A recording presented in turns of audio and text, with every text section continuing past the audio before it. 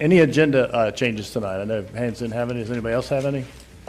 I'll entertain a motion to adopt the agenda. So moved. Got a motion on the floor, properly second. All in favor, say aye. Aye. Motion carries. Invocation today by Councilman Barfield. Let us pray. Father, I thank you for this day and all you do for us. Father, I ask you to bless the citizens of Harrisburg.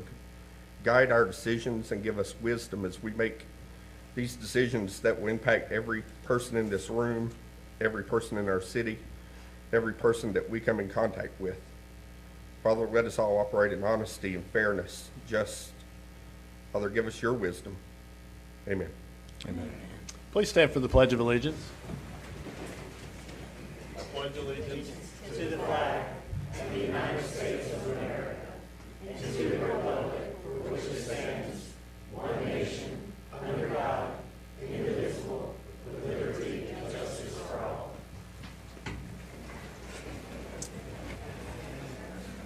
We have a special presentation this evening, a 4th of July, I believe that's Heroes sponsor. If I could get Rose Strominger, did I say that right? Close. Come up.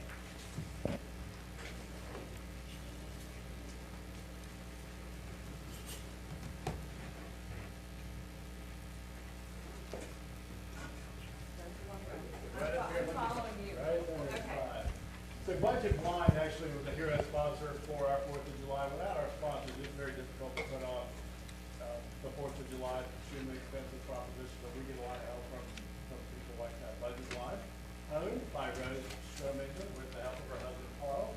They run a very successful business here in Harrisburg, and we definitely want you to go patronize the blind. I'm going to read the plaque. In recognition and appreciation for sponsoring the 2019 Harrisburg July 4th celebration, celebrating our independence and honoring our military and their families. Thank you very much.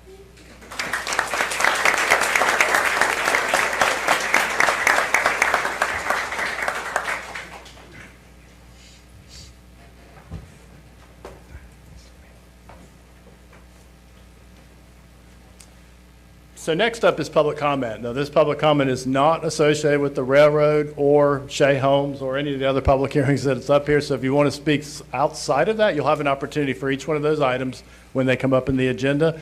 I'll entertain anybody at this point. I know we had a couple of sign-up sheets on the sign-up sheet, but I'm just going to go ahead and open it up because I wasn't sure if you meant to sign up for public comment or one of the other things. So for right now, it's anything you want to talk about outside of Shea Homes, the railroad, or anything that's sitting on our public comments. So you will allow us to make public comment Absolutely. during the railroad Absolutely. presentation? Yes, sir. Because it was not listed that you would. And we're going to switch that, and we'll absolutely do that, sir.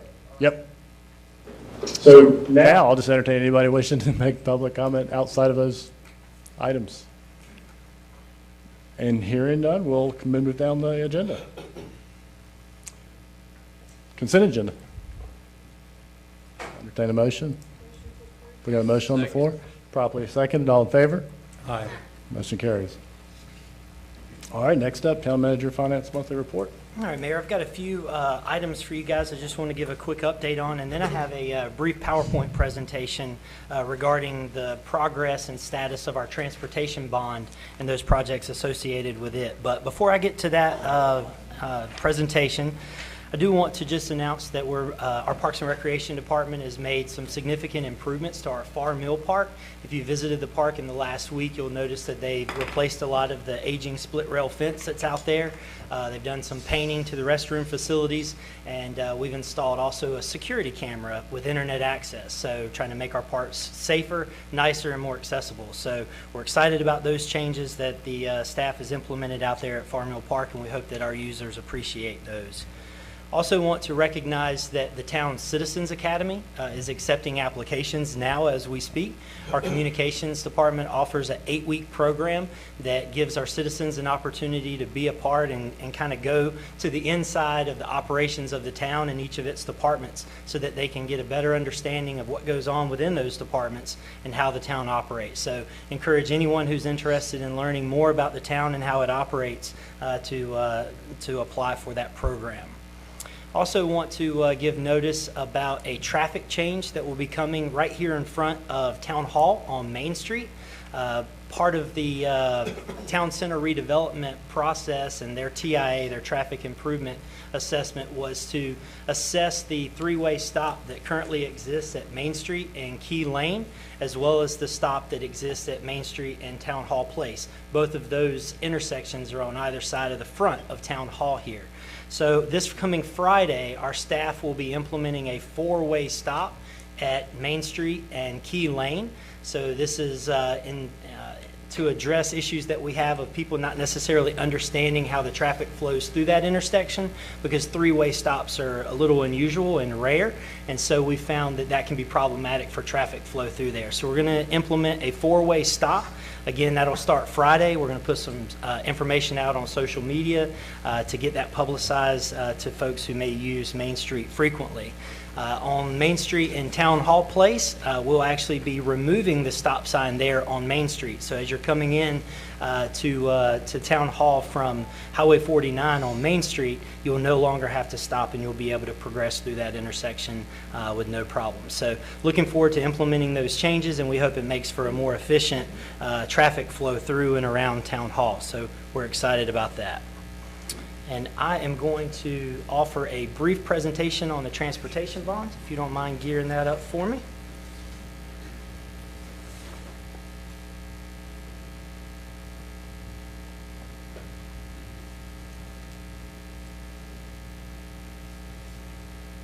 All right, so transportation bond was something that was approved by our voters back in November 2017. Over the last several months, we've gotten a lot of questions about, hey, where does that stand? Where are the projects? What's going to take place as a result of that? So we wanted to give everyone an update of what was happening and the status and timeline of those projects. But just to give an overview of the transportation bond, again, back in November 2017, $4 million was approved to be used for road, sidewalk, and corridor improvements throughout town. We identified some major projects associated with that $4 million, and those are were identified as road resurfacing all throughout town, various roads that were on our needs list, sidewalk construction that would help connect communities and community destinations throughout town and fill gaps in current existing sidewalks that we had. But the biggest piece was the major intersection improvements. These are all NCDOT roadways, but we wanted to take action into our own hand and be able to improve these intersections. So you can see the 5 of them that were identified. I'll go through each.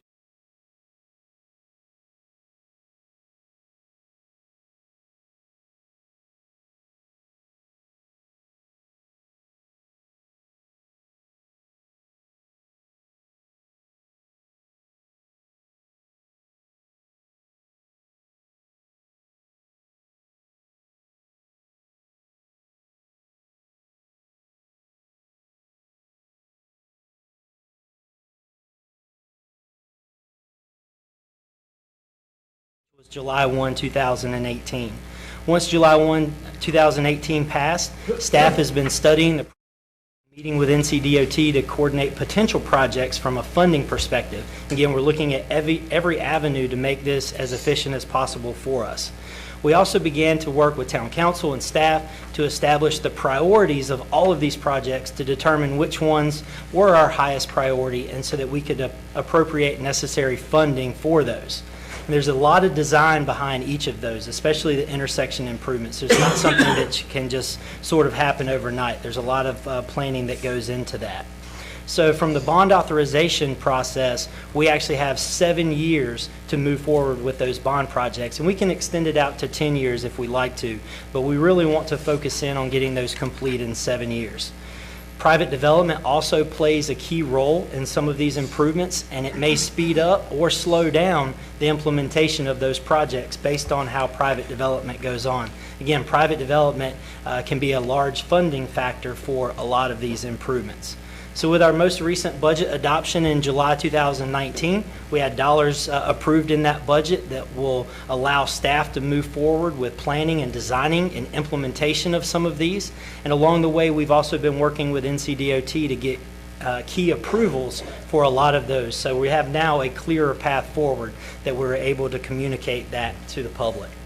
So on the road resurfacing side of things, we're going to do that in phases. So it doesn't make a lot of sense for us to go out and invest, say, a couple of $1 million on improving roads all at one time, because what happens is on the flip side of that, all those roads come due to be repaved at the same time again. So we want to try to have a staggered approach to that and utilize our existing dollars that we have as part of our annual budgets as well to kind of address the paving needs of the town moving forward. So in coordinating with our annual paving that we would do on an annual basis, we're going to add additional funding from the transportation bond this upcoming fall for road resurfacing. So we've done a street inventory study that analyzed roads and their conditions, and we've prioritized those roads. And so we look forward to getting over a dozen roads repaved in the upcoming fall. So again, this is a multi-purpose, multi-phase process. So we will move forward with phase 2 and 3 potentially in the years to come as we roll out and plan to spend additional transportation funding associated with road resurfacing. On the sidewalk construction, we do plan to begin construction of additional sidewalk this fall. So again, fall is going to be a time period where you're going to see a lot of activity associated with the transportation bond. So areas of installation that we've identified for these sidewalks include Caldwell Road, Stallings Road, Harris Depot Road, and Key Lane. We're also going to be looking at small gaps in sidewalks that currently exist throughout the community, and where maybe just a couple of 100 feet here or there may be able to connect existing sidewalks via communities and things like that. So we're really excited to get those key connections made and address some of those high priority areas for us. As far as the intersection improvements go, the main one, the priority that has been determined by the town council and staff is the intersection of Tom Query and Caldwell Road. The long-term plan at that intersection is to install a signalized intersection with additional turn lanes. Unfortunately, that is about a 2+ year project from design to construction completion. There are a lot of things that are involved, especially with this particular intersection. Most people may not know, but there are 6-foot culverts that run underneath that intersection. So there's a lot of stormwater, a lot of drainage, a lot of design that goes into that. A lot of environmental, a lot of right-of-way acquisition as well. So a lot of steps that we're going to have to walk through as we move forward on that project. But NCDOT has given us the thumbs up, and so we're excited about accelerating that path forward. So we're beginning design on that now, but it might be 2 years or more before we actually see completed construction. So what we've done is we've also developed a short-term plan to address that intersection. We intend to install a 4-way stop at the intersection. It'll be done by the town. You'll actually see that in the coming months, actually probably coming weeks. We'll be able to get out there and implement those changes. So again, we're trying to address the safety needs of that intersection, and the town intends to fully fund both of those projects moving forward. So we're really excited about getting some activity and some improvement to that intersection. On the Tom Query Robinson Church Road intersection, in the last 2 years, we've installed a signalized intersection there, but long-term plans allow for us to include a roundabout to allow for more efficient function there. That timeline, though, is very dependent upon residential development at that intersection and potential private development. There are actually 2 potential private developments that could take place that would provide funding for this. One of them actually is going to be heard later tonight. But we want to utilize private funding the best that we can to, again, relieve the public dollars that are spent on those intersection improvements. On the timeline that we're currently looking at with development not anytime soon for that particular corner, we're probably 2 to 4 years away for seeing completion or starting of that project. But it is something that we are currently, it's on our radar, and we're designing and we're ready for as private development takes place at that corner. At Main Street and Roberta Road, the intersection leaving town center here to Roberta Road, the intention is to install a signalized intersection at that particular location.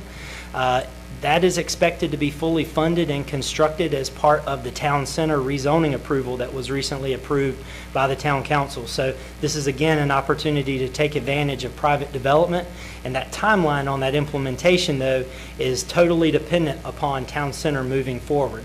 And that makes sense. Those two will kind of go hand in hand. As additional density is added here in the town center area, we're going to want to make that traffic improvement at that time. An additional improvement is at Rocky River Road and Robinson Church Road. That is currently a signalized intersection, but there is intention of installing turn lanes on the north and southbound side of Robinson Church Road. If you've ever entered in or exited that particular intersection, it can be very difficult to turn left at times. A portion of that project is also expected to be funded by private development that has already been approved. There's an Essex Home subdivision on the corner of Rocky River and Robinson Church Road that is expected to begin in the coming months. So as part of their project, they will help contribute towards the improvement and addition of those turn lanes. So again, the timeline of that project is totally dependent upon the execution of that development. I mentioned earlier that Highway 49 corridor improvements were part of the original intention of the transportation bond, but just judging by all of the road resurfacing projects and the intersection improvement projects that we have, our funding is somewhat limited. You can imagine only $4 million seems like a lot of money, but it only goes so far when it comes to transportation improvements. So we've pushed the Highway 49 corridor improvements to the kind of the bottom of the priority list. And a lot of that has to do with the costly nature of the improvements that we were looking at there on Highway 49. A new project, though, that has sort of entered the transportation bond realm that we feel like is very important to our community is what we're referring to as Caldwell Road Extension. So this would be an extension of Caldwell Road between Highway 49 and Highway 29 or Concord Parkway. So we would intend to design a 4-lane divided roadway between those two major corridors. And the two reasons that we look to do that is, one is it being an economic development driver to what is currently a vacant and inaccessible area of land within our community. And we view that as an area for mixed-use office and manufacturing uses to occur for us moving forward. Most importantly, though, is it creates an alternate route to Moorhead Road to reach Highway 29 and Concord Parkway. So this would be a significant relief of traffic congestion on Moorhead Road. We're excited about moving forward about the design of that. So we expect to complete the design or go into contract, on the design of that in late summer. So that's something that our council will be considering very soon. And we will likely rely very heavily on private development to fund that roadway. We will go through the design in the initial what we call spur construction, where we get that roadway started, and we hope to initiate economic development interest as a result of that. So those kind of outline where we're at. You can see that's a lot to take on from a staff perspective, especially in one short year. So we're going to begin a number of these projects in 2019 and see completion as we go into 2020. That's a lot for our staff to take on, so we'll be digesting those and completing those. And the expectation is that in about 2 to 3 years, we would come back and we would look and reassess and look to complete the projects, either the intersection improvements that may not have moved along very far that have relied on private development. We'll also go into phase 2 or phase 3 of our road resurfacing. And again, we expect to construct the Caldwell Road Extension Spur at that time. So just wanted to kind of throw that out there as a real high-level overview to get the information out there to the public of where we stand with the transportation bond, to let you guys know that things are moving forward, and as early as late summer, you guys will start to see the reality of that bond come to life in the form of projects. So we're really excited about that. Any questions? How do we get this presentation out on the web for residents to see and more of a, I guess, kind of timeline-esque? I know it's hard to throw things at the wall, but give them something more. Yep, so what we want to do is load it up on the website and just kind of summarize all of the projects that we have and just give a brief description of what they are and a timeline for them. So we plan to get that on the website soon. Thank you. Yeah, Haynes, I got one question. Is most of this due to DOT working at a slow pace? Is that? That's a lot of the reality to it. I don't want to place the blame on. There's just a lot of red tape to move through when you're working on state roads. There's a lot of processes, environmentals, design, approval processes. I mean, it can take upwards of 6 to 8 months just for us to get an approval from NCDOT for small things, really. So it seems like we've been talking about the intersection of Caldwell Road for a long time now with that Yeah. traffic light. Yeah, we've thrown a bunch of designs at NCDOT, and we've just recently, in the last couple of weeks, gotten thumbs up from them to move forward. So we've been battling it for over a year to get to the point of getting a thumbs up from them. So yeah, unfortunately, it is a lengthy process. Are we going to get any representation from them to come and tell us what's going on as the project starts? Well, we're doing the projects internally Right. from a staff perspective, so we should be able to offer that to you. Okay, cool, thank you. Any other questions? Thank you. That's all Very that I good. have. Couple items, I'm going to bring up some history items, and then I'll bring up something new. So we talked about rental, helping HOAs with their current rental situation, trying to curb the rentals that are going on in some of our neighborhoods. We've had, actually, there's a member in the audience today that actually inquired about that. So I'll let you give an update on that, Haynes. Yeah, so work with our town attorney. Again, kind of these details are a little outside of the norm for municipalities because we don't have the authority to enact any sort of rental cap on existing subdivision or an existing development. So talking with our attorney, Rich, he reached out to a property management attorney and got some input from them on some language that HOAs can look to implement in their own CCRs and their covenances that they have that oversee their communities. And so what we want to do is from a staff level, reach out to those folks who may be interested, who serve on HOA boards, that may be interested in enacting that kind of language in their individual communities that help them address rental caps and rental issues that come up as a result. So we look to refine that and get that information together for them to review, and we'll be glad to push it out. So if you want to give me a contact, or if anybody has any questions that would like to know more about that, feel free to reach out to me, and I'll do my best to get you that information. Perfect, thank you. Home businesses, we do have another opportunity with businesses in residential homes that may be causing opportunities for surrounding neighbors. And I talked a little bit about that to you, Haynes. I know Troy and I spoke about a situation with the neighborhoods where there's quite a few dogs running around.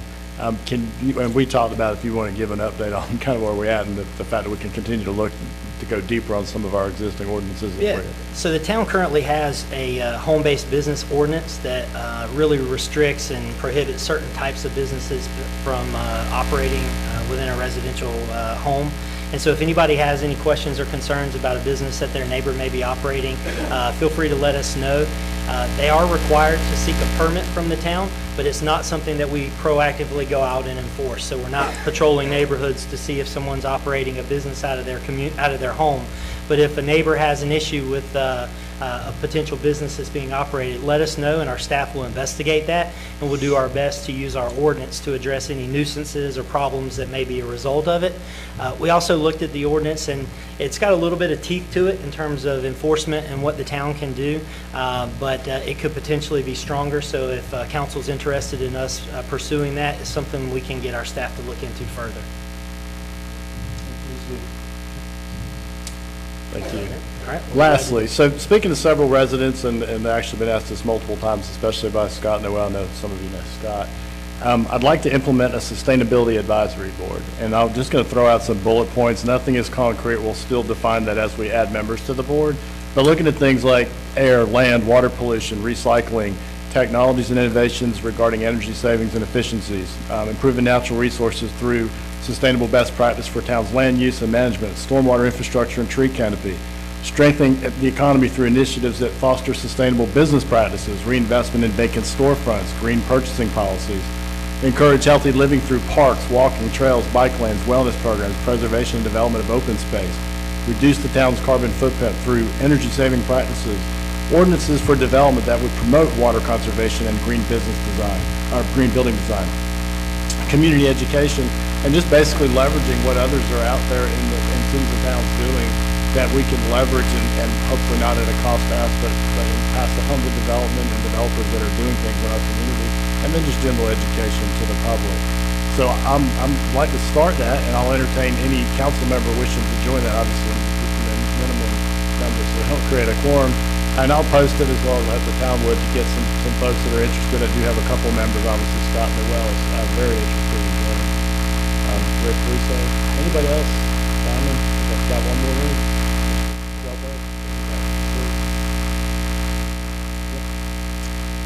And again, anybody in the audience, welcome to reach out to us and join this. I think it'll be fun. We'll get to learn what others are doing in the community, and hopefully make our place a little bit better. Yeah, I would make a recommendation that that committee get formed soon so they can start to generate some ideas.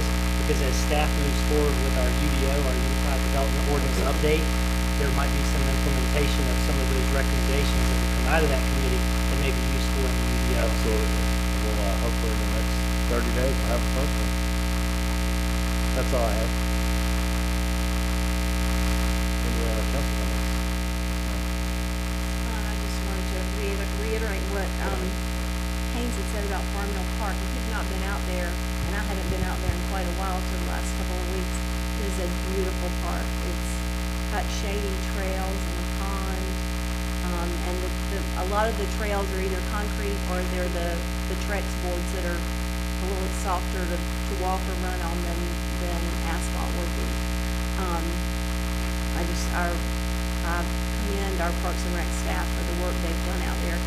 Daniel, I did find one, like at the overlook for the river, there's a railing there that's a little bit loose that I noticed last week when I was out there. But that's a beautiful outlook over the river. If you haven't been out there, you really should visit that park.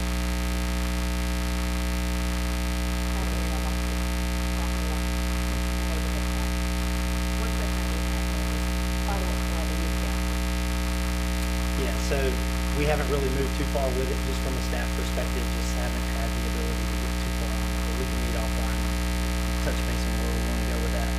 And I'd like to see if we can leverage that group to maybe tie back into the sustainability committee as one of their mini projects that they can work on. I do have a question with regards to, just because we're wrapping up the concert series, with potential changes going on at the park, do we want to look at suspending that for 1 year, or try to roll with it and hope for the best? Or?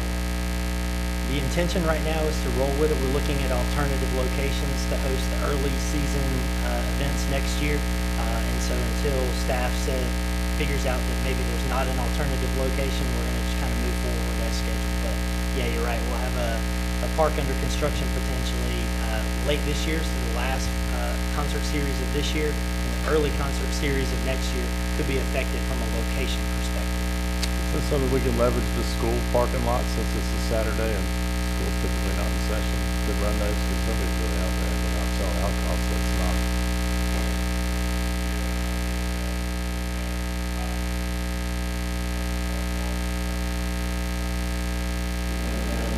And we're still just discussing the early spring concerts and whether we should temporarily suspend those until the July 4th event or combine one or two of those with some of our existing spring events at one location. So for those that couldn't hear that, he's just basically saying we're looking at alternative locations, including the school, as well as combining it with some other events that we have already planned, like Art Walk here in Town Center and Main Street, maybe leveraging the concerts here into that area to combine with that event. Mayor, Council, I'd like to bring some awareness to one of our newly formed committees, the Art, Cultural, and Heritage Committee has been working pretty diligently on our first multicultural festival that will be held on September 14th. I would encourage the public to attend. We will start at 11 a.m. on Saturday the 14th and run until 5 p.m. That is prior to the Kids in America 80s tribute band, Rockin' the Bird concert series that will be held in the park. We have 14 countries now involved. All 14 countries will be representative of residents here in Harrisburg. That's your neighbors will be in these booths showing their wares, the way they dance, the type of foods that they eat. The stage will be available for some presentations, some dancing, and we would just encourage that the public come out and see your neighbors and where they're from and how hospitable they can be. Mr. Silbert, what was the time on that? 11 a.m. to 5 p.m., September 14th. And that's in the park? It's in the park. Any other comments? I got one more. The guys in the back made me think about it. The Sheriff's Department has just received a grant from State DOT for traffic enforcement. And we'll have 2 new guys starting on October the 1st and 2 new patrol cars that will be pretty neat looking. So How long the, is that? the grant is for 4 years. The people and the cars will stay on.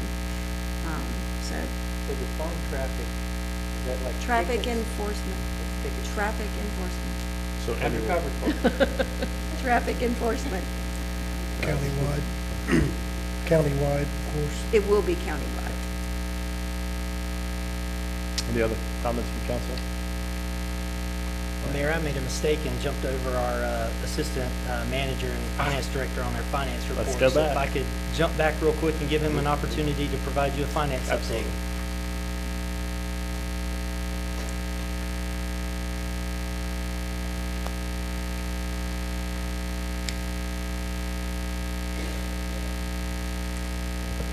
Thank you.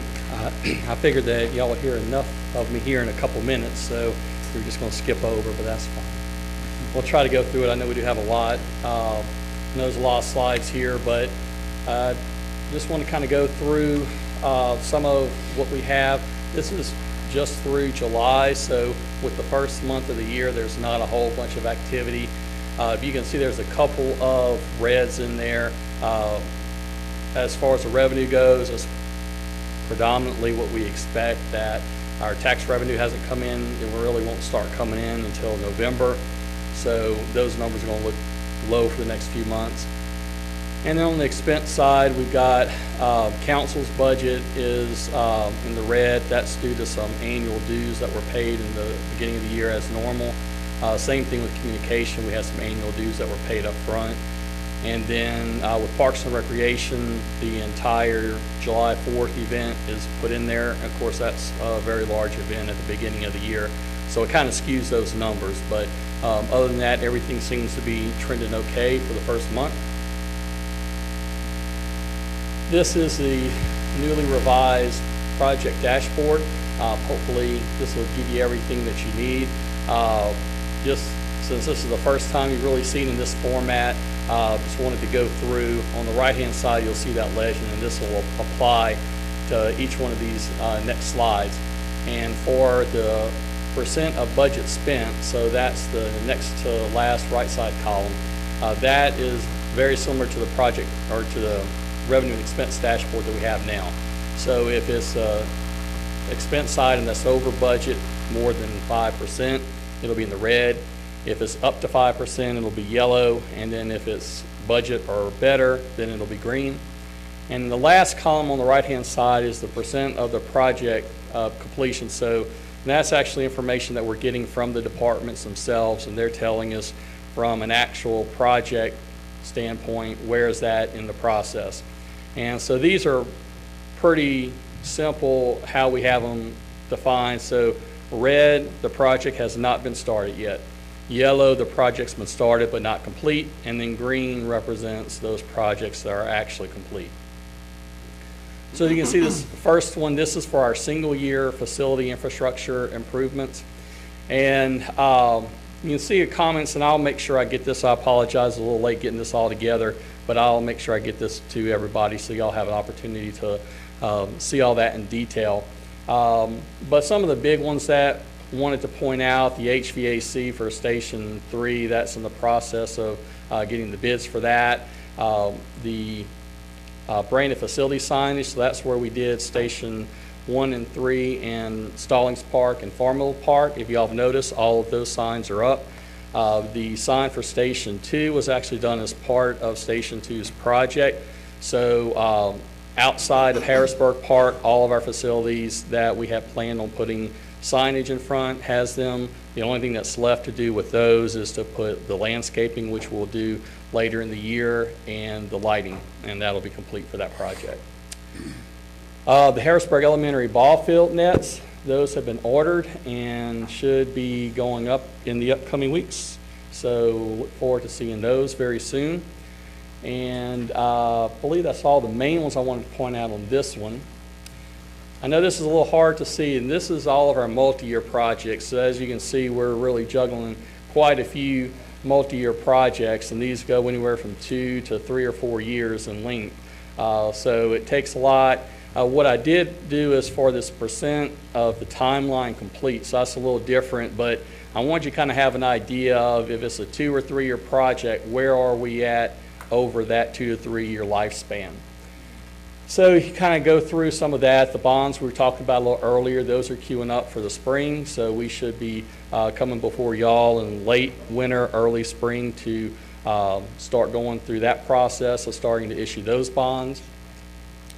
And I think those are some of the main ones. We have the Harrisburg Veterans Park. That's, as you can see, moving along pretty well. Harrisburg Park renovation, we'll be talking about that very soon. A lot of these projects you'll see are just starting to be queued up. They're in the design process, so we'll keep on updating you on those as they go along. So this is the equipment projects. For the most part, these are going off pretty well. The Exchange server that you'll see for the email archive up front, that should be ordered this week, and so that will be installed in the upcoming weeks. And some of the other things that we have with you'll see the card access and the surveillance cameras. Those are some things that are actually going in now, so we should have those up and running here in the upcoming weeks as well. Most all the larger equipment down the bottom side you'll see has already been ordered. Not everything's been received, but we have at least gotten that started. This is the vehicles. And so you'll see every vehicle has been ordered except for the training truck, or I'm sorry, the Swiftwater rescue truck, and then also the fire engine that will be coming before you a little later on. So everything else is moving along there. And then one of the largest ones I know, and this is some of the biggest interest, is we have all these plans. We've got a lot of plans and studies that are out there right now. The law enforcement feasibility study that's in the initial planning phases and getting ready to kick off there. The ADA plan is moving along as well. We're currently getting data collection and creating inventory so we can kind of get that populated to queue up to kick off with the consultant on that. The Highway 49 corridor plan and the transportation plan and even the UDO, they're all kind of related to each other, and so the transportation plan is currently going on right now, and the other two plans are going to kind of piggyback on the back end of those as that really gets to a certain milestone there. And then the last thing, just wanted to mention that we're continuing to work on closing out the year and preparing for the annual financial statement audit. We are planning for the transportation bonds, as I mentioned, so we should be coming back to you soon on that. The finance staff is performing a detailed review of all the fixed assets. I mentioned this last month, but we're continuing to do that. We actually are in the process of tagging those assets right now, so we should have that project finished by the end of this month. And then the last thing I just wanted to mention that I think everybody's aware of what had happened in Cabarrus County, unfortunately, with that situation. And so wanted to just pass on to you kind of where we are and what we do and some of our controls we have in place. So we currently do not use ACH payments. Most all of our payments are actually by check, but we do some wire transfers. We have controls in place right now that no single employee is allowed to make these transfers by themselves. That's not only our internal policy, but also with our bank, with SunTrust Bank. We actually have a dual process there where they will not actually issue a wire transfer without two people authorization on that. So that's important for us. So we make sure that happens. And then we're also making sure that everyone in our finance staff is really being as skeptical as they can. We're always aware that some of these scams are out there and are trying to get in. We had one today that we picked up pretty early on.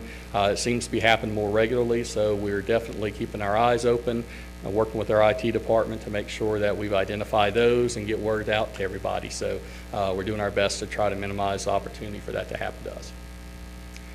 And that's all I have. So if anybody has any questions, I'd be more than happy to answer them. So the previous couple of slides, I think we're getting really close. And Okay. if we would just add a completion date, expected completion Okay. date, I think we have a pretty much where I think we were all talking about. I think this report It's is actually paints a really good close picture. to, I think, what we Okay. asked for. Does anybody else have any comments while he's got the hood up on those reports? You guys will get this emailed as well, so you won't have it just tonight. You'll have it in your email. We good? All right, cool. Okay. Thank you. All right, thank you. Yeah. been 3 for you. That's not bad. 4 Not bad. I think it's good. This is close. It's good, good. Anything else from Haynes? No, sir. We're good? All right, let's move to the first public hearing, Harrisburg Park Phase 1. You should have just stayed there.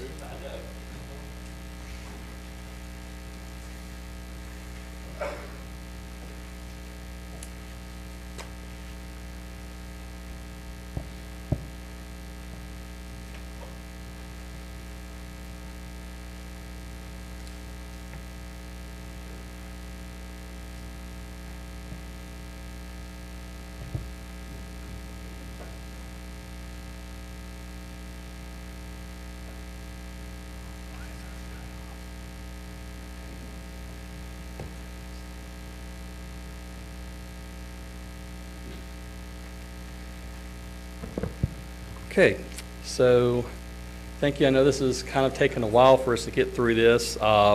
We started a little bit ago, but I wanted to kind of start off and run through it. We're doing something different that we haven't done before. Typically, we'll have these discussions separately as far as the project scope and GMP from the actual project. Given the nature of what we have, and since we had already had to push the public hearing back, we're taking advantage of the public hearing as being able to also discuss in detail the project scope and then also what the GMP is. So what we're going to do with this is we're going to first review the public hearing, kind of where we are today. I'm going to turn it over to Daniel so he can talk about the project history, scope, and cost. I'll jump back in for the project funding. Then we will open it up to council for any questions you may have for staff. We already did have the public comment in our May meeting, but as we had mentioned to the public at that time, they would have another opportunity to speak tonight, and we did also advertise, as we had mentioned, as well for the public hearing tonight as well. And then we'll have council consideration, and then if council does approve what we're presenting to you today, then we do have a list of motions. I think there's 4 or 5 that we'll have to go through, and so we have those listed at the end. So we started out with the public hearing that was open on May 13th, and due to incomplete information, and that incomplete information is primarily the GMP not having that together, and then the opportunities as that delay happened to combine the financing with the elevated water storage tank, we determined that the meeting should be recessed until tonight. So we're back on that. We've got all of this information that you can see there. We've got the complete project scope, the guaranteed maximum price, the total project costs, and the financing options that we'll discuss with you tonight. So with that, turn it over to Daniel and let him talk to you about the project. All right, thank you, Lee. You know it's a big project for the town. You got 2 of us have to come up here. So I'm going to do my best to articulate through this as best I can. I want to start this first slide with the history, planning, and visuals. And I'm just going to level with you. I'm a ball of nerves on a couple of accounts. My wife's sitting at home at 39 and a half weeks pregnant, so I don't know what I've been anticipating more, this project or my wife's pregnancy. So if I get a text alert and I go darting out of here, you'll know why. So I think with any large project in a town like this, and I also want to thank the town council, my staff, and just the members of the public, and you know who you are, who've worked with me over the last 2 years of doing this project. This has been a very exciting one, and I've been, regardless of the decision, I think it's just been a great 2 years. I think it's important to start with history. I think when this town was beginning to develop, I think is very remarkable. One of the very first key things that they were thinking about was a signature core amenity space for the community to come together. I think that's seen right here because this is actually the very first design and the very first image for Harrisburg Park, as these members, and some of these members are still with us today and they're sitting on your council. Some of the top amenities that you can see here are nature, passive recreation, an amphitheater, youth sports facility for adult and youth sports, and a recreation center, and as well picnic shelters. At this time, it was constructed in 2001 for $1.1 million. How we wish we could do that today, you have no idea. The population was at 2,600. We did 1,350 mailed surveys with 177 returned. That was a 13% return rate. For the world of survey people and people who do the planning aspects of that, 12% is a general great return on surveys. So 13% even in 1997 and 99 was very remarkable. The top amenities were adult and youth athletic soccer fields, biking, walking trails, concerts, places for performances, and picnic areas. So as we fast forward, here we are in 2017. Town staff took on the task and the welcome task of exploring the possibilities after council had acquired, or the town had acquired 40 acres adjacent to Harrisburg Park with the intentions of expanding in 2016. I came on board at the end of 2016 and began this project pretty much immediately. During the design phases of this, the populations jumped to 16,000 people. We did 1,166 online surveys, and those were completed surveys. We also did 4 public engagements. Those were done through stakeholder meetings, event user polls, public meetings. And again, something you should see that's in common with the very first vision is walking trails, adult and youth athletic sports fields or expansion of those, concerts and performances, and passive recreation. During the first plans of this park, the town was going to do a recreation center on its own accord. We were going to do 6 fields. We were going to pretty much do the entire park as well as some other amenities that were kind of tied to a bond that we'll talk about later. Moving ahead, as plans were unraveling and doing our typical task of planning out things with the public and during public engagements, we had an opportunity to knock on the door from the YMCA. The property that they had acquired at Farmington was not working out for various reasons and purposes. The town began discussions with them and adapting and combining a YMCA. This building is more than just, a place for basketball and a place for the community to just come and recreate. It's something where everybody can come and thrive together. This, as you well know, the YMCA has been upstairs for over a decade.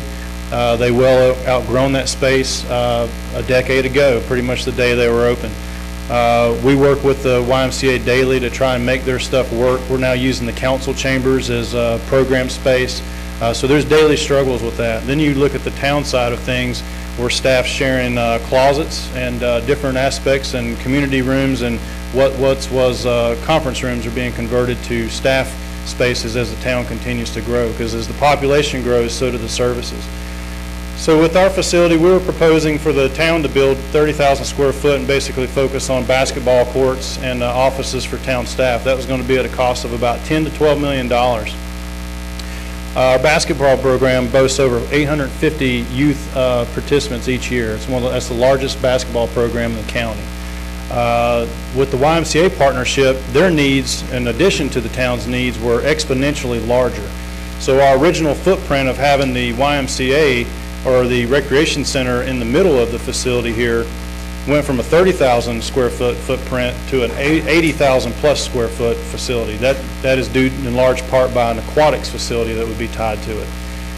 In addition, we would still do the basketball gymnasiums.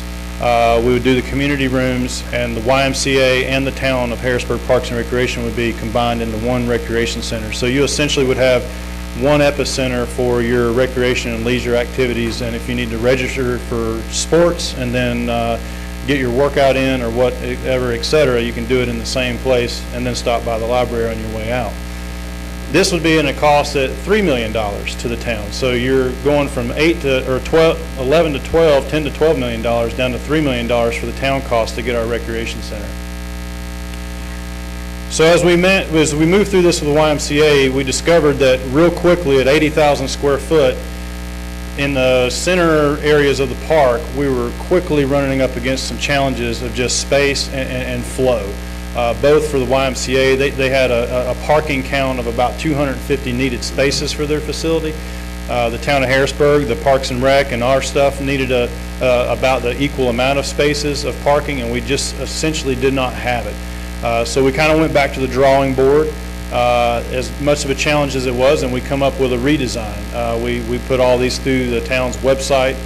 We did some community updates through the Parks and Recreation Advisory Board, and then essentially came up with this plan. We ultimately sacrificed one soccer field, but we're okay with that because we ran the program numbers, and with the onboard of another facility tied to a private development, we'll be able to make the numbers work and with some extra space in between.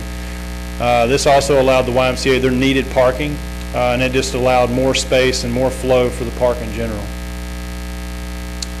As part of this project, we treated it just like a private development. So even though we're the town, we didn't treat ourselves with any exceptions. We did our own TIA. Kimley Horn is the same company who does it for private developments. We had them do ours, and they ran the parking counts. So as a result of that, there's a lot of improvements going on outside of the park. Those include Forest Street, sidewalk continuation, curb and gutter, and we'll be tying that street into ZMAX Boulevard. Sims Parkway and Highway 49 will get a signalization improvement with updated crosswalks, piano key, and signal crossings there to cross into the park safely. In addition, we'll be expanding ZMAX Boulevard and making a second entrance to Harrisburg Park. These costs are about equal to or greater than $450,000. Now moving into some of the planning phases and some of the visions for the park. As we went through this, we wanted to keep dollars and cents in mind, but also we wanted a product that we could be proud of, and we wanted a product that was going to last us up to 50 years without any major needed improvements. With that, we came out with designs of using architectural steel, James Hardie fiber cement siding products, and different types, and a rock veneer cladding for certain architectural aspects. With the amphitheater, you're looking at a 260 square foot artist green room. That'd be a space for where our artists meet and where they can be in AC and change and get ready for concerts, or if we're having plays or anything like that with our schools and things like that. The stage itself is 2,400 square foot in its size. It'd be the largest one in the county. And it's designed and it holds up to plus minus 10,000 people for large regional or local events for anything we want to do. With an ROI, currently with Parks and Recreation, we're renting this stuff right now. So all the concerts and all the events you see, you probably see we have some pretty nice staging at all of our events. Well, that comes at a significant cost. Throughout our entire year, we have about 12 to 14 events, and we spend right at $100,000 a year just renting staging and performance rigging. With this amphitheater cost us just shy of $500,000, so you've got equal to or less than a 5-year return on investment with just this amphitheater. This is the splash pad and the playground pavilion. Again, we wanted to create a facility that's going to accommodate the growth of the community and then the expansions of where we're at right now. So with that, we've built a facility that's going to be in between the splash pad and the playground. So essentially, as you walk in from the library, if you can focus on this gateway right here, the gateway lines straight up with a crosswalk over to the library, and as you enter into the amphitheater area. And the splash pad will be on one side and the playground will be on the other. Within this facility, we have 10 water closets. That's 5 men's restrooms and 5 women's restrooms. Plus, we have a family changing restroom adapted to this for the splash pad reasons. We have an 1,800 square foot pavilion in the middle, which is huge. Again, the architectural elements we're using are standing seam metal roofing. We're doing LED lighting. Sustainability and those types of practices were mentioned at the early part of our meeting tonight. This facility is LEED certifiable, even though we're not seeking that. We don't have to because it was extra costs. But we do have LED lighting throughout this. We have energy efficient appliances in these facilities using metal roofs and other green products. As we move through, it has a ticket and snack stand as well as part of the splash pad conglomerate. This is down at the Four-Field complex. So as you're playing, and if you've played in our sports and any time and been at our facility now, you've probably quickly realized on a Saturday that the restrooms get pretty tight in a hurry. There's not many restroom facilities down there. Again, this was designed and envisioned in 1997, and here we are in 2020, literally 20 years from the time this park was done, and no improvements have been done in that time. So with this new facility, we have a 400 square foot concession stand, and we have a restroom facility with 18 water closets. That's nine women's and 9 men's. 1,120 square foot pavilion with the same amenities throughout. The types of architectures I want to point out as we're mimicking with the different arbors and the architectures is that mimicking of the library. We thought it'd be good to honor and kind of tie in those historical traditions with that park and what had already been done. moving into some other visions. Again, now, this is not the splash pad that would be for literal construction, but what I wanted to do with this is just paint a picture, and if you can't get excited about seeing something like this, you might want to check your pulse. I mean, to me, this is just, I'm a new father. I got a 2.5-year-old at home, and again, I've got one in the incubator right now coming any minute. So, I mean, my kids will be just thrilled to see something like this. So, we wanted just to show a visual. What we did is we put out some feelers with some splash pad manufacturers just to ask for the allowance that we were proposing at $360,000. What would that get us? And essentially it gets us a plus 4,500 square foot splash pad wet deck, accommodating up to 40 kids at one time. This thing is back to sustainability. This is water recycling, so we don't use any continuous water. It operates like a swimming pool at your house. It has a backup when it needs, but it recycles and chlorinates just like a regular swimming pool. 4,500 square foot. To put that in perspective, if we were to take every wall out of Town Hall and divide it in half, that's roughly 4,500 square foot. So if you can envision this, half of this space being a splash pad facility. And one of our themes we're going for, or the theme we are going for, is a nature-based theme. It's tried and true across the nation that nature and nature-based experiences for kids are at an all-time need above any other time. And integrating that into this park has been a very focal point. Moving on to the playground, again, not for construction, but an example. I wanted just to kind of show just what you can get. And actually, it kind of got cut off. There's actually 3 more swing bays on the opposing side. So there's a total of 6 swing bays proposed with this park. And the total square footage of the play area is 10,000 square foot. So to put that in perspective, if you can picture the entire footprint of Town Hall, that would be your playground facility for Harrisburg Park moving forward. The ages are for 2 to 12. It's fully accessible. And when I mean accessible, I don't just mean by ramp transfer. Transfer deck accessible. There's 2 terms of accessibility for playgrounds. There's transfer decks, which is perfectly ADA compliant and allows a child to transfer by hand or by assistance deck to deck. This would actually be ramp accessible so that an actual wheelchair can access the wheelchair or access the playground. So accessibility is very important. We plugged in a $245,000 allowance, and we also wanted to make sure we could get shade canopies in addition to that. So moving into this is not, don't get too focused if you can't read this. We hope you can, but this is basically a project timeline. And when I say don't get too focused, I will put this on the website regardless of the decision tonight so that everybody can kind of see what this is. We've had a project page up since day one. Hopefully you've visited that and seen some of this stuff prior. But as you can tell, the majority of our timeline is in the complete, with the exception of just a handful at the bottom, and that's starting with the notice to proceed for construction. That obviously is contingent on tonight. And then moving into our critical path for the park reopening would be July 3rd of 2020. We've got about a 304-day construction timeline. The park would close September 16th of this year if this is passed tonight. And there is communications. If you're in our sports programs, you've probably been receiving those communications of our preparations of that, just to be proactive. We're not trying to elude council's decision, but we just want to be able to inform the public as best we can in case these changes do come forward.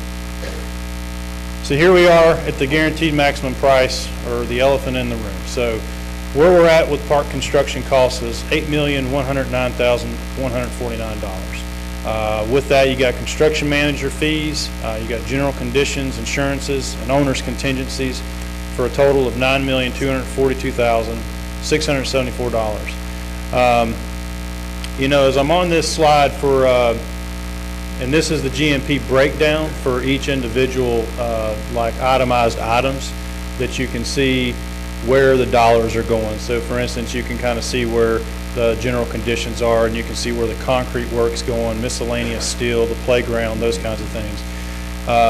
As I'm wrapping up my part and turning it back over to Lee to explain the project financing, I was trying to come up with something sort of like a closing statement as I was building up to give this project delivery. And I was out at the concert this past Saturday at our Rockin' the Berg, and me and my family sitting there in the grass playing with my little girl, and I was just looking around. I was like, well, what kind of answers do we got? We got something coming out with by and large, the largest single financing project in the town of Harrisburg. How do I come up with all the justifications and buy-ins as to why you should do it? And I couldn't come up with any other better reason than just simply the kids. You've heard it over and over again. You know, I can't do it for me. And if you know who I am personally, and I know I see a lot of familiar faces, I'm actually a pretty conservative person. So yeah, $10 million is a lot of money to spend on a project. But at the same time, I think we'll do anything for our kids. And if we can take our personal feelings out of that and what this actually means to the community and the kids who are 2, 5, and 8 right now and what they're going to get out of this in the 10, 20 years, 30 years, 50 years down the road, I think you'll see a different perspective on that. At least I know I do. I got in this for the business of, I'll be honest, not for the business of, for kids. I was 26 years old out of college. My first gig was with the National Park Service. I got in it for parks and green space preservation and building parks and those kinds of things. But as I've gotten to have my own blessings and my own kids, I can definitely see what so many parents before me have told me about how they'll do anything for their kids. So I just encourage you. I'm not trying to be a salesman up here. I'm just the park and rec guy. My door's always open. Pass or fail, I just really do appreciate the opportunity. It's been an absolute joy, and I'll turn it back over to Lee and let him bring it on through.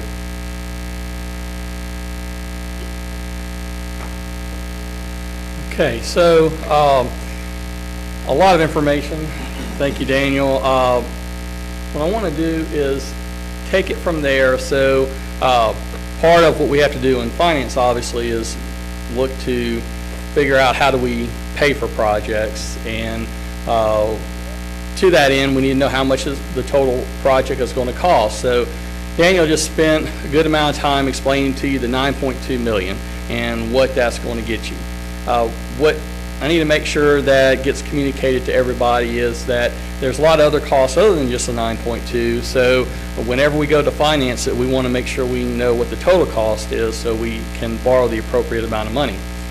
And so you can see on here where at the top you'll see we have design for the park, design and engineering for Sims and 49 improvements that Daniel had mentioned, the construction manager at Risk Services that went to put together the GMP, the legal and financing costs that go into actually issuing the debt, and then at the bottom you'll see the IT and surveillance costs, the additional owner's contingency, and the intersection improvements, the actual construction of those intersection improvements there at Sims and 49.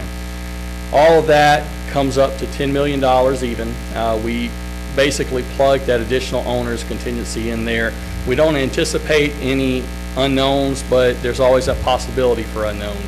We do have that $100,000 in the GMP for owner's contingency, but in order to round it to an even number and also to make sure we had a little bit more cushion in case something surprising comes up, we have that available and we'll come before council if y'all approve this for any use of that money if we get into that. So we know we have a total project cost of $10 million. So now we need to know how do we pay for it. For the most part, we've got 3 primary methods that we use to finance projects. 2 that we traditionally have done here in Harrisburg, and that's cash and private installment financing. And then the third one is public bond financing, which we were talking that later in the spring we'll be going down for the first time with those. So cash, otherwise known as pay-as-you-go, for a large project like this, and again, we have to think, what we're talking about tonight is specifically going into the $10 million piece of the total project, but we have piggybacked it as is being presented with the elevated water storage tank. So we're looking at a total of up to $15 million for the total financing for this. And as from a cash standpoint, we just don't have $15 million laying around to be able to pay this. So if you don't have it that way, the only other way to do a cash payment is if you actually save up the money on the front end and basically use it whenever you get it all saved up. The problem with that is we know right now construction costs are increasing with inflation 15 to 30% a year. So where we may have a $10 million project today and it takes us 10 years to raise the money to pay for it, that $10 million is no longer $10 million. It's much larger than that. And so we have to go through an evaluation. Is it cheaper to do it that way or borrow the money at a certain period of time to pay for it. And that's where we get to the private installment financing. And this is the easiest and most popular way to do it. And right now, as many people may know, we're at a really good period of time for interest rates. They're at a good low point right now.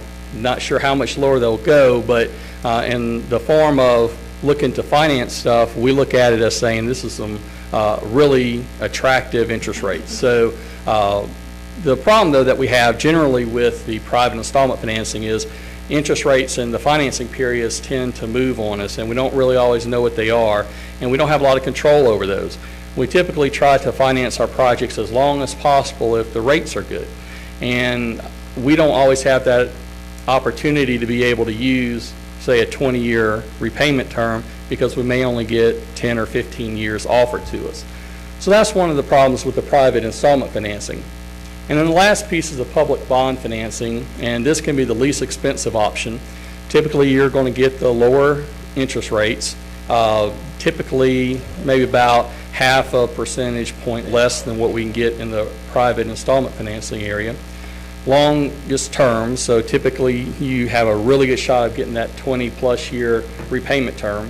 And then it's not necessarily collateral is needed because we're using the taxing authority of the town as that collateral.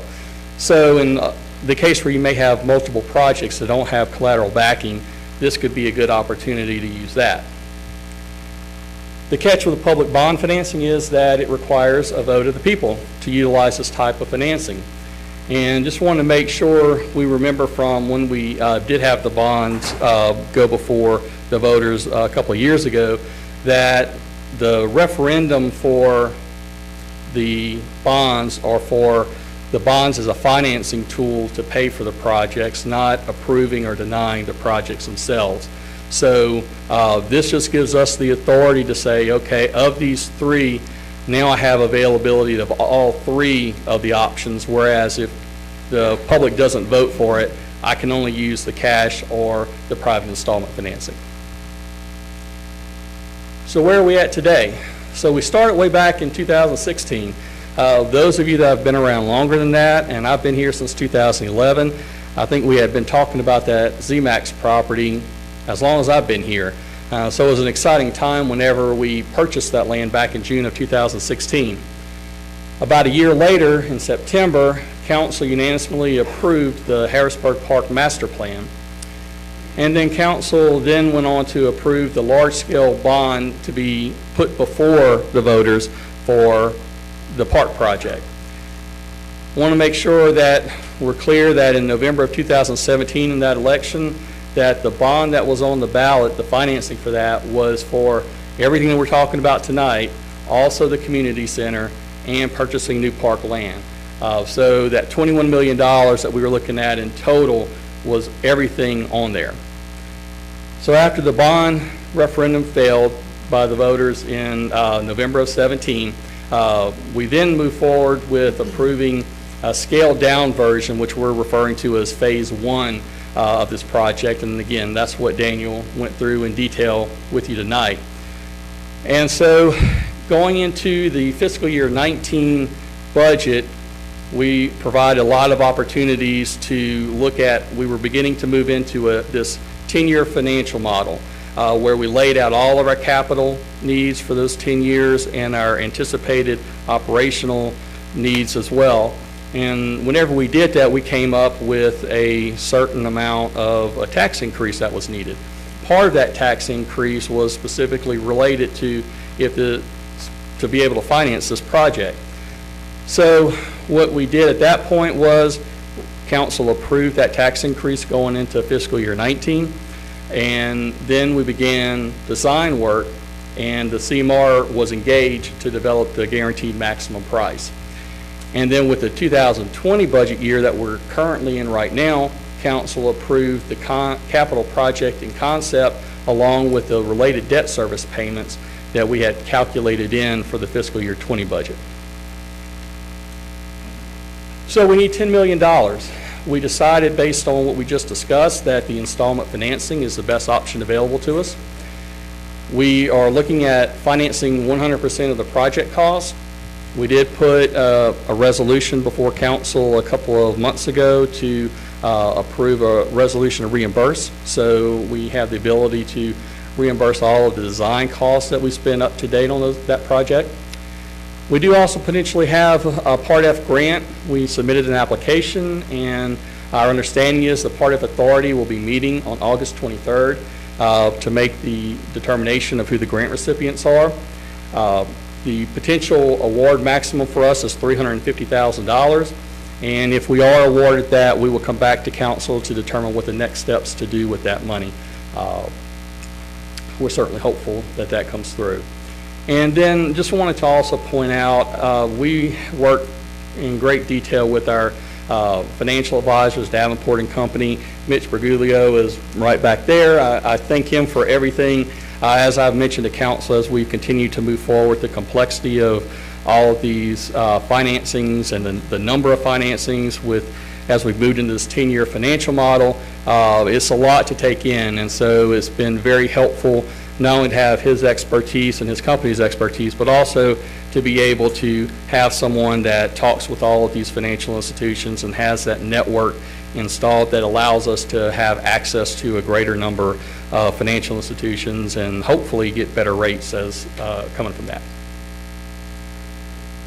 So with the financing process, I just want to kind of walk through that. The timing changes allowed us to look to combine this project from a financing standpoint with the elevated storage tank that is being done on Rocky River Road. We'll have that discussion shortly.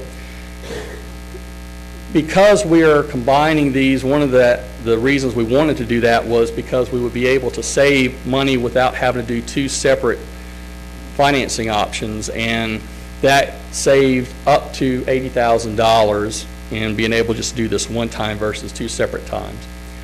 And then our also hope was that the larger debt issue would appeal to a wider range of lenders and thereby hopefully generating some better rates for us. So we sent out RFPs on July 1. We sent it to 71 financial institutions. We received 7 bidders back on July 30th. And again, we looked at a total financing amount of $15 million. That was $10 million assigned for the park and $5 million for the elevated storage tank. So you can see these are all of the financial institutions that we received bids for. Of all those 7, we went with Sterling National Bank, TD Bank, and Raymond James to go into a further review and really get into the details. From there, the factors that we looked at was the length of the term, interest rates, prepayment penalties, closing costs, security, and other fees. As Daniel mentioned earlier, this is the largest single debt financing we've ever done for the town, and so I know I'm giving you a lot of information tonight, but that's part of the reason is because I want to make sure everybody understands what we're doing here. So in the end, we all determined that Sterling National Bank was the best bid. The best one that we selected was a 20-year term, 2.85% fixed interest rate. The payments will be annual fixed principal of $500,000. Again, this is just for this part, $500,000 a year plus interest. The prepayment penalty, that's always a tricky part. We ideally like not to have any prepayment penalties. In this case, there's not any allowed prepayments prior to year 5. In years 5 to 8, prepay at 101% of par, and then from years 9 to 20, we can prepay at par. The security that this would use is Harrisburg Park and the water tower. Total amount of lenders, counsel, and closing costs are $65,000. As I mentioned, we were talking about the $80,000 that you save. That's $65,000 of the 80 right off the bat that we would have had to pay twice if we would have gone with this separately. And one of the caveats that they have is that we have to leave unspent proceeds in escrow with them. However, they're offering an introductory interest rate of 1.65 and a guaranteed floor of 1.5. So again, this project has a 1-year build out, so it's not going to be sitting in there for a very long time to gather much interest anyway, but it is nice to have that there available to us. So I know this is a little small, but I wanted to kind of show you that with our financial model I've talked about a few times, we have, when we went into it this year, for our fiscal year 20 10-year model that ran from 2020 to 2029, we were anticipating at the time a $9 million debt issue with 4.5% interest over 15 years.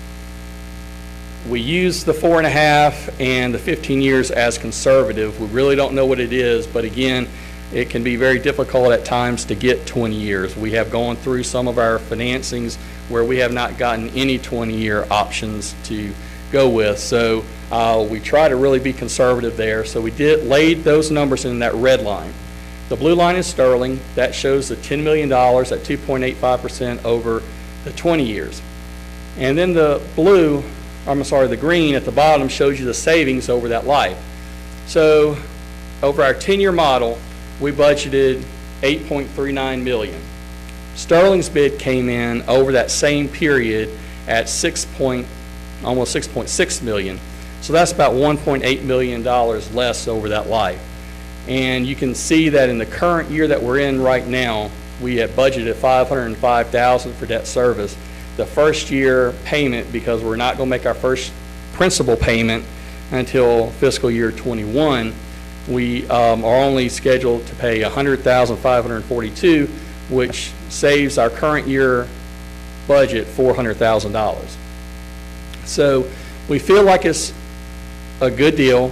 The total debt service over the life of the loan is $12.9 million. So that's the $10 million of principal and $2.9 million of interest.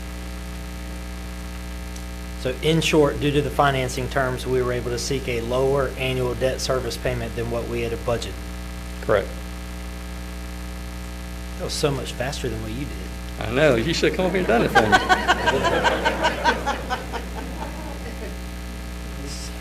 So the original budget that was approved in fiscal year 19 for this project was $7 million. The current project, as we've been mentioning, is $10 million. And so if council approves this, what we'll have to do is to do a project ordinance amendment to increase that from 7 to 10 million. The professional fees, that's everything other than construction, is sitting right at about 500 where it was initially set at.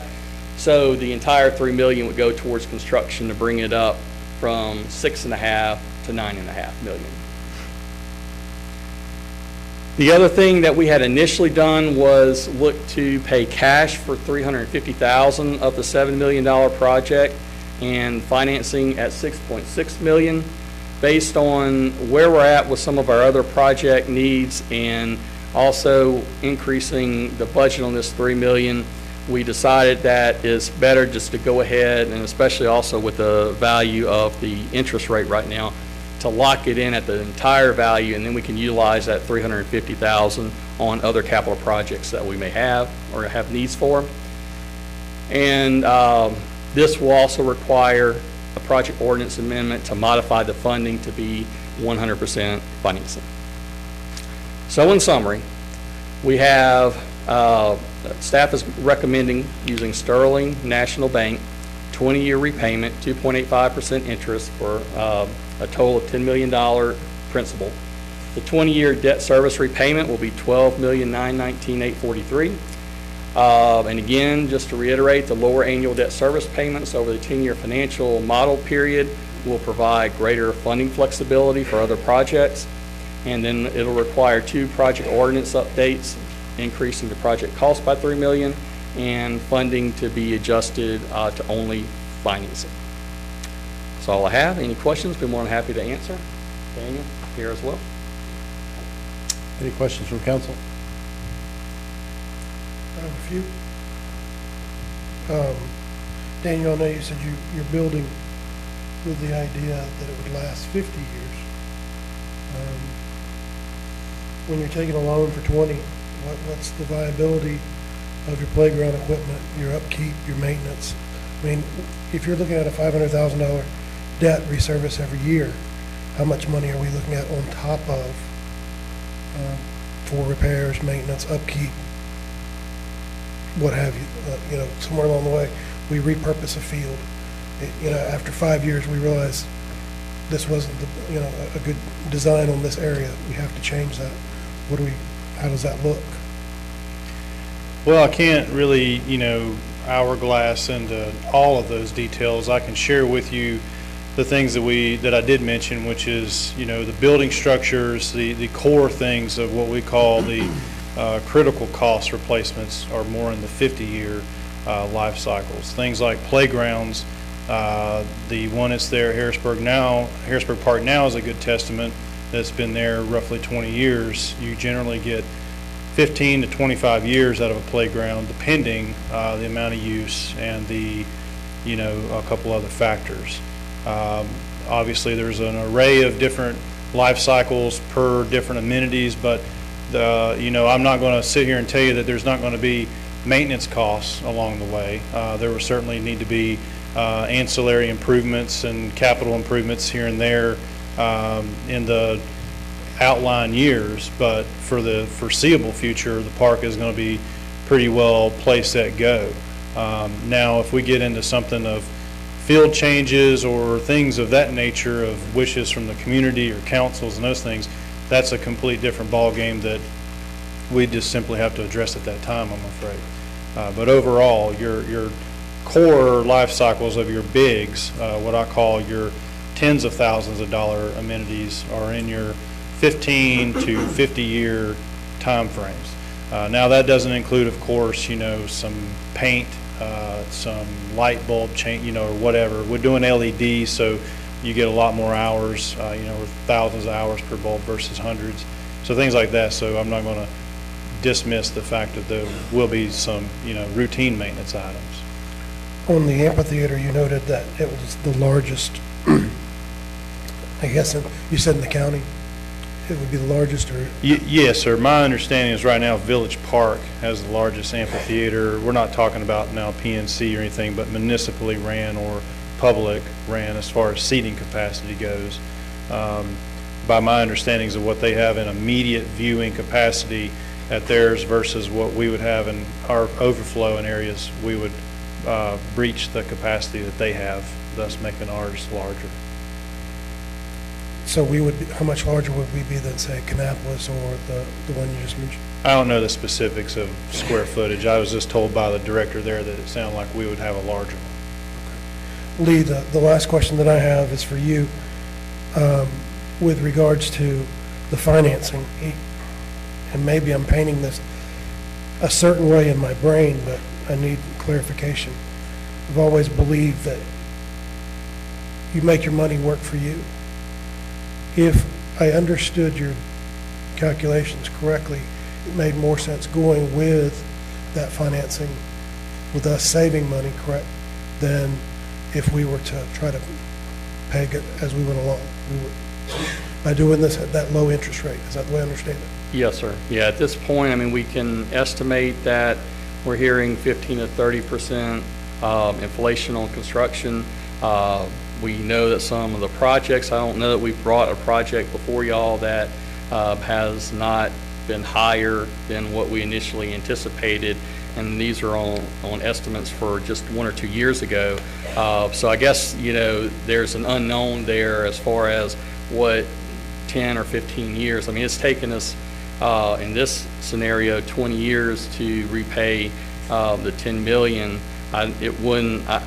I don't know how long it would take us if we would actually sit there and say, okay, let's save up this money, because we don't really know what the end game is. As soon as we would save up 10, maybe then it's 15, and it's a moving target that we don't have. So that's why I feel like the go ahead and lock it in at a good interest rate as well will be the best benefit for us right now.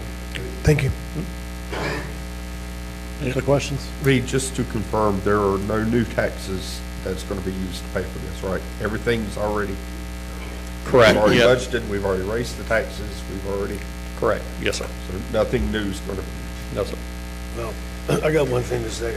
I didn't approve the budget with the tax increase, so don't put the "we" in it. But, I'm sorry, I should say, majority of council. I agree with the project, though, because it's for the kids, like Daniel said. But there is some questions about the money and if the park will be in decent shape by the time it's paid off. I'm sure that's what Ron's looking at. I mean, but I think he did a good job so far, but it is a lot of money. There's no doubt about that. And one advantage that we have with that, as I mentioned, that year 9, we begin to be able to prepay at par. So if we get to that point and we say, hey, we've built up some additional funds we weren't expecting, we can pay that off if we so chose to save some of that interest payment on the back end. So we do have that flexibility if we want to. Couple things, the projects are never what they start out to be, end up with. That's just the way it is. I think we all get that here, you know. And like I said, I don't have any kids now that would prosper from it. My kids already been through it, but I would be in favor of it for the people that have kids, because it is definitely important, like Daniel said. It's just a terrible thing that we just outgrew the park we have. I mean, anybody that ever has been here for any period of time, I've been here for 30 years, put 2 kids through high school here. It definitely needs to be done. It's just a shame that's what it cost. Yeah, I think we kind of touched on that. There's a need element to this that we've all talked about in many of the conversations that we have.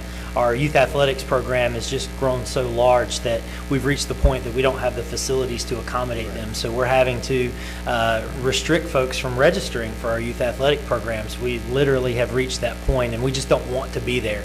We don't want to turn any youth away from being able to participate in recreation activities and athletics specifically. So we need these fields, we need these spaces to be able to accommodate that. So I think that's a large driver into why we began this project. You reach the point of no return. Yep. I mean, you got to do it. Otherwise, you know, you just go backwards. So that's exactly where my comments are going to go. I'm new at this, right? I'm a business guy. And the way that municipal government speaks to us and the way that we finance things, in no disrespect, is confusing to me.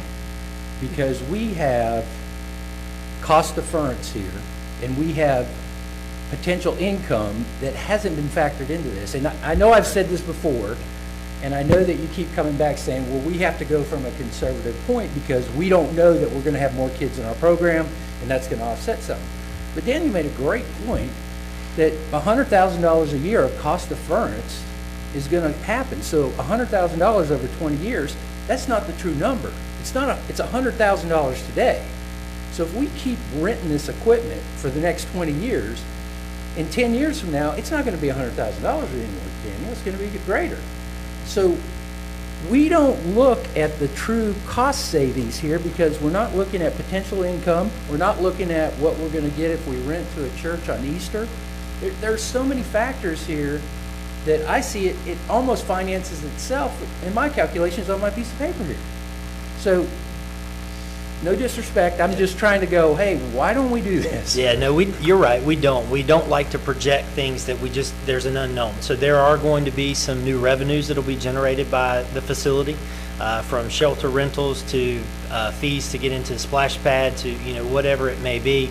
Additional leagues, additional revenues that come from those kids that sign up for those leagues. So yes, that revenue will be there, but we just don't like to anticipate what that is because, again, we operate on a very conservative model. Well, the $100,000 a year that Daniel mentioned that we rent staging equipment over 20 years, that's a couple bucks. Yep. But, Councilman, I would say that when you raised your family, when you got rid of one payment of something similar like that, whatever, daycare, car, what have you, sooner or later you found another need in your family for that money. College. Right. Have you seen my 2004 F-150? Well, I'm just saying, while it's nice to save that money right away, before you know it, 3-4 years down the road, you're back spending that same money on something else. Maybe not that payment, but something else. So I think that's so critical as to why we implemented the 10-year financial model and we outlined our capital for the next 10 years. So we had not historically ever projected forward very far what our capital and needs were. And so now having that model and having that capital improvement plan in place, we know better now what we will need in 4 years, 6 years, 8 years, 10 years. And so we put a model in place and we put funding mechanisms in place, and the debt service associated with this park project fits within that financial model. And again, going back to Lee's point about how we budgeted very conservatively, and because we found such great interest in financing terms, we've been able to come in, that debt service payment is under now.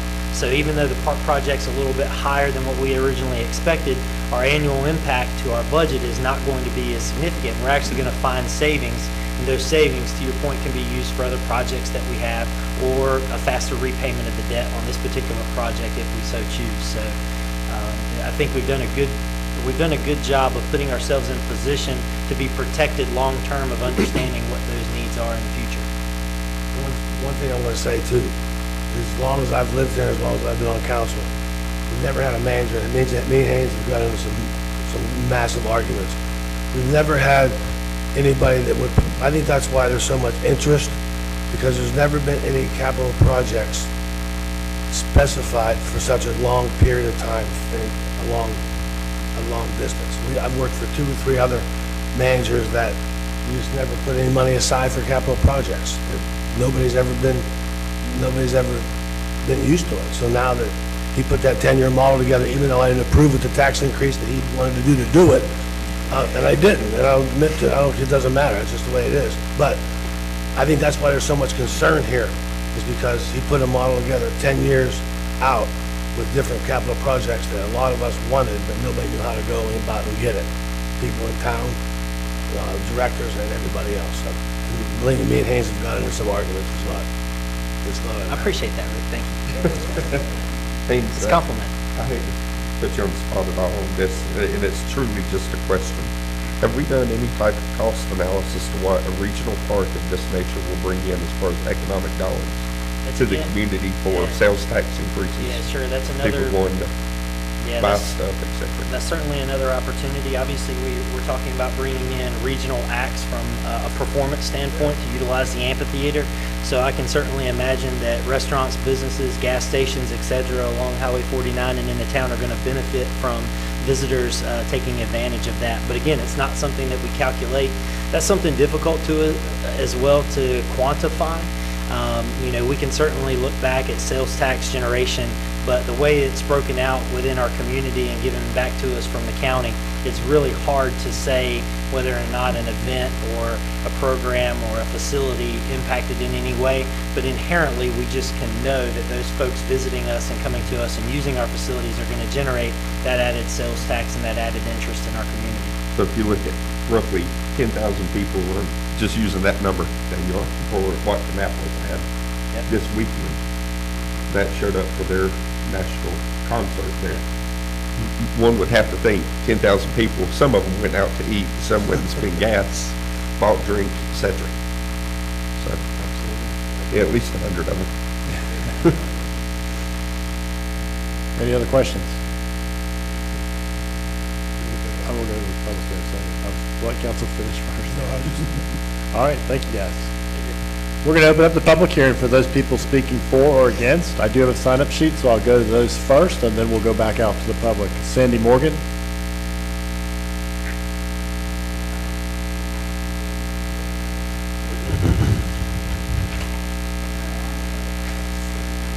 You're the first one on the sheet. Sandy Morgan, 7173 Lane or Drive, whichever you say, Harrisburg. My questions are, after the voters said no, you guys proceeded anyway. I get that. And it's a great, where is he? It's a great, looks like a great park. I'm not going to complain about it. It looks like a great park. Yes. A lot of people didn't want it. I didn't vote for it myself. We just approved a budget, 2 months ago, but this wasn't in the budget. Why not? Can you answer that? Yeah, sure, I'll try to answer both. Are those your two questions? That one question that's my main question. Yes, so we anticipated the debt service payment in our capital improvement plan, so it was a part of our budget, and you'll see that in our CIP, or our capital improvement plan. You'll see the Harrisburg Park debt service associated with it. So my main thought is this, and we're all neighbors. We should all love each other. Everybody's a good person, basically. We're all good people. My pocket is getting weary. I just want you to understand where the money is coming from. It is coming from all of us, from everybody in town. Not y'all, I mean, you live here, but I mean, not you personally, all of it, but we're paying for a lot of things. And Rick, this is a lot of money. $10 million is a lot of money. I know that you think it is not that much for what we're going to benefit. I understand that, but $10 million, now it's going to be $13 million by the time we repay it. It's a lot of money, and the voters really voted no to this. So, yeah, so Not just to start an argument, but the voters didn't vote against the park. They voted against the bonds, which was a funding mechanism for the park, and a cheaper funding mechanism than what we're going to end up having to do.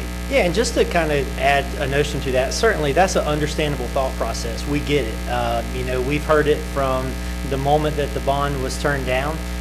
We talked about it as a council as we went through our budget workshops.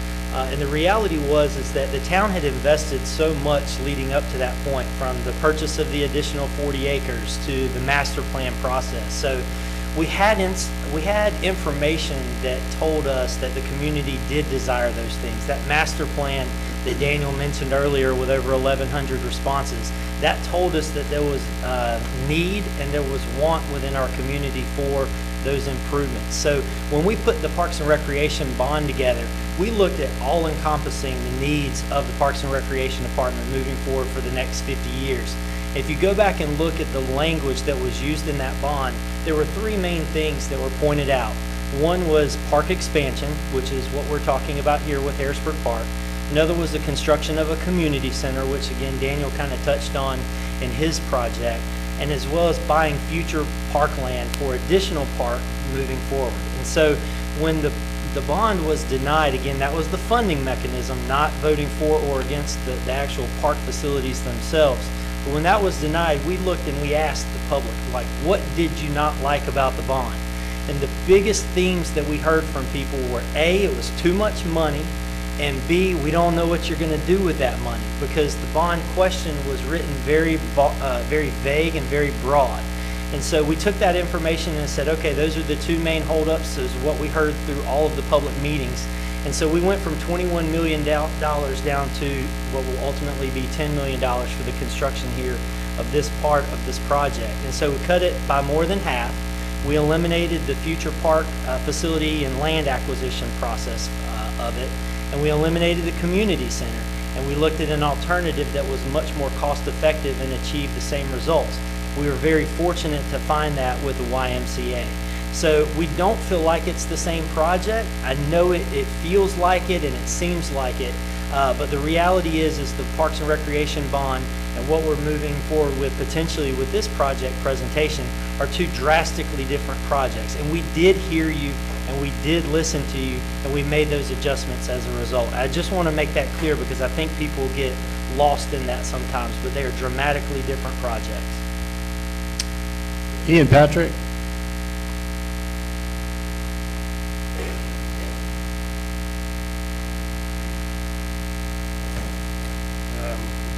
I thought Camellia Gardens was going to be the problem. Mr. Mayor, council members, some of you may not know me or have heard me speak before, but again, my name is Ian Patrick and I'm an architect. Can you state your address real quick, just for the record? Address. 5701 Manchester Avenue. I realize I'm getting in the way of Camellia, so I'll try to be brief, but I am for this project and any other project that's tied to Parks and Recreation. I'll say for all those that are getting ready to get up and speak against Camellia, I agree with that, and because it's a density problem, but we've always been a parks community, and I think we should continue that legacy. I will say for those of you that are against it, whose kids have already been through it, they got to enjoy the new park that was Harrisburg. Let those who are having children now enjoy it as well. Mine's 37 weeks pregnant, by the way. However, I understand the money. And as an architect, I do understand how these projects are done. And I've looked back at all the capital projects that the town has done in the past, and for some reason, we're delivering these projects via CM at risk method. I think the fee for this project is $537,000 for CM at risk. Some of you may not know this, but that's absolutely unnecessary. You can bid this as a single prime using the engineers you have on board, and that fee can go away. We can do that on every capital project we ever do if it's under $20 million. I've run projects up to $90 million. If you're under $20 million, you don't need to do CM at risk projects. It's not worth it. It's not a benefit to the town. To say GMP, guaranteed maximum price, it sounds good, but it's not. It's a misnomer. The construction manager just inflates their estimate so they don't get stuck with a bill at the end of the day. So we're paying more for the project than we should be if you put it out on the street, get hard bids, you get competition, and you get the project for cheaper. So I would just urge the council to think about getting projects delivered in the future with a different method. Yeah, and so just to respond to that, there are other methods for municipalities to use. Design build is one of those most commonly used.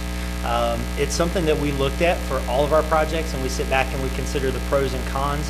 Moving forward with a construction manager at risk allows us a lot of securities that we don't have otherwise. So you're like, well, what securities comes with that $500,000 price tag? And you mentioned we have engineers on staff that can do some of the things that the construction manager does, and that's just not a reality. Our engineering staff, we have one engineer, and that guy is our stormwater administrator and operates our water and sewer utilities as well. And he has no capacity to be on site to manage that project on a day-to-day basis. Neither does our Parks and Recreation director, who also operates other programs. So while, yes, I would love the opportunity to avoid a construction manager project, when you get into multi-million-dollar projects, typically for municipalities somewhere north of $8 million, it really becomes very efficient for us to rely on a construction manager. And the thought process that the construction manager inflates the bids is completely inaccurate for how a construction manager at risk project is bid out. They actually have to pre-qualify bidders to make sure that we are getting good, solid contractors who can come in and perform. Oftentimes, municipalities run the risk of design build where you have to go with the cheapest bid that's submitted, and oftentimes that cheapest bid and that contractor is not able to perform or deliver a high quality product, and you end up with longer, higher costs as a result of that. So we pre-qualify all of our contractors that bid on this project to make sure that they are A, capable and bonded and secured and have references to show where they've come forward and done other projects. And that construction manager actually has to secure at least 3 bids for every single trade that's outlined. So there is a hard bid that is submitted that we know about up front, and that is built in and included in the GMP. There's not any unknown to this project in terms of cost. The only thing that we have is the construction manager's fee. Yet they've got their costs covered in that. They've also got their general services fee as well that covers their staff, because they'll have a project superintendent on site every day. So for us, there's very much value in that $500,000 that we do not have the staff expertise to do that, and that protects us and gives us the assurance that we'll have a good, solid product in the end. But I can assure you there's no inflation. We know hard dollars what those bids are. Do you mind if I follow up? Sure. So in terms of staff, I would just point out that if you're going to spend $537 on a construction manager fee, it'd be just as easy to hire someone for a $50,000 salary to manage the project if that's the problem. So I don't see why you don't just do that. It's beyond just management of the project. Well, I understand, but if we're doing this on every single project, add some staff and let's not spend $500,000. On inflating the bids, and you said that was not true, it's absolutely true. I did a $90 million project, CM at risk project. They took their bids, it was over the GMP.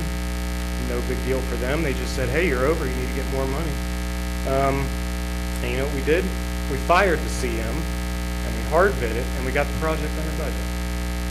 That's a flawed process. I apologize for I that. agree with you, it's a flawed process. That does not happen with any of our construction manager at risk processes, and it won't happen with this one. I think if we're worried about cost, I think we're being taken advantage of. That's all I'd say. Thank you. Thank you. Anyone else wishing to speak for or against the park project?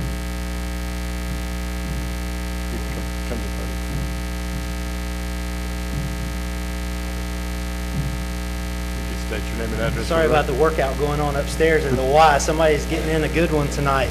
Speaking of the Y, Actually, I just texted upstairs and said, could you stop that guy from doing that? But my daughter's working right now, and she said, Dad, he's big.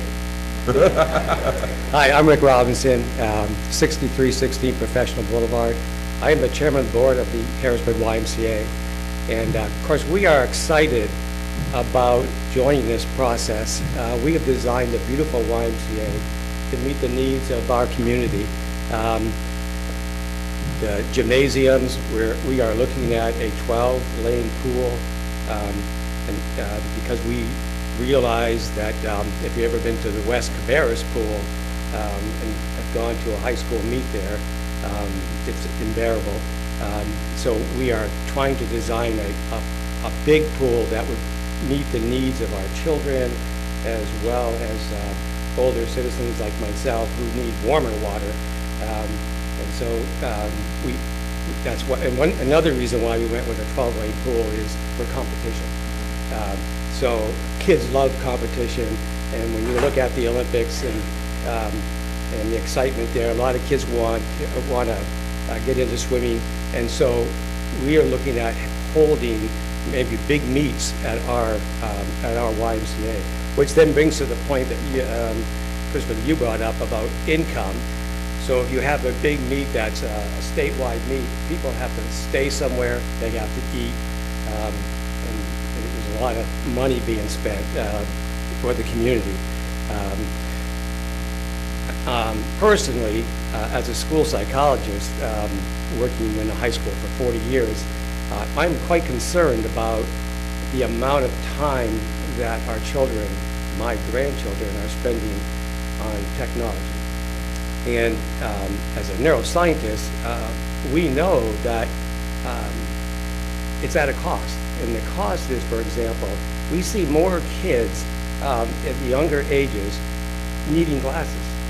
And one reason why they need glasses is because they're sitting down in front of a screen. It's not the screen. The fact that they're not in the playground, they're not climbing trees, that part of the brain develops very young. And it's the part of the brain that does our coordination, our spatial relationships. And so they're not getting that sitting in front of a screen. And so it's a concern of all people in physical education and in the field of neuroscience that, and it's not just that, it's obesity. Our children are not exercising. I just read a study that most kids are dropping out of organized sports by the time they're 11. Which is not good for their development, both socially and psychologically. So I look at the Park 1 as a grandparent. I think it's awesome, the space that we need to recreate.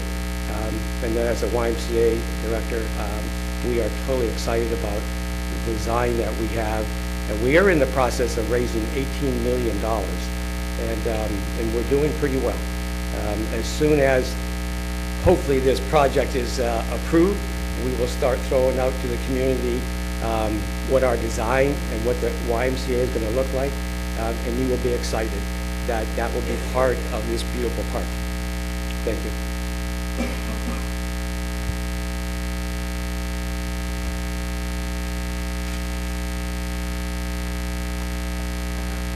I'm Chelsea Carpenter, and I'm 8219 Scarlet Oak Court. And I wanted to speak for the parents that have young children. I know he's a grandparent. The two words that came to mind when we were talking about this were pride and joy. I wasn't planning on speaking at all, so pride. My children are 5 and 8. They're boys. My 8-year-old already has pride in being a resident of Harrisburg. He loves his town. And they already have joy playing soccer for Harrisburg. They already have joy going to the library every day in summer because they want to eat every other time of the day. They already have joy going to the parks. We don't have shade in our parks. I know that's like first world problems, but it's true. They have joy in patroning our small businesses, Frozen Cups, all those other businesses. So, and they have joy in going to Harrisburg Elementary. So pride and joy came up for me, and we have pride as a family in this town.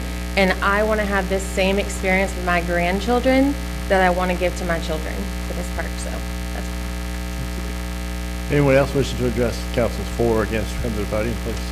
State your name and address. Thank you so much, Council. Mr. Mayor, my name is Micah Cash. I live at 7801 Ashby Drive.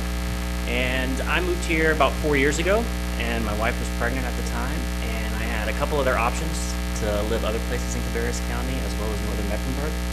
And we chose here. And for a variety of reasons, but one of them was the parks. And when we moved here and we started using them on the weekends, they were fantastic.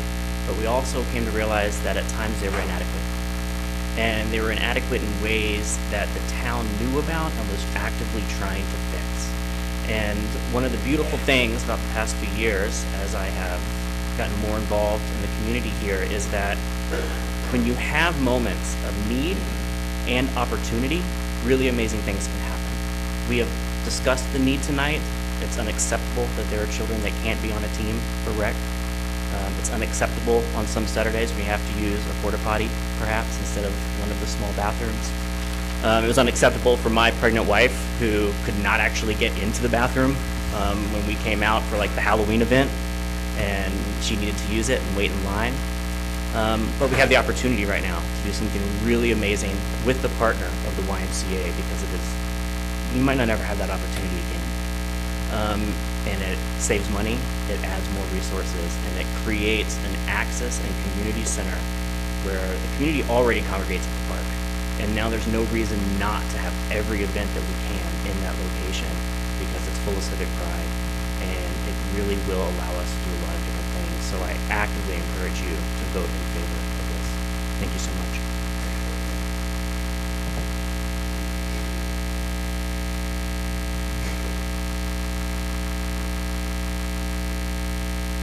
Oh, I'm sorry. Oh. Just real quick. Jennifer Lauren, I'm at 4058 Carl Palmer Drive. And I'll make this really short. Someone paid for me as a child. There was somebody that was a taxpayer, and because of their property taxes, I did have access to great parks, great schools, and emergency services. And so I don't have children in the school system. I don't have children that go to the parks. But when friends and family and visitors visit, I do have somewhere to take them. And that's important. And again, that's being proud of Harrisburg. With all the new housing that's coming, that's new revenue. And I know we can afford this as a town, because I plan on being here for the rest of my life. So if I have to pay it for the next 20 years, I will. Maybe I'll even open a charitable trust and leave my estate to Harrisburg to help pay off the interest. We'll see. Hear, hear. Hear, hear. I'll get you the contact information as soon as the meeting's over. I mean, honestly, so I don't have any beneficiaries other than probably this town if they'll put my name on something. But just remember, for each and every one of us, no matter where you came from, my family came from Brooklyn, Manhattan, and Long Island, New York. Someone paid for them. That's why we had wonderful services, wonderful parks, wonderful transportation methods. So, you know, we're all paying it forward for a different generation, because someone, in fact, did pay for you. Thanks, guys. Thank you.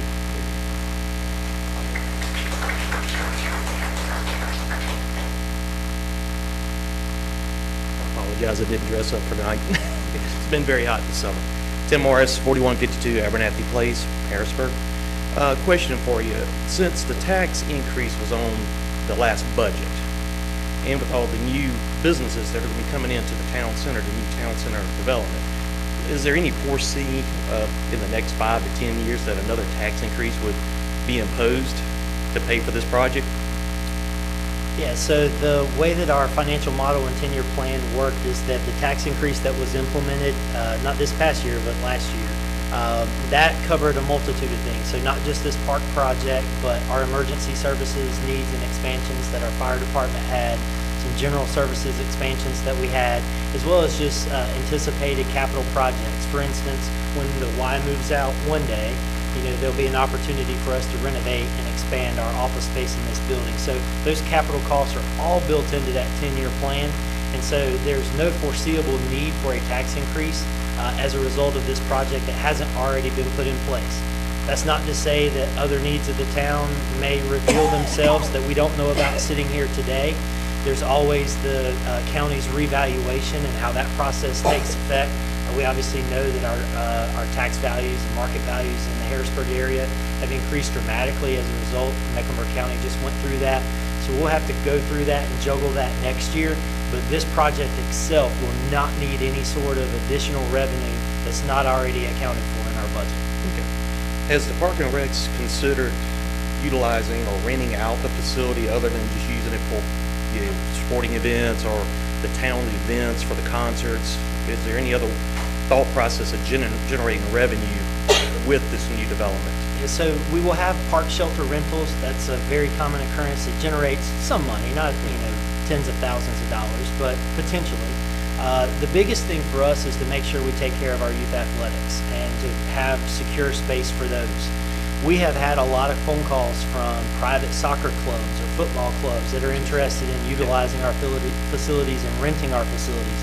And we've had to turn them away because we have our own programs that we need to take care of, and we're inadequate in our current facilities. So there is a potential for that moving forward, but it's not anything that we're counting on, and it's not anything that we want to even investigate until we have the facilities in place and see how our own programs operate.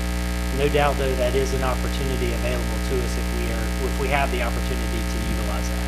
Okay. Thank you. Anyone else speaking for or against? Do so now. Hearing none, I'll close the public hearing and go to council for consideration. Just have a few words with reference to this whole project. So much do I wish we had this prior to the vote. And the reason I say that is I think, in my opinion, that vote probably would have been a lot different had we had something like this tonight before that vote. You know, Councilman Russo made the comment he didn't support the tax increase. And I was on record the year before advocating for a tax increase because I said I felt like so much that we were living on rice and beans. And every time that we turned, we needed to rob Peter to pay Paul. It seemed like we never had enough to make ends meet. And I was excited that we were able to finally move forward. We were holding on to that low tax rate, but we finally moved up a little bit from that. We've got some funds to move forward. At the same time, anybody that knows me knows that I'm financially very conservative. You know, as Miss Morgan said, she feels like her pocket is getting weary. The first thing that I will tell you is when the ground got broke or the equipment showed up at Veterans Park, I got a lot of activity, and people were like, what the heck's going on? We got roads, we've got drainage, and we're out here building a park. And, you know, I said, well, I said, don't get me wrong, I think the park to the veterans was a great idea. You know, what better way to lead into Veterans Parkway? And it's been, as a council member, it's been dicey the last month and a half, just with the activity, and it's been more towards those items as opposed to less towards roads, less towards intersections, drainage, what have you. And I understand everything comes in due time. Given that, you know, as I said, I did not support the bond package. What I heard tonight, and quite honestly, my mind was changed when Lee, you started running the numbers and showing me that we were actually using smart money as opposed to, you know, paying through the nose for so much. You know, if you can use your money to make money, I wholeheartedly believe that we're better off in that position than we are just paying and paying and paying and paying. Don't misunderstand me. I'm not excited about a $10 million project, but I also understand we've got to pay it forward too. So I will be in support tonight. And I do want to kind of follow up because you make a very, very good point. And it's something that as we went through this process and we saw the financing terms come back much more attractive than what we had expected and budgeted, we're always thinking, right? We know what your priorities are from a staff level, and we know that road improvements are that. And we mentioned earlier about the transportation bond and how we begin to move forward with that. But don't think that we also haven't looked at the savings that we're going to have from this as an opportunity for us to reinvest in the other areas of town. So Lee mentioned, for instance, just this year alone, we're going to have over $400,000 in budgeted savings that we're going to be able to realize by the financing opportunities. We do intend to come back with a presentation to you guys on how can we utilize that fund, those fundings and those savings to be able to address the other priorities that we have. So you bring up a great point that because, again, the interest that we were able to achieve out of this, we're going to be able to add on to potentially other projects that we have in the works and other needs that the community has. I'll entertain a motion. Motion to approve. Second. Motion on the floor, properly seconded. Any more discussion? All in favor say aye. Aye. Opposed, nay. Motion carries. Motion, we have, if you want to go back to,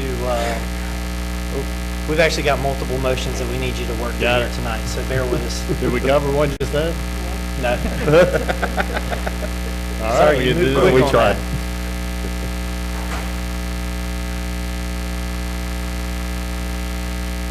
There you go. All right, good. Go All right, through so I each need one a of them motion to individually. approve the attached project ordinance amendment to increase the total cost of the project to $10 million and change funding to all financing. Got a motion on the floor, properly second. All in favor say aye. Aye.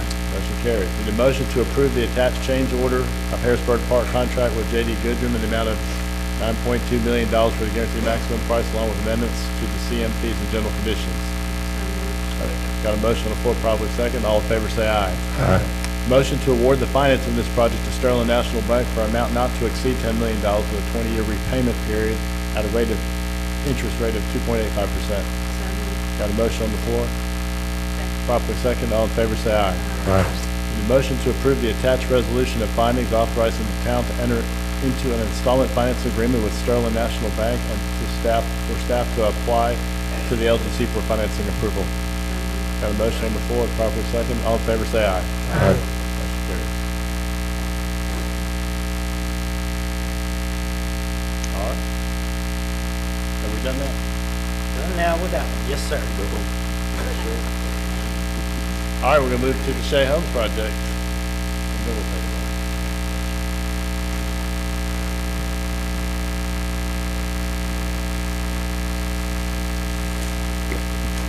Good evening, Mayor and Council.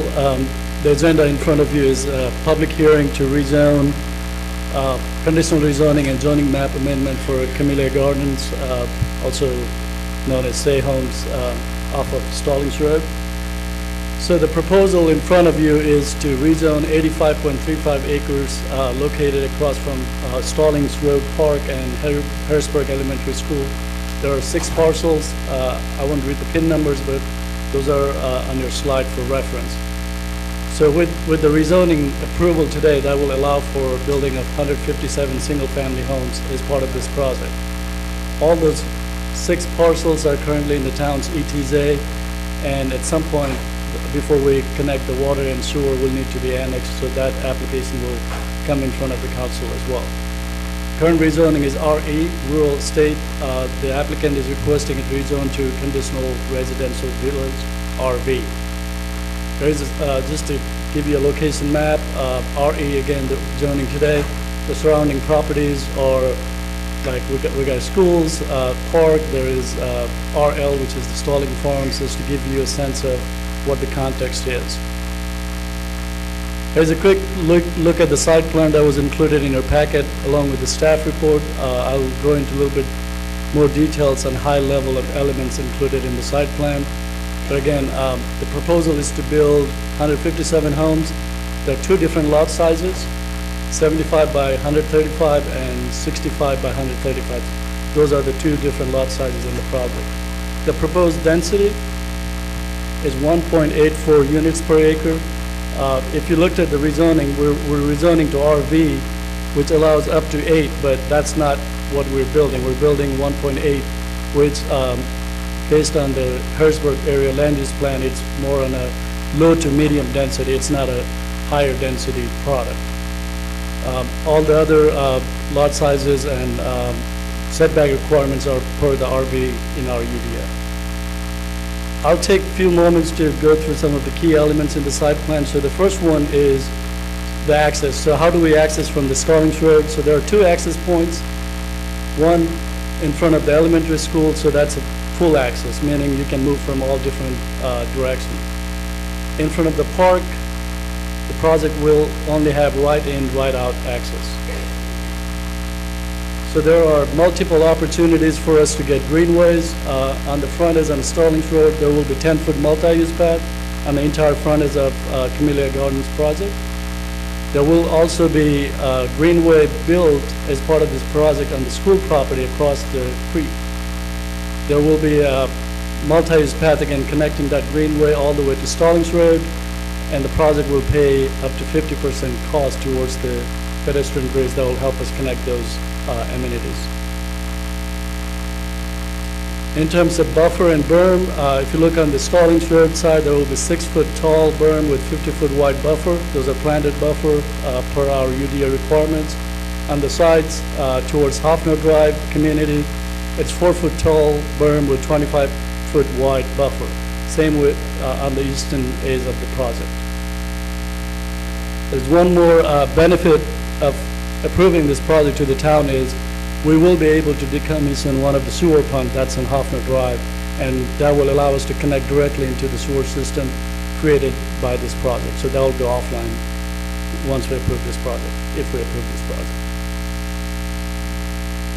These are some of the designs. I know the applicant will make a presentation and probably will give you more visuals to give you a sense of what they're thinking of building in the community, but this was included in our application packet. So how does this fit with our land use plan? So the Harrisburg area land use plan that we adopted last year for this area calls for a medium density residential. So the medium density, the way it's defined in the adopted plan that council adopted last year, ranges from 3 to 4 units per acre, along with improved open space and streetscape to provide that formal landscape in the community. The proposal in front of you to rezone the property from RE to RV is 1.84 units per acre. That is within that medium density residential that we adopted in our land use plan. So I provided you with the description of what that RV means. RV district is definitely allowing for higher density, but not in this location. So we're not doing the 80 units per acre that it allows. We're only looking at 1.84. In terms of utilities, we do have water, sewer to service the area. Transportation, we conducted traffic impact assessment multiple times because of some of the errors we found.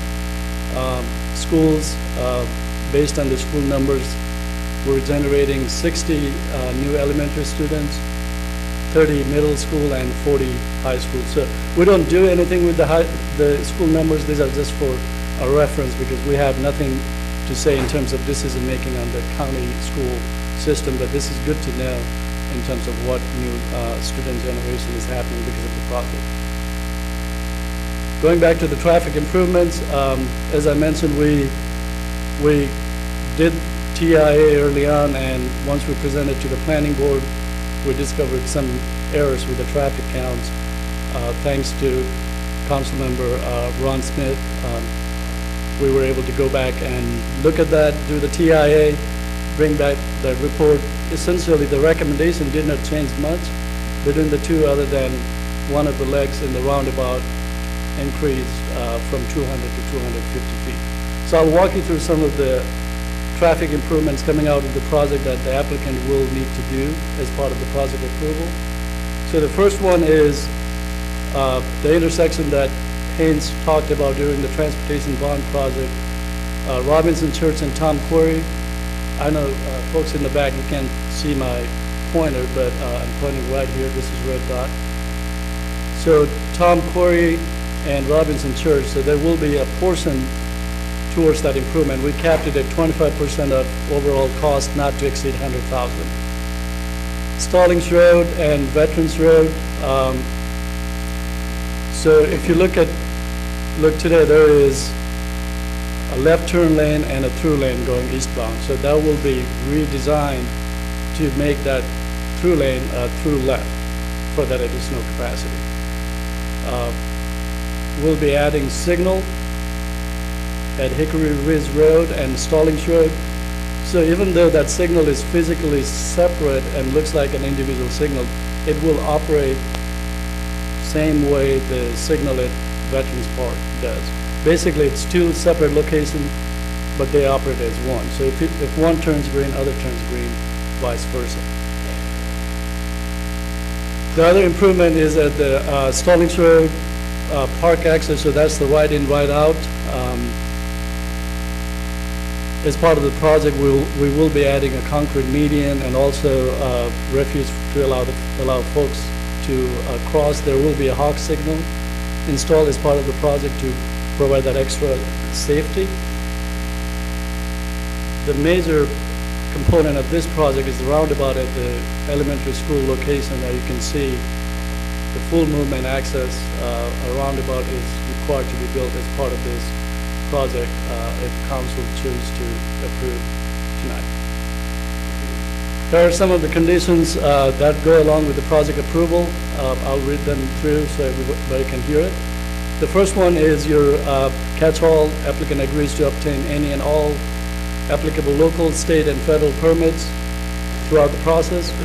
Applicant agrees to restrict cladding materials for all building to something other than vinyl. So vinyl is not allowed for any homes to be built in this project.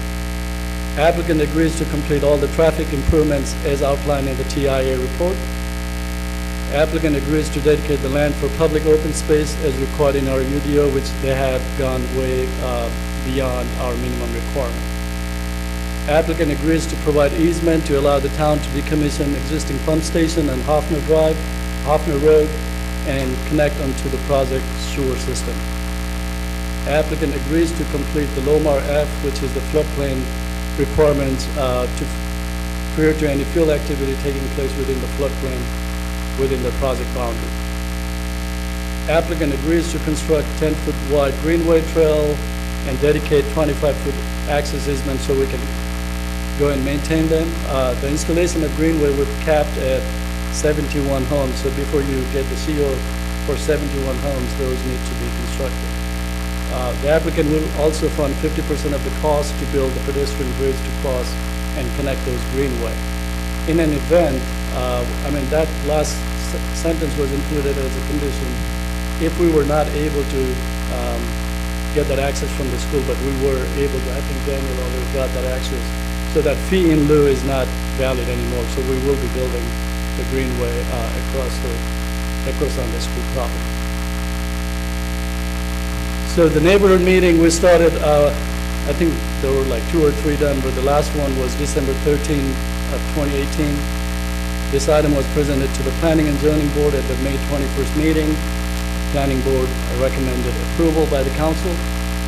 Again, after that meeting, we discovered an issue with TIA. We went back and redid the counts, redid the TIA, and came back with a new report, which was, the updated report was included in your packet. The item was presented again to the Planning and Zoning Board. At the July 16th meeting, they reaffirmed the decision and recommended approval by the Town Council. The application in front of you, the staff report demonstrates a proposal to build 157 single-family homes at a density of 1.87 units per acre is consistent with our adopted future land use plan and our adopted UDF. For those reasons, Planning and Zoning staff recommends approval of the project with the conditions as noted earlier. With that, I'll be happy to answer any questions. What is the average lot size? I don't, average lot size, 11,000. The minimum square footage is 8,500.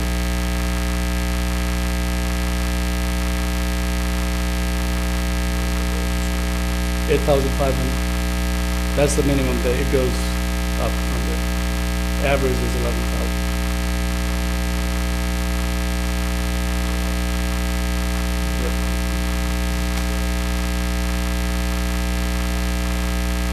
we can hold the comments until public comment, I'd greatly appreciate it. Thank you.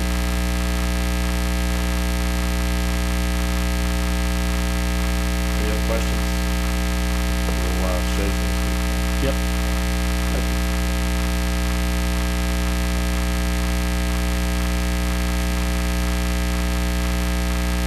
I'll go ahead and get started. Mayor and members of council, thank you for your time this evening. My name is Bridget Grant. I'm a land use and development consultant with Moore & Van Allen. I'm here tonight with Mike Shea and Matt Kearns with Shea Homes. Thank you to the staff, the Planning and Zoning Board, and to the community. They've worked with us over the past year to get us to this point tonight.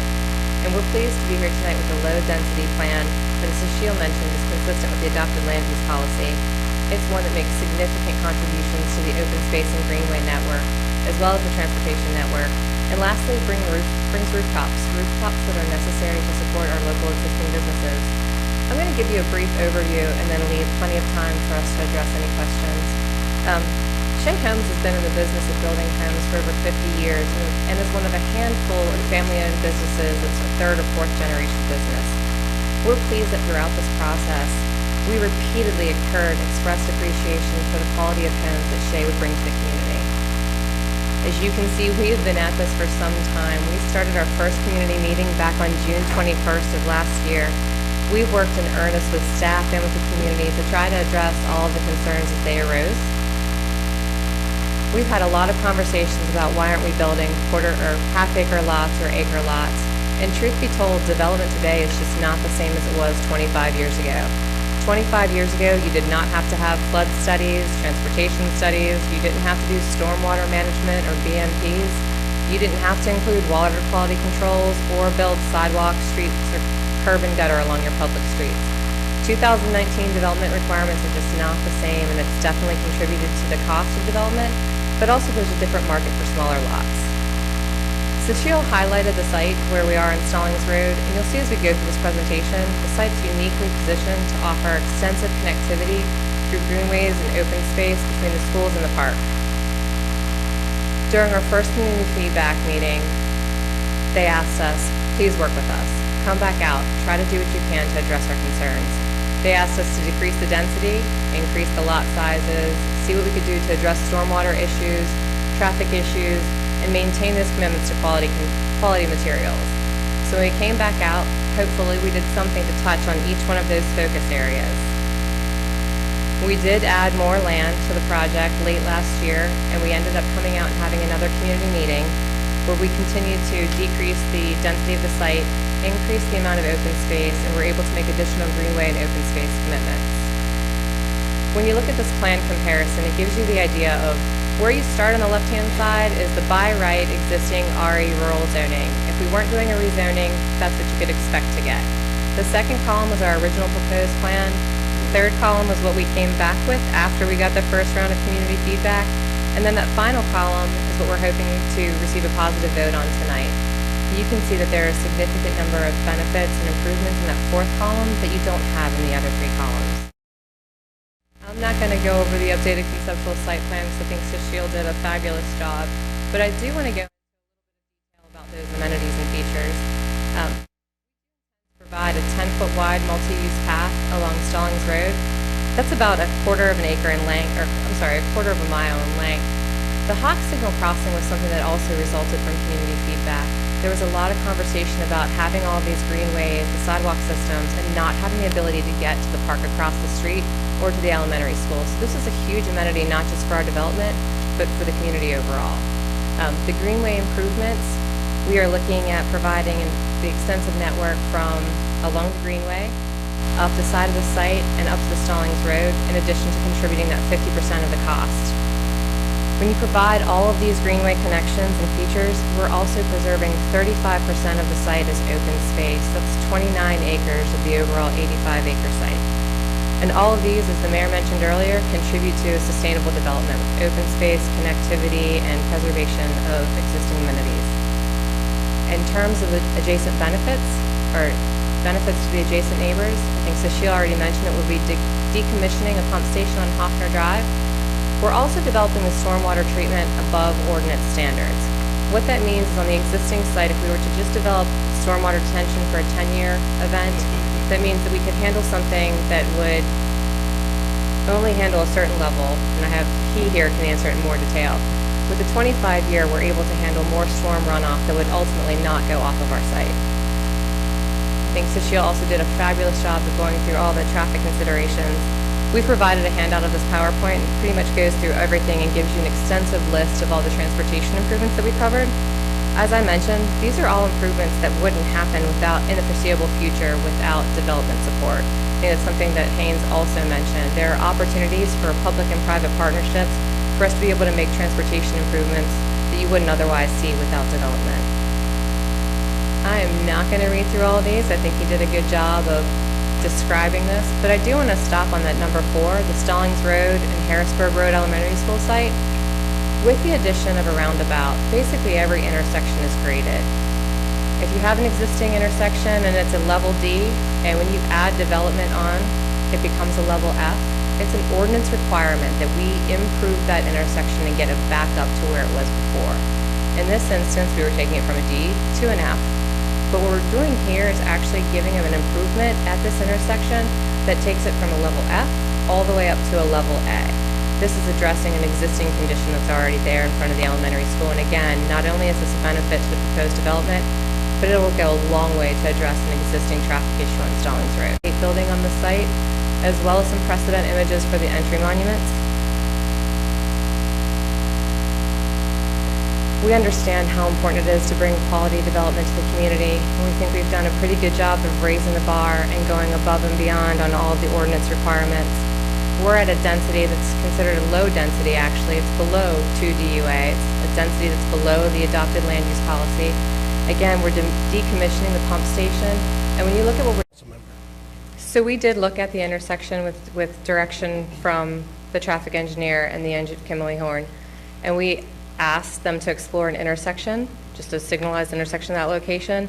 Traffic flow was found to be significantly improved with the roundabout. And so I think we're happy to go back and look if there are additional features that need to be contemplated that aren't already included in the design, or maybe get you additional details that demonstrate that it sufficiently meets your expectations. Well, the other side of that is we're also putting in a paved median down the middle of Stallings. It's going to prevent anyone that goes to Stallings Park from being able to, that lives on that end of Stallings, from being able to return home without kind of going around their elbow.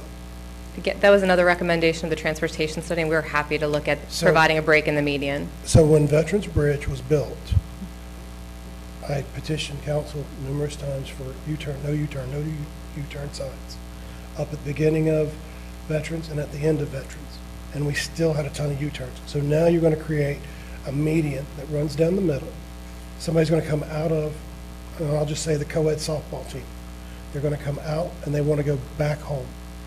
So their choice is, they've got one of 3.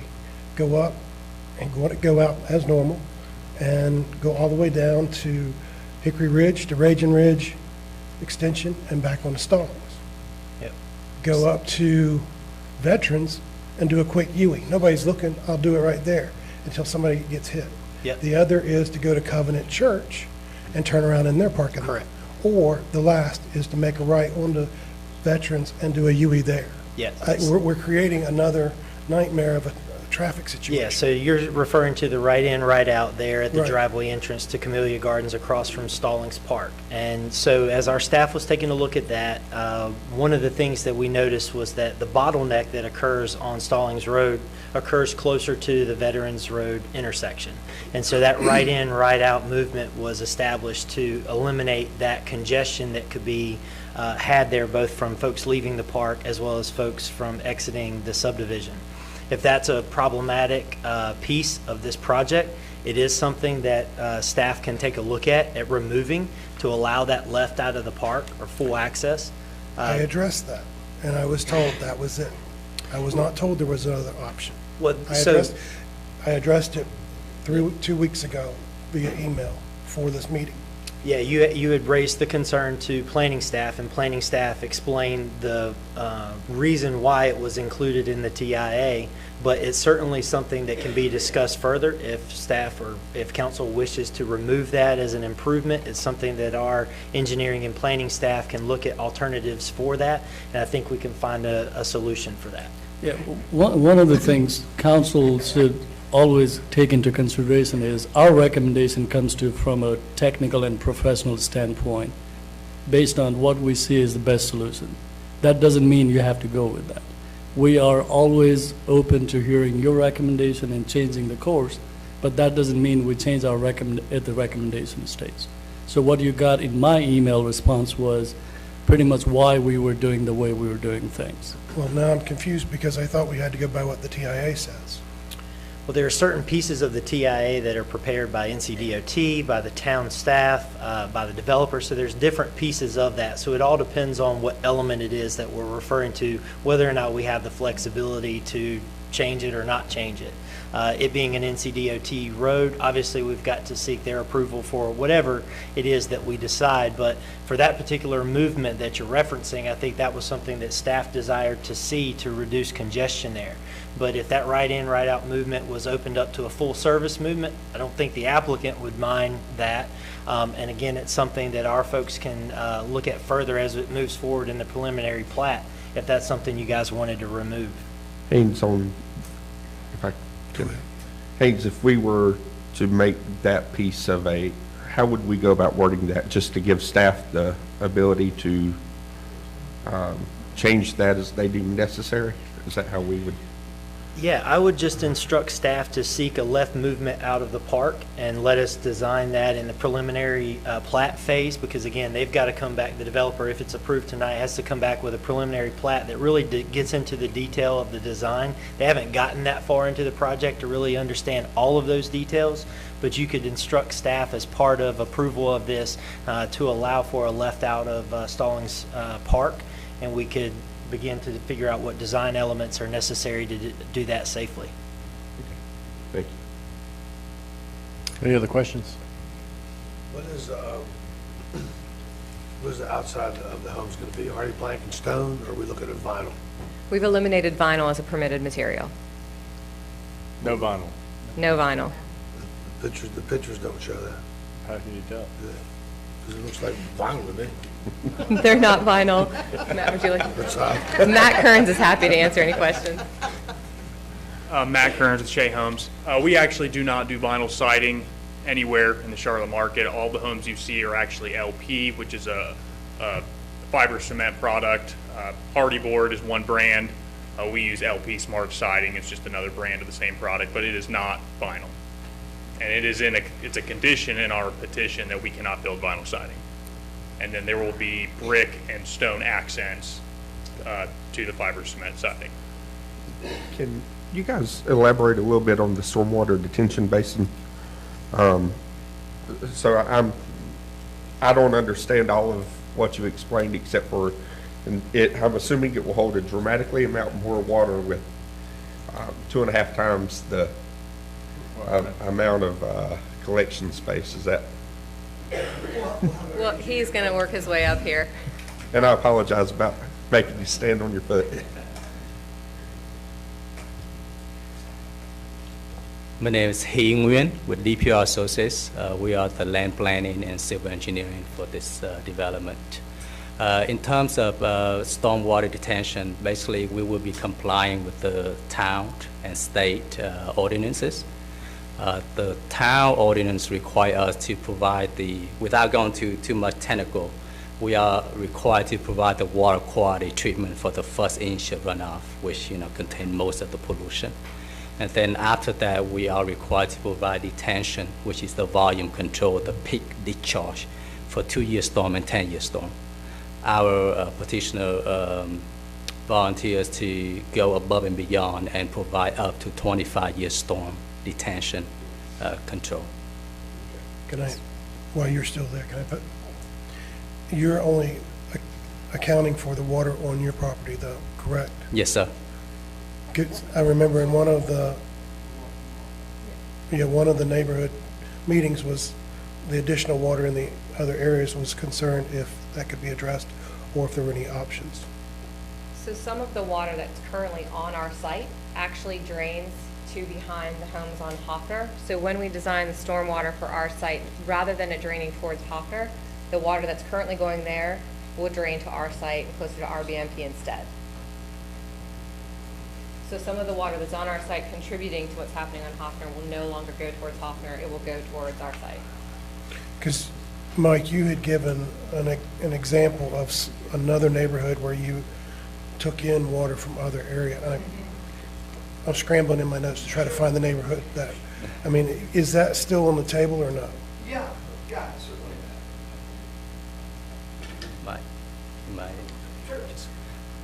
Real quick, let me add to that. Obviously, the site is based on the existing topography. So the rule of thumb is we do not divert water drainage from one drainage watershed to another one.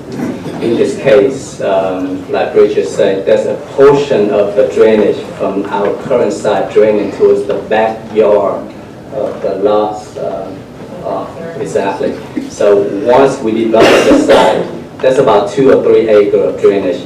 It will be not divert, but will be drained back to the stormwater pond site. So that will help that particular rear yard. But because of the existing current topography, there's no other off-site drainage that drain into an outside. So basically, our storm pond will be handling most of, if not all, of our site area.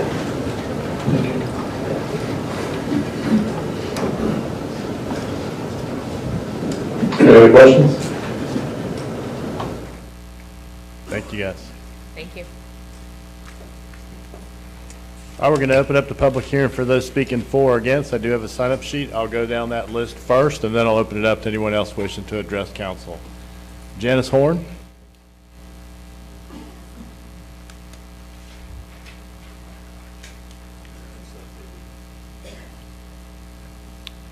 Good evening. I'm Janice Horn, 3723 Ayrshire Court, Harrisburg, 28075. It's my understanding that the construction of the second receiving lane on Elementary School Drive will be constructed by the developer, Shea Homes, but at the cost of the town. Is this correct?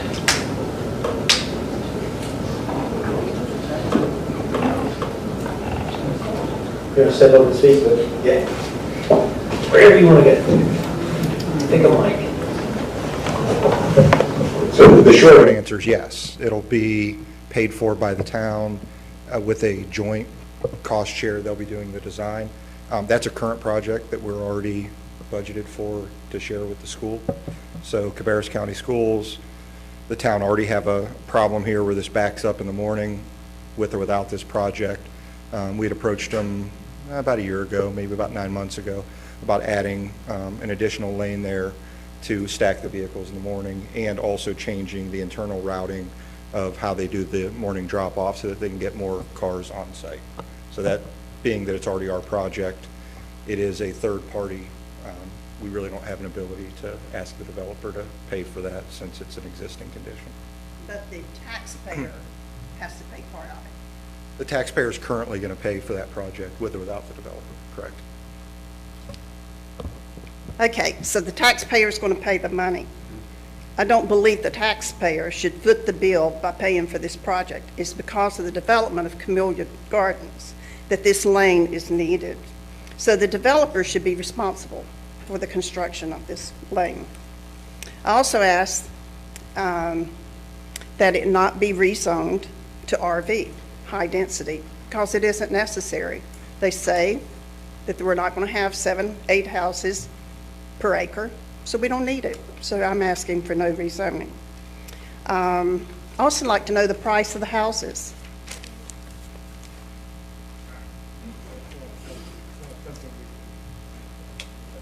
We are projecting 375,000 up to about $500,000, and that's a square footage range of about 2,400 to 3,800.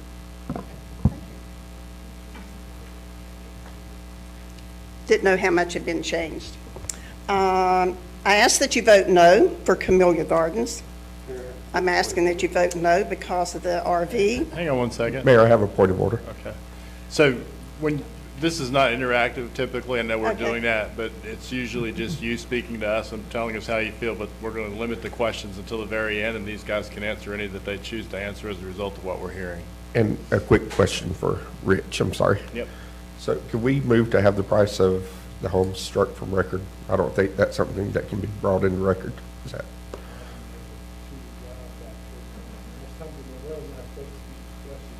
Right. Price point is not allowed by us to talk about, but we didn't ask okay. it, so we're good. I do wish Shea Homes had the Margaret Ann Stallings property. I really do, instead of Mr. Nixon. So I'm not against their house. They look nice. But I'm asking no for Camellia Gardens if you're going to rezone it RV, and if the taxpayer has to pay for that lane that goes into the school. I think that needs to be changed. Thank you. Thank you. Just a point of reference on that, the lane that will be going into the school, we're doing that with or without the development.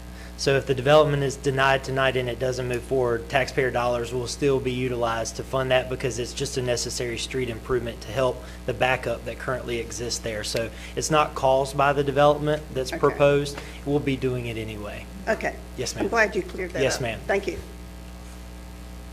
Sandy Morgan? Do I say my name again and all that, and address and everything? Because I was already up. It doesn't matter. Sandy Morgan, 7173 Ruth Fiddler Lane. Just to start, I would love to see Mr. Harris sell his property.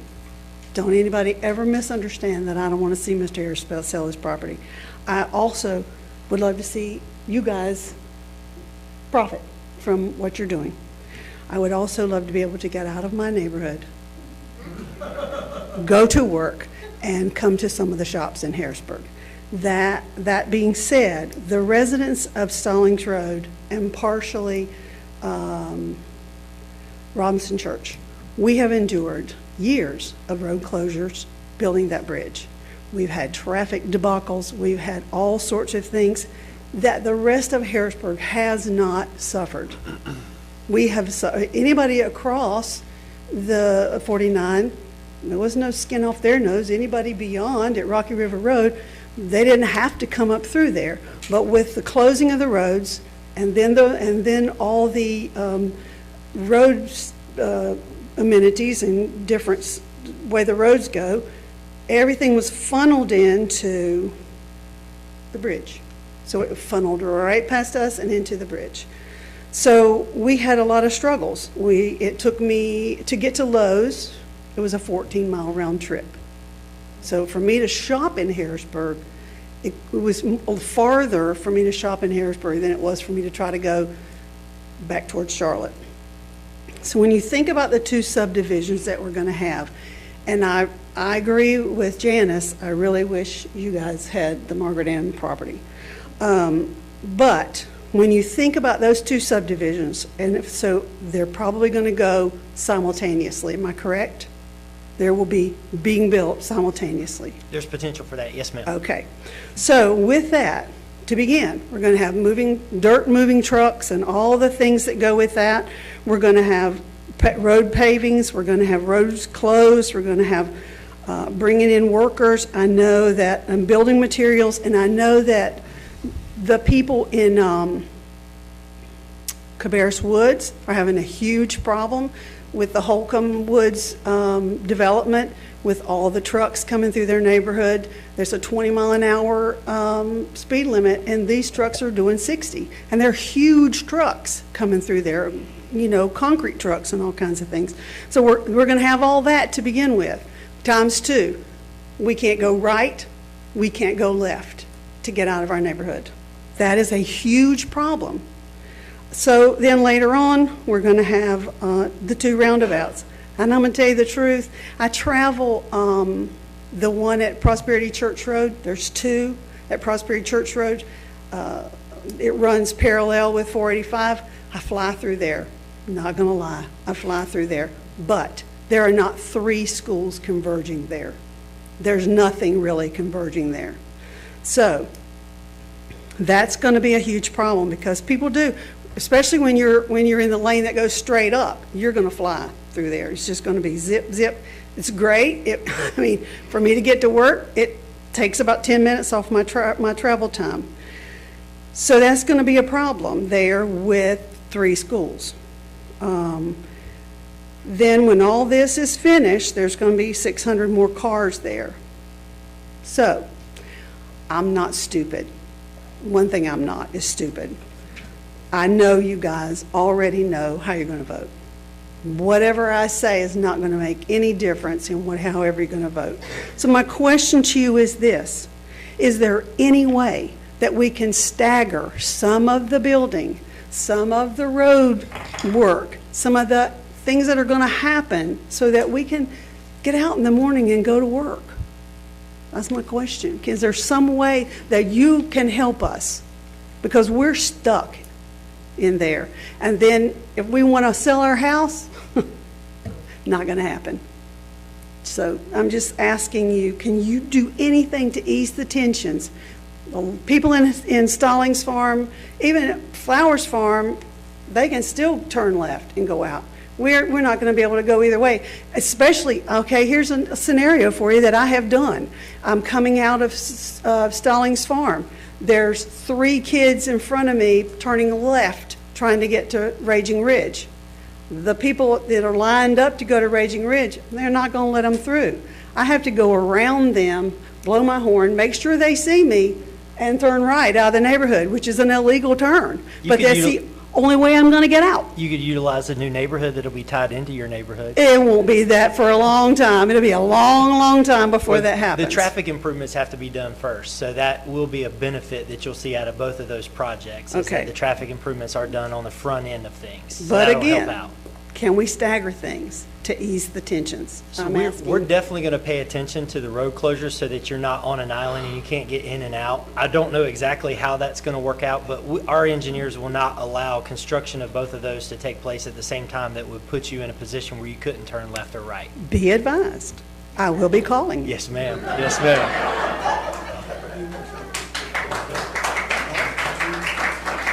Les Lemley?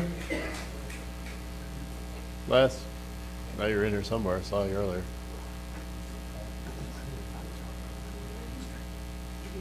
All right. Les, one last chance. Les? All right, we're moving to Jessica Fava.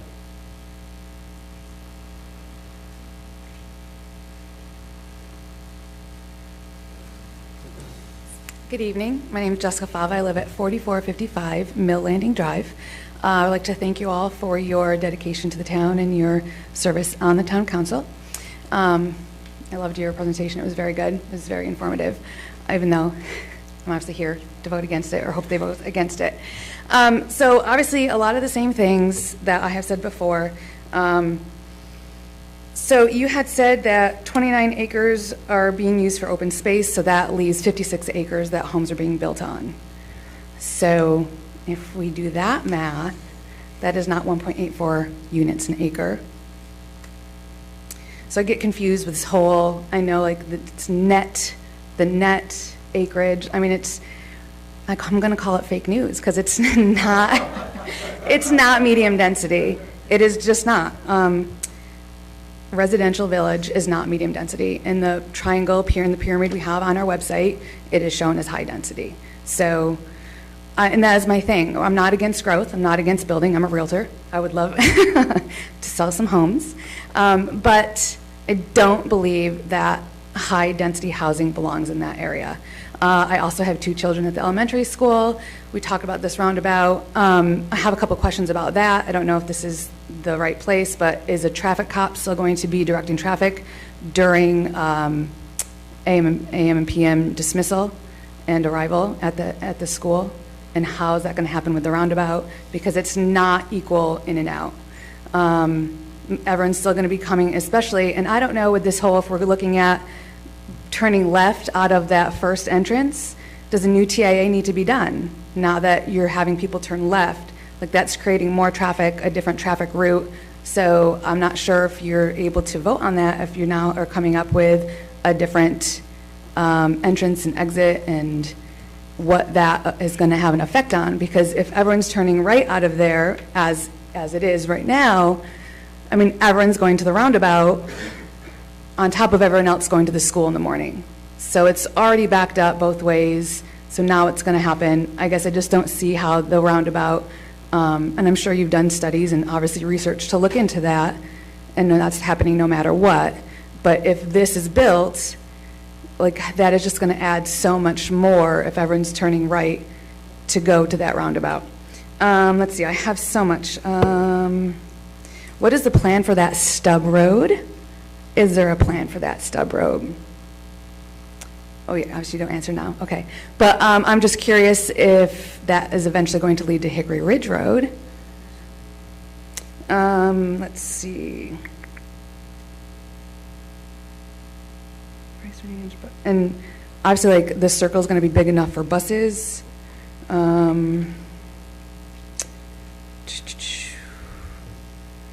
Again, so one of your proposals was 95 homes. So why did you bump from 95 up to 157? I guess I don't know. I'm kind of torn. Is it worth it? And why are we proposing? Like, we just keep building and building houses.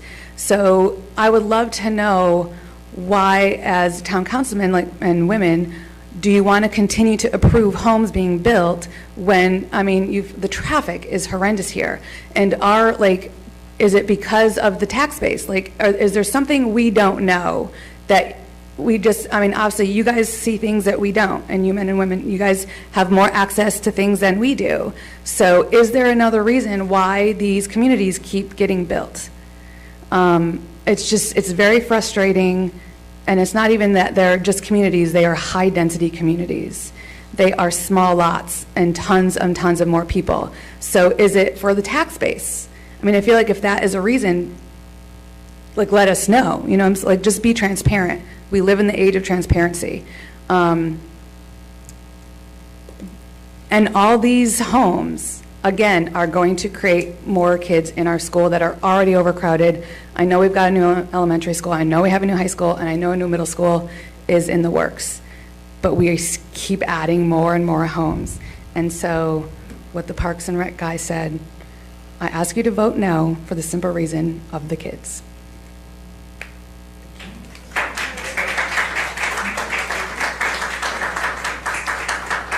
Bill Klutz? Bill Klutz? He left. Absolutely. If you can state your name and address. My name is Eve Brock, and I live at 3733 Ayrshire Court, Stallings Farm.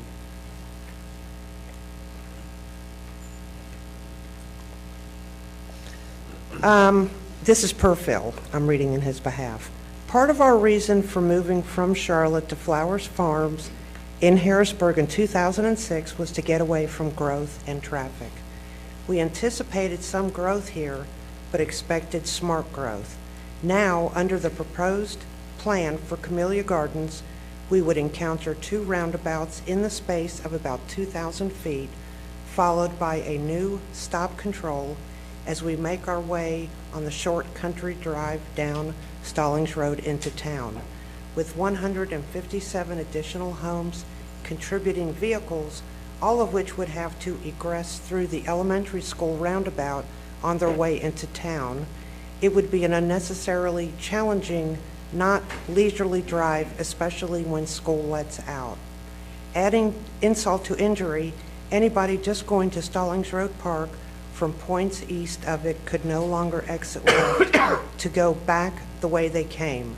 They would have to turn right and either proceed over the bridge into town or go to Hickory Ridge Road, where they would make a U-turn in order to come back.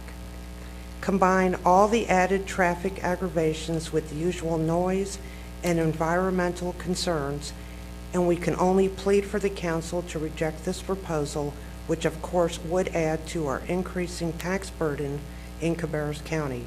If you were unaware of it when you received your property tax bill recently, the Harrisburg-Cabarrus County tax rate, $1.09 per $100 valuation, already exceeds the rate of Charlotte-Mecklenburg County, 96.5 cents per $100. Please vote no on this proposal, council members. You let us down big time when you approved the Nixon development of 191 homes adjacent to the Stallings Farm and Flower Farm subdivision. Now, more homes and traffic. That's it. Thank you. Thanks. Lauren Petty.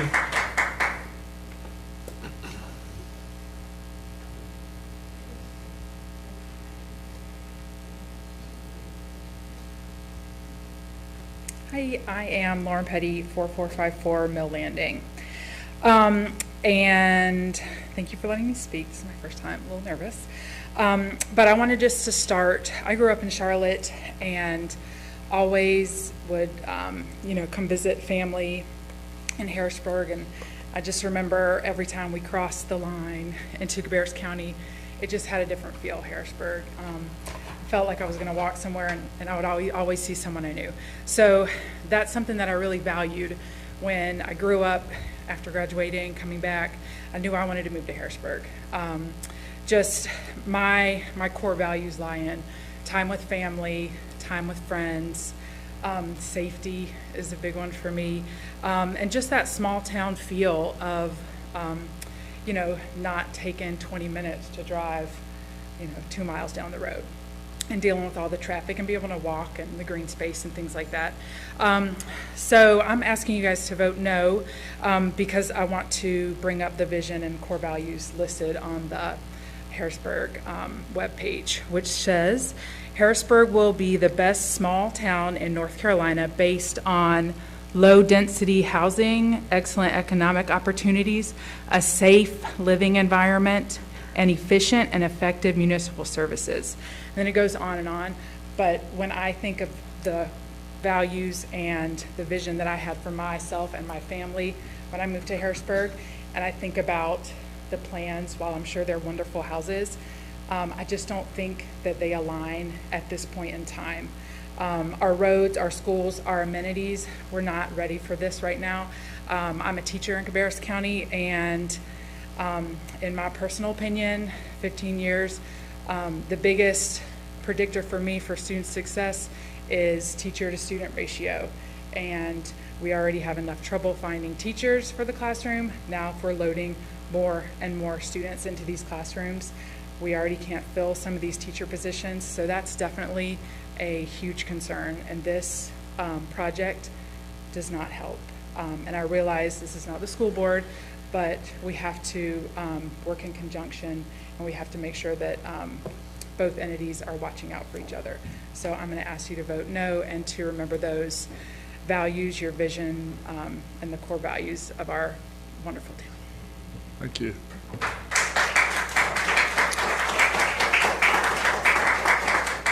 So the Shea Home folks, you're on the list. Obviously, you're not going to speak, so I'm going to go out to the public now for anyone else wishing to speak for or against this project.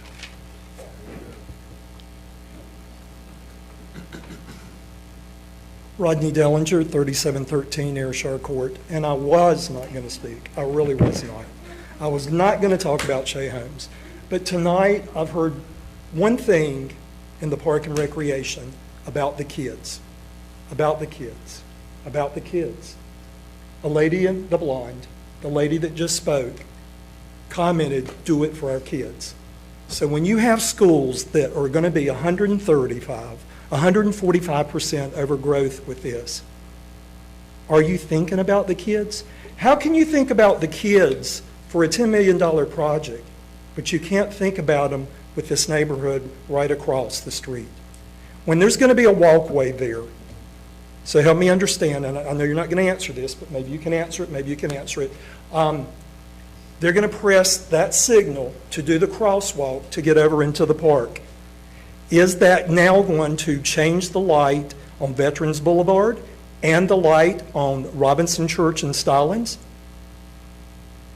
If it is, one kid goes around 5 minutes. Another kid, comes 5 minutes later. So you're constantly going to have stop, stop, stop, because it's going to be in control of the whole walkway that goes across. Something to think about. Let me just briefly, when I look at the site plan, it is 75 by 135, which comes to be 10,125 square feet, which is basically 0.23 of an acre. The other size lot is 65 by 135, which comes up 8,775 feet, which is 0.20. So here again, 0.20 physically is on an acre, 5 homes. Thank you.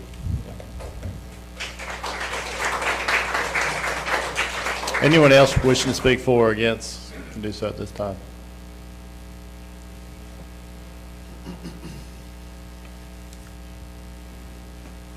My name is Everett Lyons. I live in Stallings Farm. I would like to, this is off the cuff, so I have nothing prepared. I'm nervous, so if I shake, please forgive me. But I would like to ask you guys who you represent. You all ran on the presumption you were going to represent the people of the town. In the Stallings Road subdivision, we had 1,000 signatures on a petition. We had the state representative stand against this. We had this room full. We had every room full. We went to the high school and had that room full. 3 people talked for the project: the builder, the developer, and the husband of the seller. And yet, the people told you not to do this. That's who you're here for. And then you looked us in the face and overwhelmingly said, you don't matter. So if we couldn't get our voices heard then, what makes the people here think we're ever going to get our voices heard? We are never going to have that kind of support from a community to tell you what we want you to do, and you didn't do it. So that's all I have to say. Thank you. Anyone else wishing to speak for or against can do so. You guys, you're welcome to go. Thank you. We once again really appreciate the positive support that we've been given about Shea Homes and the quality of the development. And we understand that development is going to impact the surrounding area. That's inevitable. There are existing entitlements on the site. So we really think that the benefit here, by not doing a by right development, the 85 homes, the 1 acre lots, you're getting certainty on the quality of materials. You're getting no vinyl. You're getting a commitment to parks and open space that you wouldn't get at the same level that you would get with just a by right development. It's really important to look at the benefit overall when you're looking at the systems of greenways, open spaces, connectivity. That yes, to answer your question, I've heard voodoo math and I've heard that it's developer math. At the end of the day, it's the industry standard. You look at a site overall and you don't penalize the development team for putting some of the site into preserved open space. I think your staff would tell you and your Park and Recs director would tell you that preserving open space to not just have bigger lawns, but to have quality, environmentally tree-safe areas, preserved areas, have a greater benefit than having the larger lawns associated with larger lots. So with that, I'm going to go ahead and tell you the last thing and then I'll pass it over. I would say that we're aligned with what we believe the core values or what we've heard the core values of Harrisburg are. I don't think there's anything that we're doing that goes against that sense of safety, security, or sense of place or community. And again, it's a low density development at under 2 DUA. So, Mike or Matt? Sure. So I'm going to do my best to remember each of the comments that were addressed to us. I'll start with the lot size comment. On the site plan, it says 75 by 135 and 65 by 135. That is absolute minimums.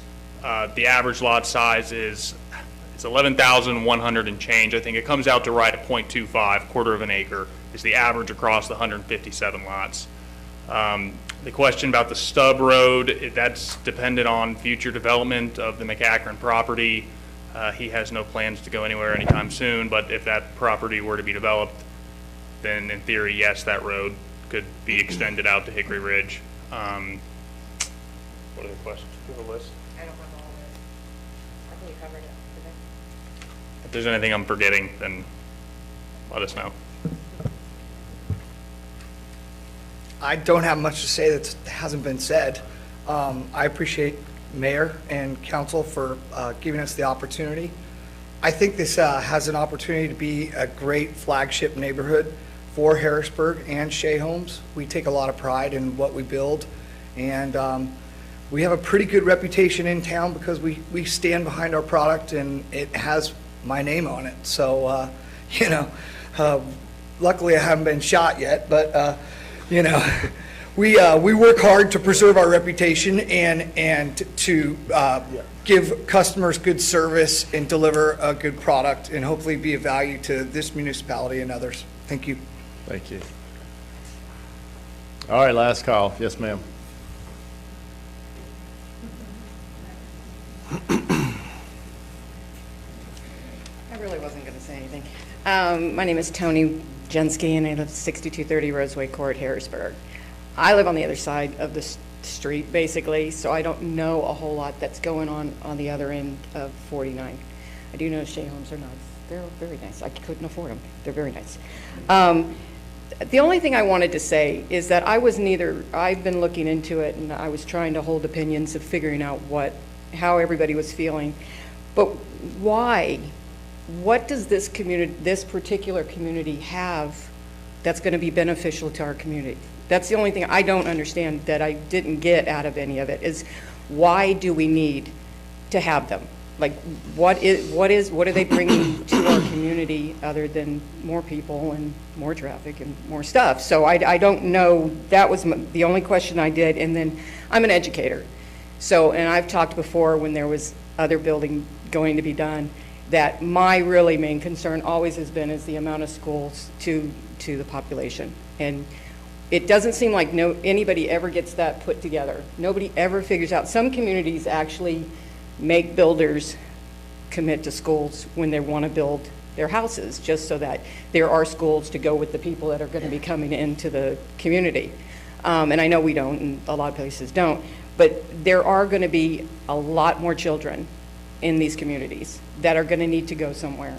And I know that we have some new schools going to be built, but not enough. I mean, it's already overfull now, so they're only building to get the kids that are overfilled now into where it's not overfilled. But then you've got 2 other communities coming up that are going to need new elementary school, new middle school, new high school on this end, not necessarily the other part of Cabarrus. So that's all I got to say. Thank you.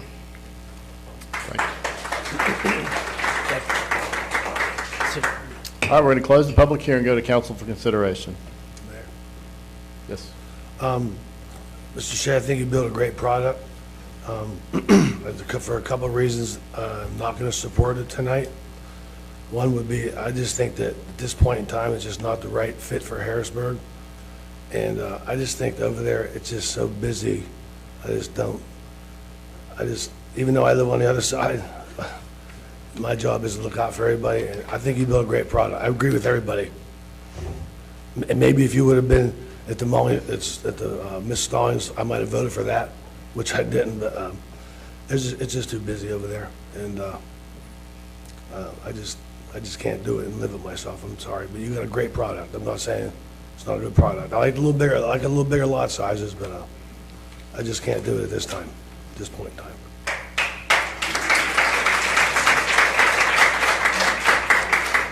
Mayor, I motion to approve H2018-8R and accept the conditions as noted. Got a motion on the floor. Second. Properly seconded. Any more discussion? Yeah. Hang on. We'll go this way first. I'd like to make a few comments. One, we were just asked, what's in it for Harrisburg? And as you guys know, I did not support the last development on Stallings Road. I didn't feel like that matched what we wanted in Harrisburg. I feel like this does. I really feel like it does. But the road improvements that are going to be made with this development, we cannot afford to do on our own. The state is not doing them.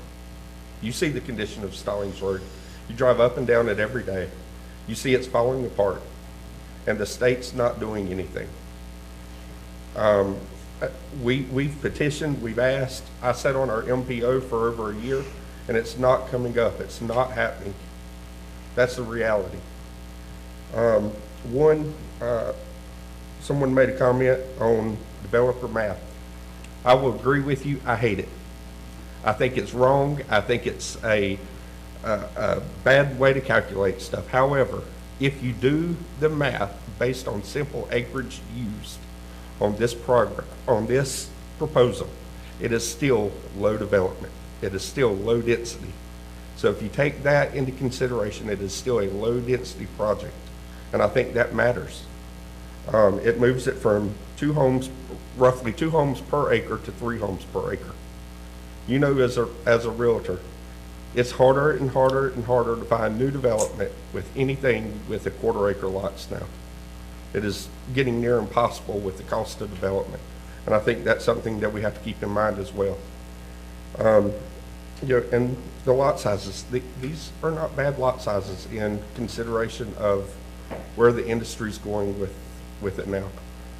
I've taken a lot of classes over the last year, and I'll be honest, I regret some of my decisions to try to push for the 3rd-acre lot because it's just not happening anymore.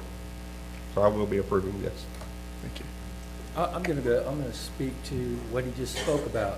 During our budget conference and summits that we sat in, we debated a $30 license plate fee on every vehicle in Harrisburg. And we did that because we need the road improvements.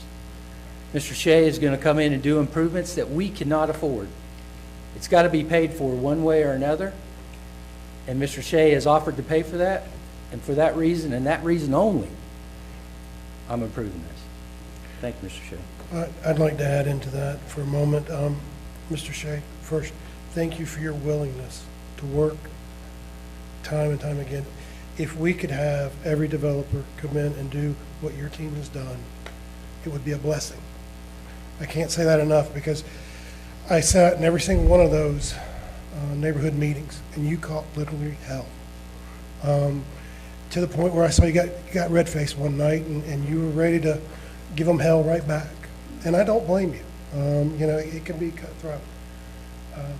At the same time, I love your product. You have a phenomenal product. I've looked at it over the years. I can't knock your product. Councilman Barfield, you said he's going to fix the roads. The unfortunate thing is he's going to fix probably a segment right there where he's going to build. He's not going to fix beyond the elementary school going towards Ragin' Ridge, which is the worst ever. I've asked the NCDOT several times when they added Ragin' Ridge Extension. I said, will you come in and do it? No, we will not. You go to the MPOs, I go to the MPOs. It's not on the MPOs. It's not even on the radar. It won't be done. The town goes through and fills the potholes. So every day I drive it, most of the time I'm in the other lane driving on the other side. At the same time, I do remember who put me in office and what I said I was going to vote for and what I wouldn't vote for. And Mr. Shea, I've been very upfront with you all the way through, and I'm sorry that I can't approve it tonight. Please don't let that stop you from coming with other offers at this community. That's just a tough location for me. Thank you. Mr. Silberg, could I offer an amendment to your motion? I would entertain that. Regarding Stallings Road Park, could we allow staff the ability to adjust that if they deem necessary to allow for the left-hand turn out of the park to keep people from having to go up to Veterans to make the U-turn? I would entertain that, yes. But that creates an additional problem because of his residents will be coming out with the flow coming off of the roundabout. So how about just further evaluation of that traffic pattern to see if any changes would make it actually better than what's currently described to me? Is that fair? Okay. It's a little broader. Would Ron like to speak to that?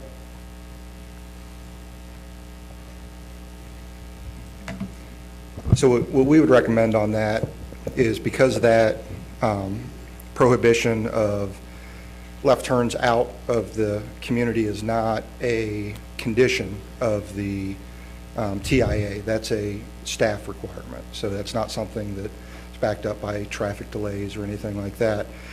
That's something that we identify because it's so close to an intersection that we already know is congested, that we already have issues. We always prohibit lefts when we have stacking there. So we've got the ability to do several things there. Without talking with DOT, we wouldn't know what of those several would be best. My preference would be to still not allow lefts out of the subdivision here, but to allow a left out of the park. So there's a way to do that with some media and stuff, but we'd have to get DOT to approve that. So I think what we would want from council is just, giving us the authority to work with DOT to allow a left out of the park, leaving it at that, and then we'll come back at the preliminary plat stage and show you what that looks like. I will adjust my motion to reflect the comments of engineering on how it is stated. We're good on the second Would- and properly seconded. Would that stub street also have the proposed sign? I don't think we've created them yet, but that says possible future expansion? We'll make sure that we get a signage at the end of that once it's constructed that will notify any potential buyer along that street that it is a potential road corridor in the future. Any more discussion? I just wanted to say, I think this is a good plan for Harrisburg for that property. The other option for developing that property is 89 low-quality or no-quality homes built just like it is with no road improvements, no traffic study required, if I understand it correctly. And that would not be what Harrisburg is looking for, and that is the way that it is zoned right now. So if we ever want somebody to develop that land, to build on that land, we don't want them to build on it the way it's zoned right now. We have 3 farmers that no longer farm. They want to sell their property, and this is their option, and this is the best option for them. Those 3 farmers would be paying over $30,000 a year in property taxes, not getting a dime off of a non-working farm. There's a lot of positives. Over 1/3 of the property will be in open space. That's as big as Harrisburg Park is right now, undeveloped. A third of the property undeveloped. They will be decommissioning a pump station, which will save the town $50,000 or more. The transportation improvements will make Selinsgrove better than it is now, according to the traffic study. And Shea is a quality builder. They are a long-term Harrisburg, Charlotte builder that have a reputation here that they will uphold. So I will be voting for this. Any other comments from council? Hearing none, we'll go to a vote. All in favor say aye. Aye. Aye. Opposed, nay. Nay. Motion carries. All right, because I think some people are going to probably, oh, but never mind, we need a consistency statement. Hang on one second. Have you got it ready? I do. Based on the staff report and the staff presentation and the applicant's application and their presentation, this proposed rezoning is consistent with the provisions of the Harrisburg Area Land Use Plan and is reasonable and in the public interest. So moved, Mr. Mayor. Got a motion on the floor, properly second. All in favor say aye. Opposed? All right, so we'll take a quick recess, and then we'll have some people probably clear out, and we'll come back and talk about the water towers. Water tower. Elevated storage tank. Water tower.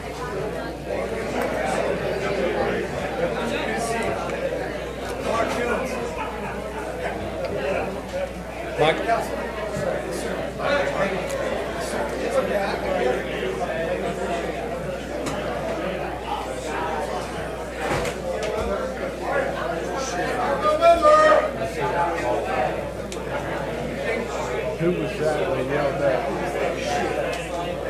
You made up, that's what you did.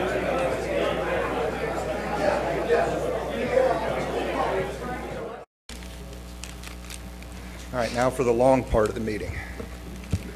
Elevated storage tank. There we go. All right, next item on your guys' agenda is going to be discussion of the new elevated storage tank. We're going to go over the project history, scope, cost, as well as the funding. At that point, we'll take questions from council, open up to public comment, and then we'll go into council consideration. So the first section that I want to go over before I turn it over to Brian for finance is what is the project, what are we doing, why are we doing it? First of all, the project need. Town of Harrisburg obviously experienced really exponential growth over the past 20 years, 430% increase in population. With that type of population increase, obviously, comes the need for additional water.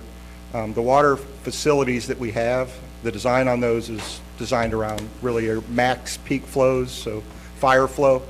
One of the requirements that we have is you have to have 50% of that max flow in elevated storage. So whatever you use in your peak, you have to keep 50% of that in the air for those fire flows. Our current peak demand is approaching about 2 million gallons per day. You see there about 35, maybe even 40% of that is the result of irrigation. So because of that irrigation flow, because of our max summer flows that get around 60 million gallons a month, we need to keep half of that in elevated storage. So that gets us up to about 1 million gallons is what we need as a town to meet our state requirements and to keep fire flow protection. The current capacity that we have is one tank. That tank holds 400,000 gallons. So the math there is pretty easy. We're about 600,000 gallons short of meeting our state requirements. How do we meet that right now is we purchase that capacity off the city of Concord.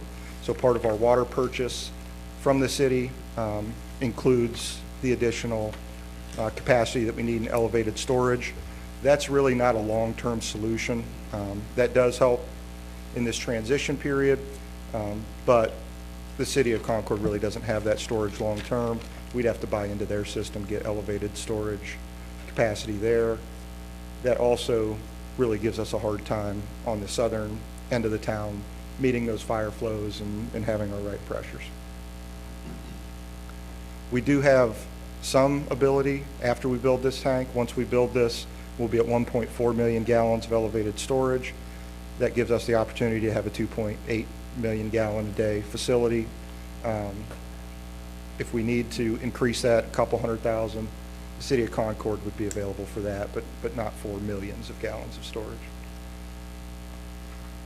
The construction will take place where you see on the map here, so right behind the new fire station on Rocky River Road. We'll put basically all of our facilities will be kind of coordinated right there on Rocky River. That's because it's the highest part of town. And just based on how we design water towers, the pressure gradient is reflective of how high the tower is. So that's a natural fit. We already own the land there.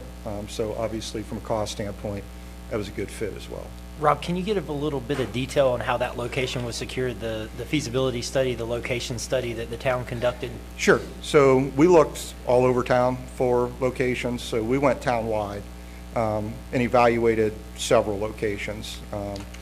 We looked at all the options where Concord was coming in. We had a consultant, W.K. Dixon, work with us on a water model to see where the best location would be. And we had narrowed it down to really a couple, 3 locations, which all ended up on the Rocky River corridor. And this location beat out the others for a couple of reasons. One, it was the highest, so it offered the shortest tower, which obviously reduces cost. It was also, by being able to put it in the back of the site, was the most hidden location, so this wasn't right up by the road. Provided some good security from people looking to mess around at the water tower, getting into your site, and spray painting, things like that.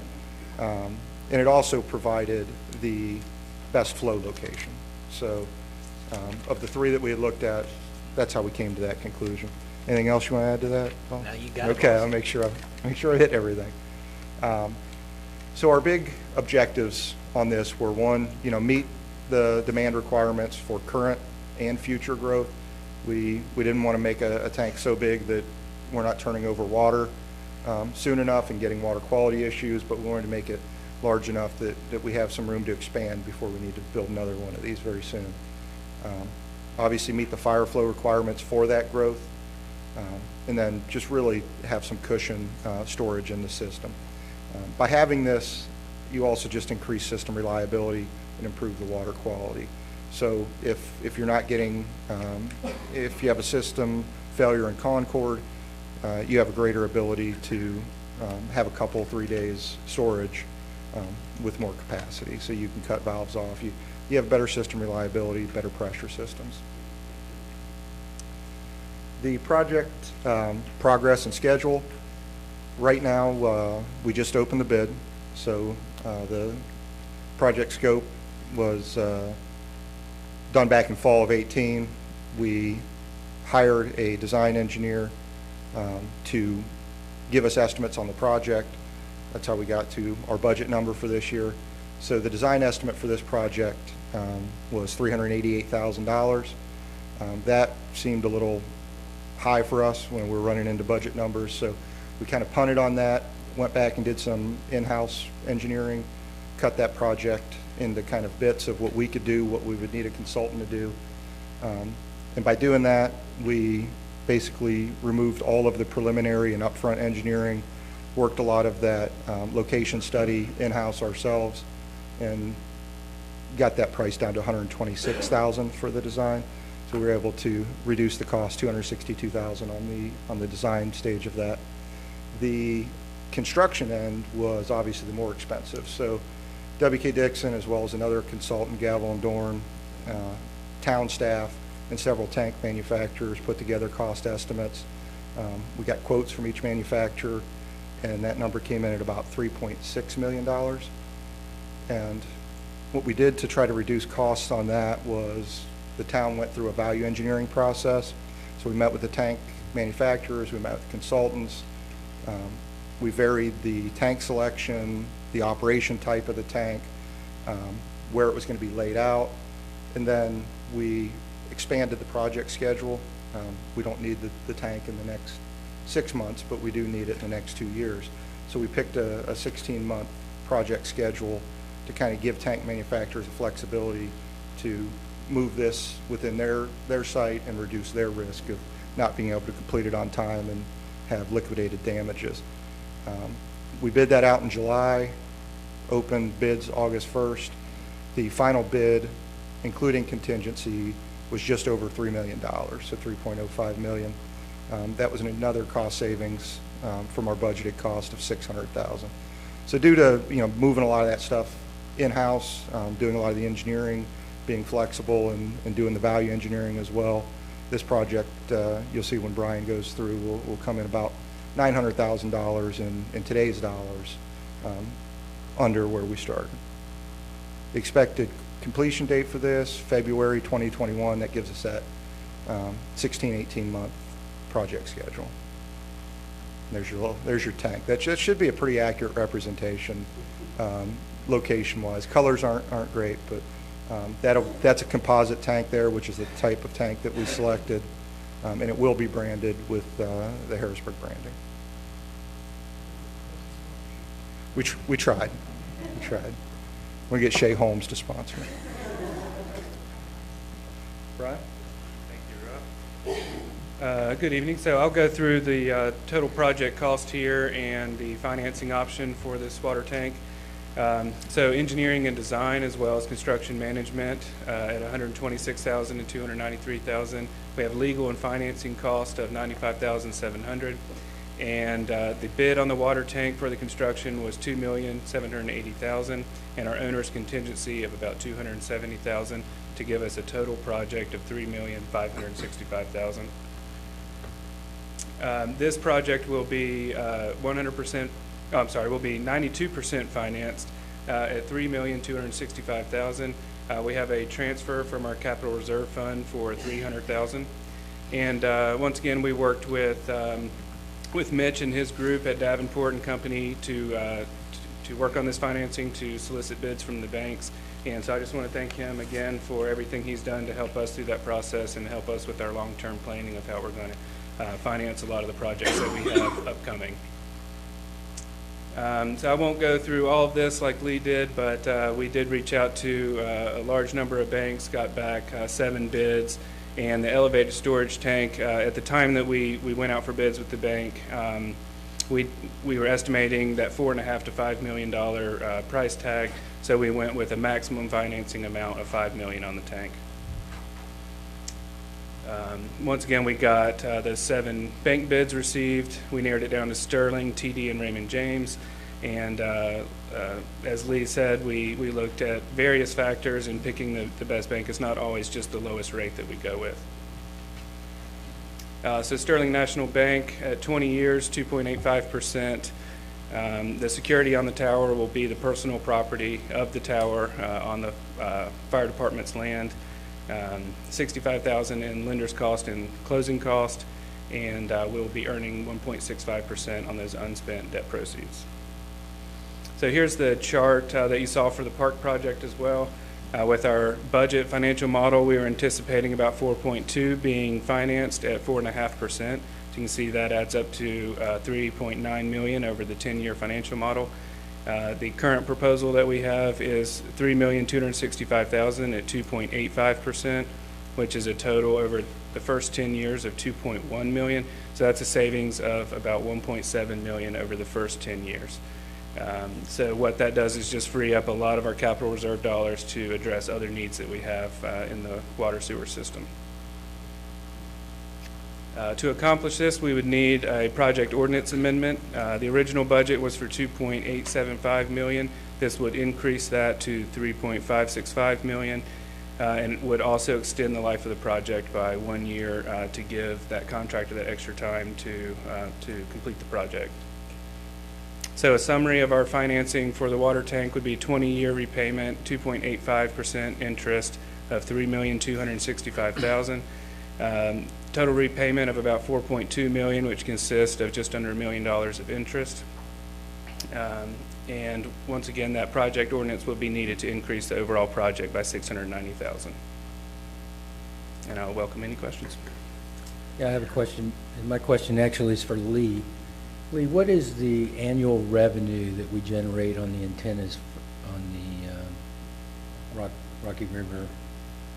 It's about $700,000 to $800,000 a year. So about $800,000 a year. So do we anticipate generating revenue equal to or greater than that on this particular unit? We hope it's closer so. to 485? Yes, sir, we hope so. Once taller. the tower gets up, hopefully we'll begin discussions with the various groups that we can have. Right now we've got AT&T, T-Mobile, and Verizon on our current tower. So we'll definitely be looking out to them for additional antennas in the new one as well. So it could be as high as $1 million a year. Yes, sir. Thank you. So a component of the development fee future would fall into this box, right? Can you explain, like, how do I look at this number and know that some portion or all of it is being paid for by the development that has already occurred, putting money into that future box? Yeah, so you're speaking to the system development charges. System development charges are a fee that developers pay, mostly developers pay. Some new homeowners some homeowners could pay it if they, for instance, added an irrigation meter on their site. But most of it is generated by new development. So as new development comes in, we hear a lot from the public. We want to make sure that the new development is paying for the water and sewer infrastructure expansion and extension that goes on. And I want to assure you they are. They are paying 100% of those costs of expansion. So when we look at expansion type projects, a new water tank will allow us to expand our system capacity. So a very, very large portion, I don't want to commit to 100% of it, but I would say a very large majority of the debt service payment associated with this water tower will be paid by revenues generated by those system development fees. Thank you. Any other questions? That helps relieve the pressure on the water and sewer ratepayer. So if you're a monthly bill payer now, you can be assured that this almost $4 million that we have associated with this project, it's not really going to be funded for out of your monthly bill that you pay to us. These are going to be paid by system development dollars that are paid to us by developers. Can you tell us the system development charge per home currently? The system development charge per home is listed in our fee schedule, and I It's can't about quote it off the bat, $6,800 or but it's somewhere? about $4,000 a unit for water and about $3,000 a unit for sewer, So about give or take a $7,000. couple $100. So about $7,000. Close enough for me. Yeah, close enough for government math. So about $7,000 per unit. So every new home that's built, The developer will pay about $7,000 to the town for that unit. And that helps us prepare our system for that future capacity that those users will need. And just for clarification, before Troy gets too excited, or maybe I should get more excited, I think Lee gave us a number for the 10-year for $800,000. I think we get $80,000 a year, or do we get them $800,000 a year out of cell phone leases? I think it was like $2,500 a month. It's about $80,000 a Yeah, year. okay. I thought we were going with the full. He was over here spending money, and I just wanted to slow him down. Sorry. He just bought another amphitheater.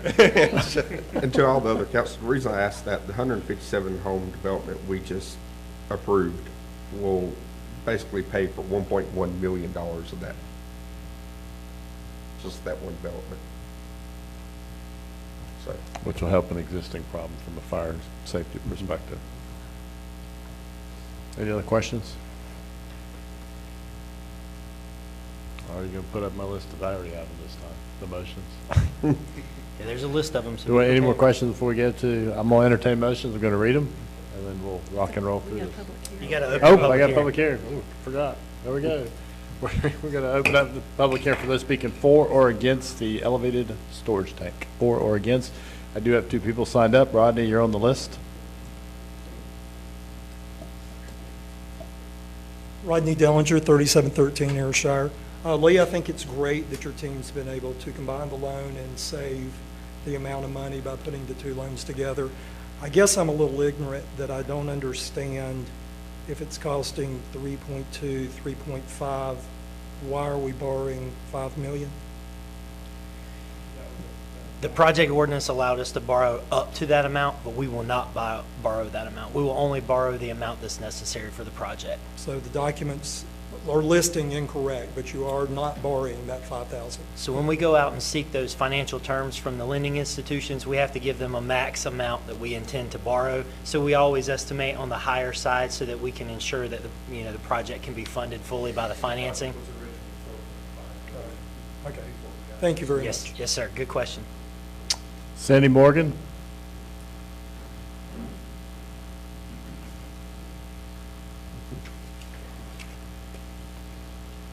I don't usually talk this much, but, okay, a few years ago, you had a water tower on Rocky River Road.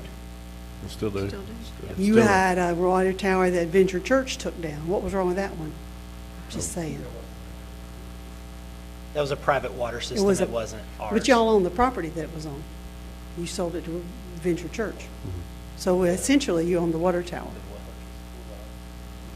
That was on the water system that wasn't tied to ours. But you still own the water tower because you own the property. Yeah, my understanding, so yes, we did purchase that water tower as part of our acquisition of Cabarrus Woods and all that water system out that way. My understanding was that the size of that water tower was so small, it was smaller than the one that we had on Rocky River Road, that it wasn't big enough to ever provide us any additional assistance for what we needed. So we determined that we would sell that, and then it was later decommissioned by Venture Church. So Okay. that was the reason, it was just too small. Just wondering. Thank you. Anyone else wishing to speak in for or against elevated water tank? For or against? Hearing none, we'll close the public hearing, go to council for consideration. Hang on, we got a whole bunch of motions again. All right, the first motion to approve the attached project ordinance amendment to increase the total cost of the project to $3,565 million and extend the term of the project to June 30th, 2021. Got a motion on the floor, properly seconded. Any more discussion? All in favor, say aye. Aye. Opposed?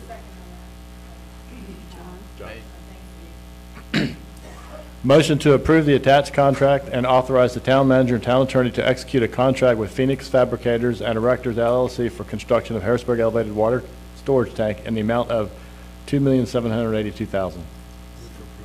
Got a motion on the floor? Second. Properly seconded. All in favor, say aye. Aye. Motion carries. Motion to award the financing of this project to Sterling National Bank for an amount not to exceed $3,265,000 with a 20-year repayment period at an interest rate of 2.85%. So moved. Got a motion on the floor, properly seconded. All in favor, say aye. Aye. Motion to approve the attached resolution of findings authorizing the town to enter into an installment finance agreement with Sterling National Bank and for staff to apply to the LGC for financing approval. So moved. A motion on the floor? Second. Properly second. All in favor, say aye. Aye. Motion carried.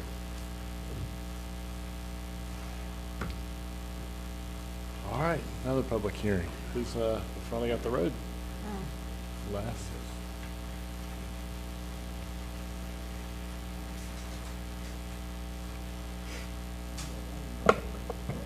Good evening again. The public hearing in front of you is to consider changing the name of Forest Street to Gamble McClure Lane. If you recall, we had this agenda at our June meeting, and because of some arguments among the family members on what name to choose, we could not decide at that meeting. So we got a petition back from Barbara, so this time it's Gamble McClure Lane. So just the original petition was to Old McClure Lane. Just to give a little bit of a history, the whole conversation was they didn't like the idea of calling it old compared to the new generation being on Forest Street. So we could not agree on that, so I had to go back to Cabarrus County addressing to find out if Gamble McClure Lane was available, so it is.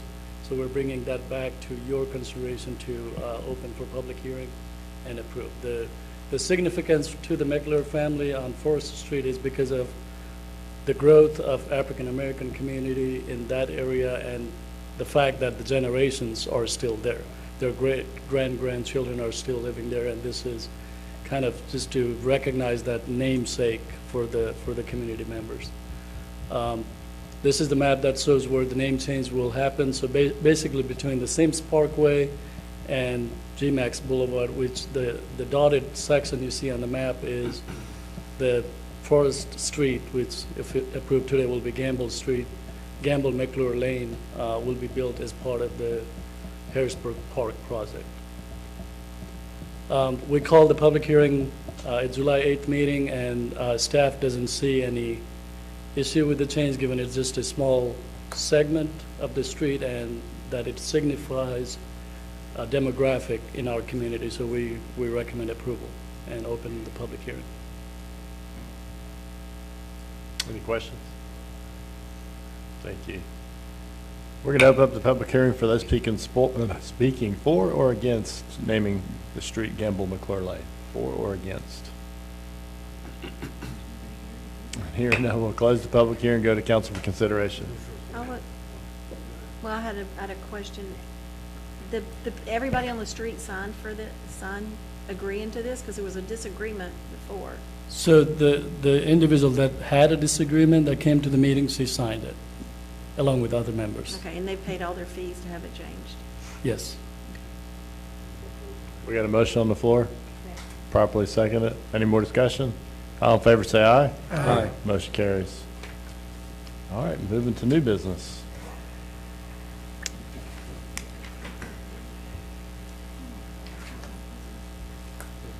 All right, Mayor and Council, as he's loading up the PowerPoint presentation that I want to present, this new business item is consideration of a memorandum of understanding and funding approval for the town to move forward with a partnership with multiple parties on establishing a passenger rail station in Harrisburg. So just want to give a project overview and historical reference for the conversations that took place and how we got to tonight's memorandum of understanding. So the notes here says since 2015, the town of Harrisburg, North Carolina Railroad Company, which you'll hear me refer to as NCRR throughout the rest of the presentation, as well as NCDOT's rail division, have been discussing the possibility of locating a passenger rail station in Harrisburg to meet the growing demands of rail access north of Charlotte Center City. These conversations have actually gone on back as far as 2012.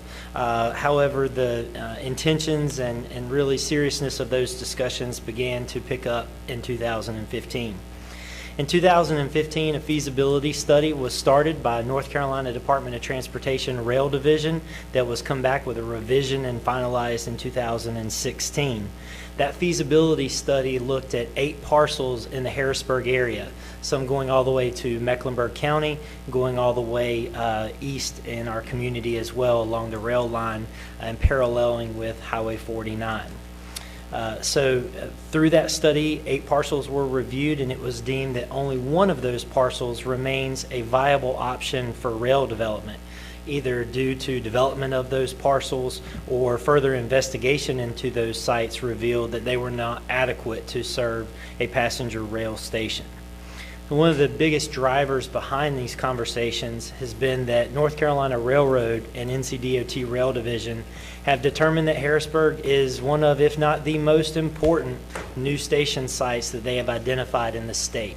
So again, the growing presence of Charlotte and the University City area, the major attractions that we have close by to us in terms of UNC Charlotte, the Charlotte Motor Speedway, and again, just the growth of the Harrisburg community have made this a very attractive potential location for an intercity passenger rail station. And so we are at the top of their list in terms of priority.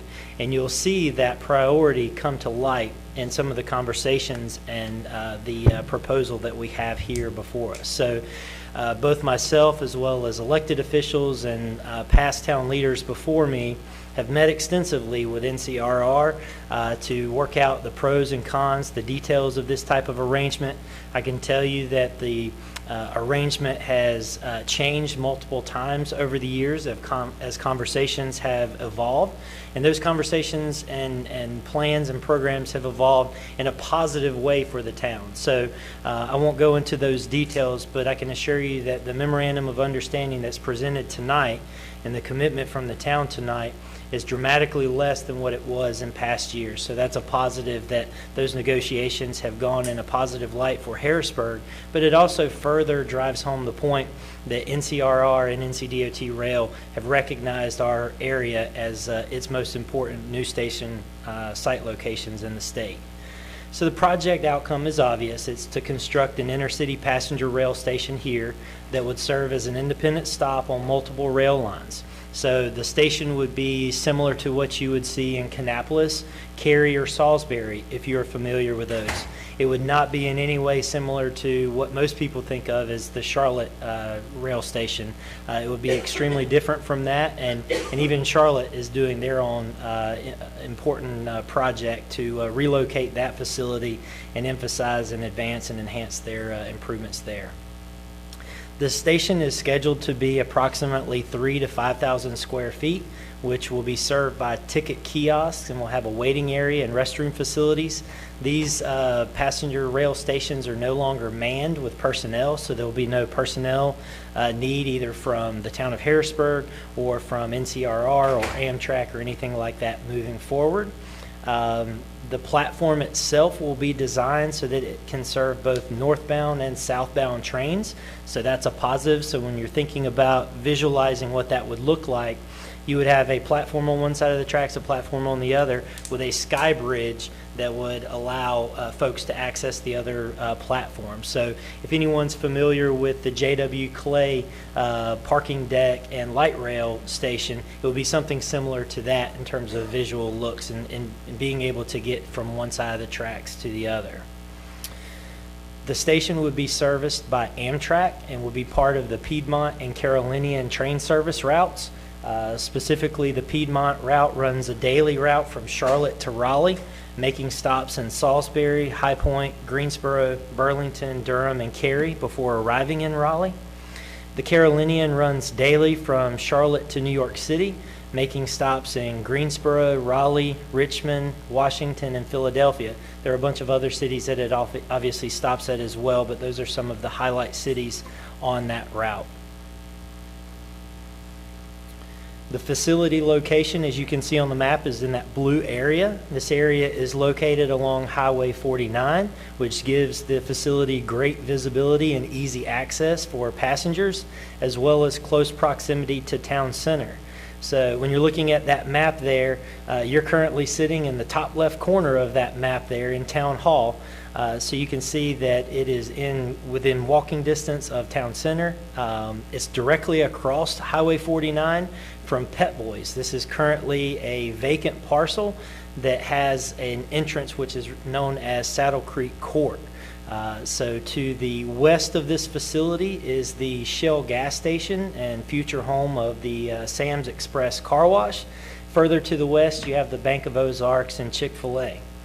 Going to the east along 49, there's currently just a vacant parcel there until you reach the new Saddle Creek signalized intersection that was recently completed by NCDOT. To the south of this parcel, you have Saddle Creek Logistics and CSE Productions as two of the main users of those sites to the south. There are also 3 residential homes there on the, again, southwest of this parcel. Those 3 homes are served by Rose Cottage Lane, and actually one of those property owners is here tonight. Again, so you can see the location there. Hopefully that gives a good description of where this is at.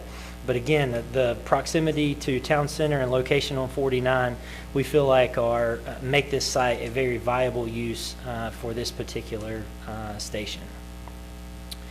As conversations progressed with NCRR about the location of a train station in town, one of the things that was always very important to the town was to ensure that we were getting really the best bang for any investment that we might make in this project, and to try to come up with another way for this center to serve our community. So again, we tossed around a bunch of different possibilities, a bunch of different opportunities, wanting to ensure that if any town funding was utilized, that it was done and could be justified in that manner. So as part of our conversations as they advanced, North Carolina Railroad has agreed to allow the town to construct an additional 2,000 to 2,500 square feet as part of the train station facility. The space could be used as the town desires moving forward, but we've identified a particular use and a particular need that we feel like will really take advantage of the station as well as the location, and that is to house the Cabarrus County Sheriff's Department Harrisburg Division at this location. So currently our deputies, we have about 15 deputies that work for us on a daily basis. They are currently housed in the administration building of the fire department off of Moorhead Road. So they currently have a space of about 200 square feet. 200 square feet for 15 officers. So there's certainly a recognized need for additional space for them. And so what we intend to do is to utilize that 2,000 to 2,500 square feet as part of the train facility to give them appropriate office space to operate out of. We also feel like we believe it solves a very important concern that we hear from the citizens, is the public safety aspect of having a train station in your community. And so we feel like having the law enforcement agency there, whether it's Cabarrus County Sheriff's Department or any other future law enforcement division that we may have, we feel like it's a good opportunity and a good home for them moving forward. And NCRR supports our efforts in that. So we looked at the benefits and the risks associated with this project. And so these are just some of them that we were able to clearly identify, but the top 2 are the most important. They're the reason why you move forward with this. The first one is that it provides the community with an alternative mode of transportation to regional cities along the Atlantic coast. One thing that we've often talked about as the council reviewed this is that this is a decision that you don't necessarily make for 2019. This is a decision that you make for 2029 and 2049 and 2069. That the impacts of this decision to the community will be a long time viewed in the eyes of our community, but they'll be impactful in ways that we don't even understand here tonight as we're making this decision. But again, just having that alternative mode of transportation to offer to our community, we feel like is a benefit to us. The dual service capacity of the facility also addresses a need that we currently have with our law enforcement division. And so we feel like that, again, the community can feel very positive about the investment that the town makes on this facility being utilized, and a sole reason for that being associated with the law enforcement division. Now, the space will be designed so that we won't have to be restricted in using it as a law enforcement division. We may want to utilize that space as a community rental space or even potential retail opportunity in the long-term future. So right now, we're committed to it housing the law enforcement division, but know that it will not be just developed for that. There is potential for long-term expansion and use associated with that. One of the things that you can, type into Google real quick, you can understand how transit-oriented development can enhance economic development opportunities in a community. And we don't have any imaginations of significant development taking place around the train station specifically, but having an opportunity and having that rail access does give us economic development opportunities that we may not otherwise have. So when we look at town center development specifically, having the developer wants to attract a Class A office tenant to town center. And so when you're going out and you're meeting with these prospective businesses and trying to recruit them to your community, having access to rail where their employers or visitors or whoever may be able to get easily from Harrisburg to Raleigh or Harrisburg to DC, that opens up economic development opportunities that we don't currently have. Even looking further down the road at our Moorhead West area. Our Moorhead West area is the area between Moorhead Road and Mecklenburg County line. It's predominantly an undeveloped and inaccessible area of town right now. We mentioned it earlier in the transportation bond update that we see economic development opportunities there. And so having, again, this passenger rail station gives us the opportunity to go out and have that little bullet point there that says, yes, we've got passenger rail opportunities. Another enhancement is that it provides a sense of place or place making to a community that lacks a distinguishing feature or attraction. Historically, the town of Harrisburg has been impacted significantly by the location of a train depot here in town. It actually hangs on the back of the corner there, a picture distinguishing that development, and it was very important to placemaking in our community at that time.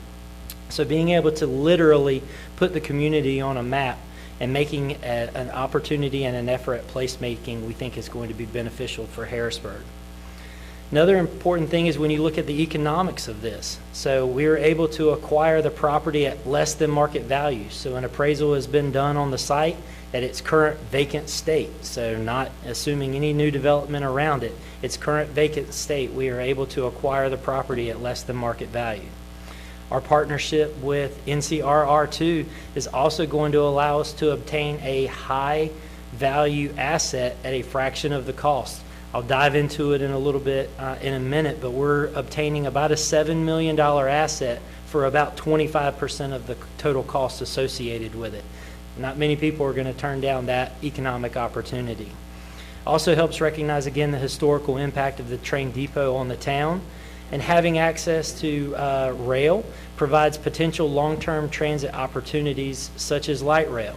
I want to heavily emphasize that in no way, shape, or form are we suggesting that light rail would come to this location or that it's in any way part of this. But one thing is important to recognize is that we are very limited on having rail access. So if we ever want to have future transit opportunities, we have to have rail access. And this project allows us that opportunity. So what are some of the risks associated with it? So one of the risks, you can look at this as a positive or a negative, is that this is a now or never decision for the town. Due to, again, the limited access for lots along the line, if the town does not pursue this project at this point, rail access may not be available to us again in the future. Certainly, the proposal that is before us from NCRR that we'll again detail in a little bit, that opportunity will go away if we deny it at this point. They have other interests. They have other communities that are willing to come to the table with a lot more funding than what Harrisburg is to achieve a passenger rail station. And so they want to turn their interest. They want to make sure that they get a new station in this area of the region. And so they will move on from considering Harrisburg. So really a now or never decision for the town. And that's a tough prospect to have from a municipal government standpoint. Another concern or risk is that we make an investment in this passenger rail station and it serves very few clients. So right now we estimate somewhere in the neighborhood of 10 to 20 riders per day in the early years, with expansion to potential 30 or plus riders in the future. High estimates could lead to as many as 80 passengers a day, but again, there's a risk that, well, maybe it just doesn't serve as many folks as we want. Ran that risk by our folks at NCRR, and there's real no concern of Amtrak pulling out or leaving if there's low attendance or low usership or ridership. So that was a very positive thing for us to hear. As long as NCDOT Rail Division and NCRR support and provide us access, rail access, Amtrak will serve that facility. Another concern or risk is that we end up moving forward with purchasing this parcel and not ultimately having a train station there via breach or end of contract by either the town or NCRR. Now, I don't think that this is a very high risk at all. I think that both NCRR and if the town decides tonight to move forward, both of those entities are committed to seeing this come to a reality. But I don't want to hide the fact that there is the opportunity that a breach or end of contract could come if there's information that comes available that we don't currently have at this moment. Again, highly unlikely, and there's nothing, no reason to believe that that would happen, but it certainly is still a risk. Another risk is that future opportunities or benefits are never achieved. So maybe ridership never reaches what we expect, or future rail access is never utilized for other things such as light rail. So those are just some of the risks that are identified with this project. One of the common themes that we've heard from residents is there a public safety concern of the project? So there is common thought that train stations derive unwanted activity and visitors. However, data from similar suburban train stations and in talking with managers of those communities, there's not really a direct correlation that would identify that or would suggest that it would cause it. Now, that's not, I'm not going to sit here and say that, you're never going to have unwanted activity or you're never going to have, homeless folks visit the train station. No one can guarantee that. We have a community with homeless folks that live amongst us. This building, for instance, we've walked in one morning and we've had homeless people sleeping in the hallway. So any public facility that is open to the public is going to have the risk of unwanted activity or unwanted visitors. But in no way do we feel like there is a concern associated with having train stops within our town and that driving any sort of unwanted activity or visitors. I saw on social media in the last couple of days that someone was concerned that someone would ride into town and hop off the train and murder someone and hop on the train and ride back off. And I just don't think that that is a reality. I think that's just something out of the movies that someone has thought of. And again, there's no direct correlation. I've had many conversations with managers from municipalities that have suburban train stations, and that data just doesn't exist. Train hopping is also not a common problem amongst trains. Again, these trains move in and out of their stations very quickly. It does require a ticket to board that train. So anyone accessing the platform of the train, again, must be a paid ticket holder, but that doesn't mean that the public couldn't also get out there on the platform. We don't want to misinform anyone or give that suggestion of it being this, fenced-in area, because it will certainly be available to the public. But they'll utilize security cameras and gates that will help limit access to those certain areas, and the facility will be shut down and closed outside of train operating hours. We do feel that the station's proximity and visibility to Highway 49 will also limit the desire and ability for loiterers to engage in unwanted activity. That was a problem that we had with some of the other sites that we looked at, is that they were off of Highway 49, or, for instance, one of the locations was in Harrisburg Park. And we just felt like that the visibility of those areas would maybe potentially allow for unwanted activity that we didn't want. And then, of course, the addition of the Sheriff's Deputies facility within that, we feel like is going to be a major deterrent and address any public safety concerns that may come about. So diving into the Memorandum of Understanding, I'm just going to go over at a high level what that document says. Again, it's our guiding document for the town, North Carolina Railroad Company, NCDOT, Norfolk Southern, and Amtrak that outlines the responsibilities of each party. So North Carolina Railroad has agreed to fund up to $6 million for the construction of the station, including facility, platform, skybridge, parking lot, driveway, utilities, and all requirements to meet town building standards and code requirements. I want to emphasize on their behalf that this is the first time they have ever agreed to fund the construction of a passenger rail station. North Carolina Railroad Company, just to give you a historical reference of who they are not a government entity. They at one time were established as a government entity, and basically they own the ground under which the rail lines sit from Charlotte to Morehead City in the state of North Carolina. They are a privately operated company, though, that leases their land and their tracks to Norfolk Southern, who manages those tracks. So Norfolk Southern comes in, manages, maintains, operates the rail lines and the cars that travel on those lines. So North Carolina Railroad has never moved forward with the actual physical construction of a passenger rail station, but they are so committed and so energized by the prospects of the Harrisburg location that they are willing to do something unprecedented for themselves and fund the construction costs associated with the station itself. So NCRR will be responsible for the initial site acquisition, so they'll go purchase the property, and then they'll be responsible for the construction of the property. The reason that they will acquire the site is because they're the ones that are going to do the construction. So from an insurance and just building technicality standpoint, it's easier for them to maintain ownership of the site and as they build that project. They'll also acquire any necessary approvals with Amtrak, Norfolk Southern, and NCDOT Rail to complete this project. They'll complete all of the necessary environmental, deed, title, and closing requirements for the land acquisition, which they have already completed those items. And they'll coordinate with the town on the design and the layout of the facility, so the town will have a significant amount of input in what the station will look like, and then of course the layout and design of the community use space that the town will have for the law enforcement division. Upon completion of the project, they will turn ownership of the land and the facilities over to the town, except for the platform. So the platform will be maintained and owned by the railroad. Harrisburg will get ownership of the building, the land, and any of the amenities that are constructed on that land. So again, going back to they're committing a $6 million project that they're going to hand over to the keys to us upon completion. So Harrisburg's responsibilities. So we would be responsible for reimbursing NCRR for the purchase amount of the real property within 120 days of closing on the property. Right now, that negotiated purchase price for the parcel is $1.39 million. So again, $1.39 million associated with land acquisition. NC Railroad would come in behind us and construct a $6+ million project.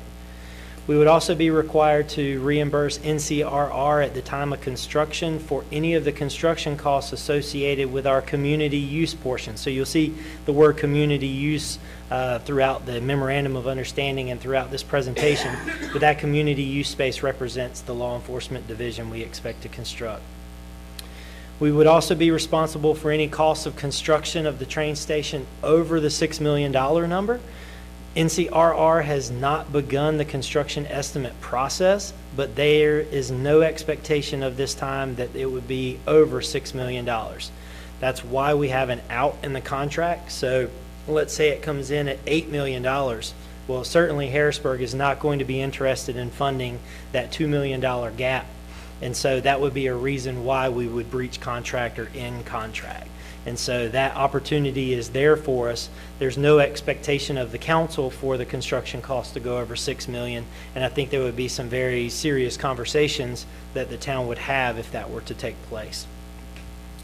Another responsibility for the town moving forward is that we would be responsible for maintaining and operating the building. Obviously, we would own it, so we would be responsible for the utilities, the landscaping, etc., associated with that building, as we would with any other facility that we would own and operate.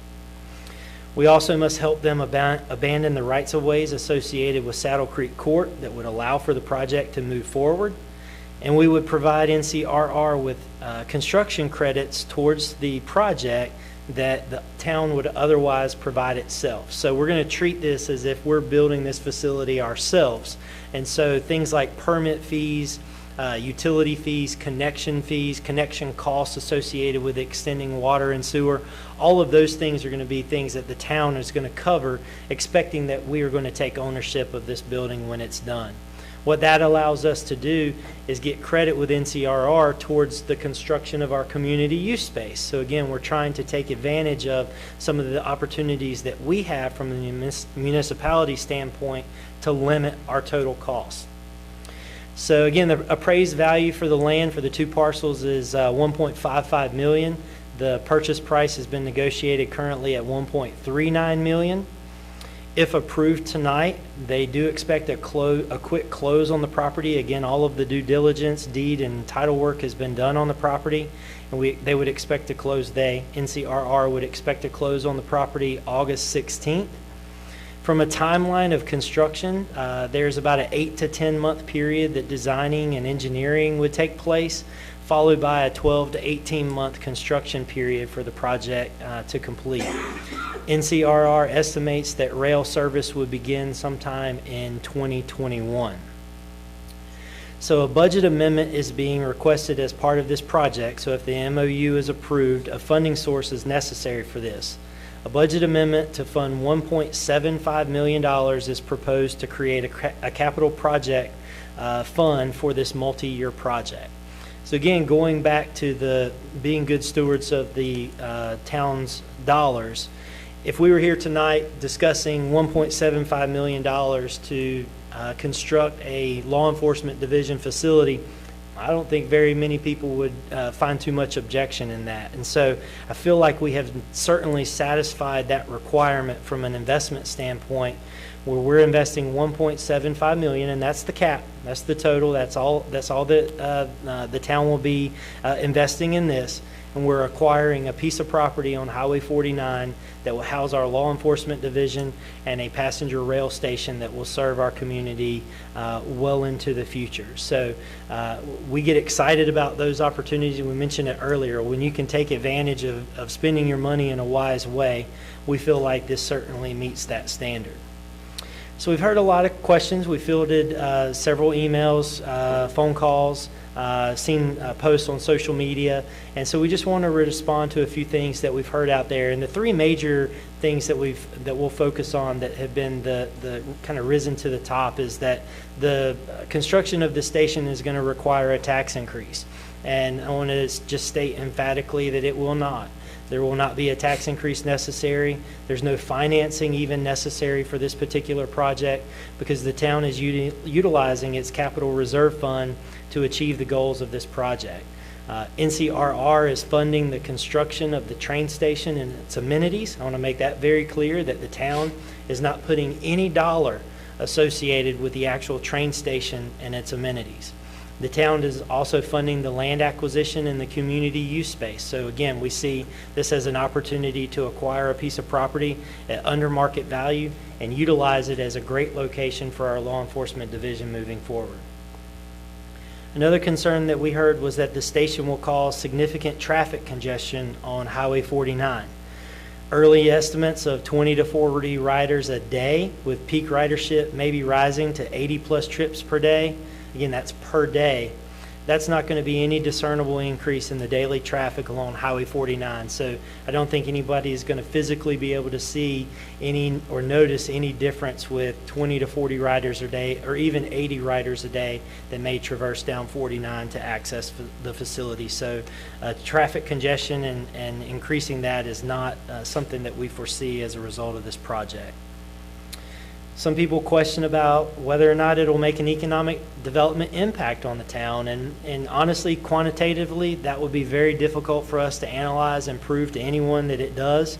But qualitatively, in speaking with developers and speaking with folks who are interested in seeing Town Center come to life, there's no doubt that they believe having access to a passenger rail station will entice and increase our opportunity to land Class A office and manufacturing development in the area. So with that, I will take any questions from council, and then I know we were going to give an opportunity to take questions from the public as well. Let me go first. My question is probably to Lee. So as an asset of the town, what is the current value of the old fire station number 2? Not what it's going to sell for, what's the current value? Just As far as what's on our books? yeah, what's on the books? Let's see. He'll look figure at that it. in just a He'll look second. it up and get back to you in just a second. That's fine. What's your second question? No, we're getting ready to sell it. Right. And that's going to go back in the general fund somewhere, right? Yeah, so the site that old fire station number 2 on it, we do plan to market and sell that property. And so any funds that we gain from that property will go back into our general fund that we can use how we wish. It's at least 300,000. So, Haynes, while I realize you've got listed here 816 closed, is there any room to extend that out? And the reason I ask that is some of the calls that I got in the last few days was, boy, this is a surprise. I'd like some kind of time to absorb it. What can you tell me?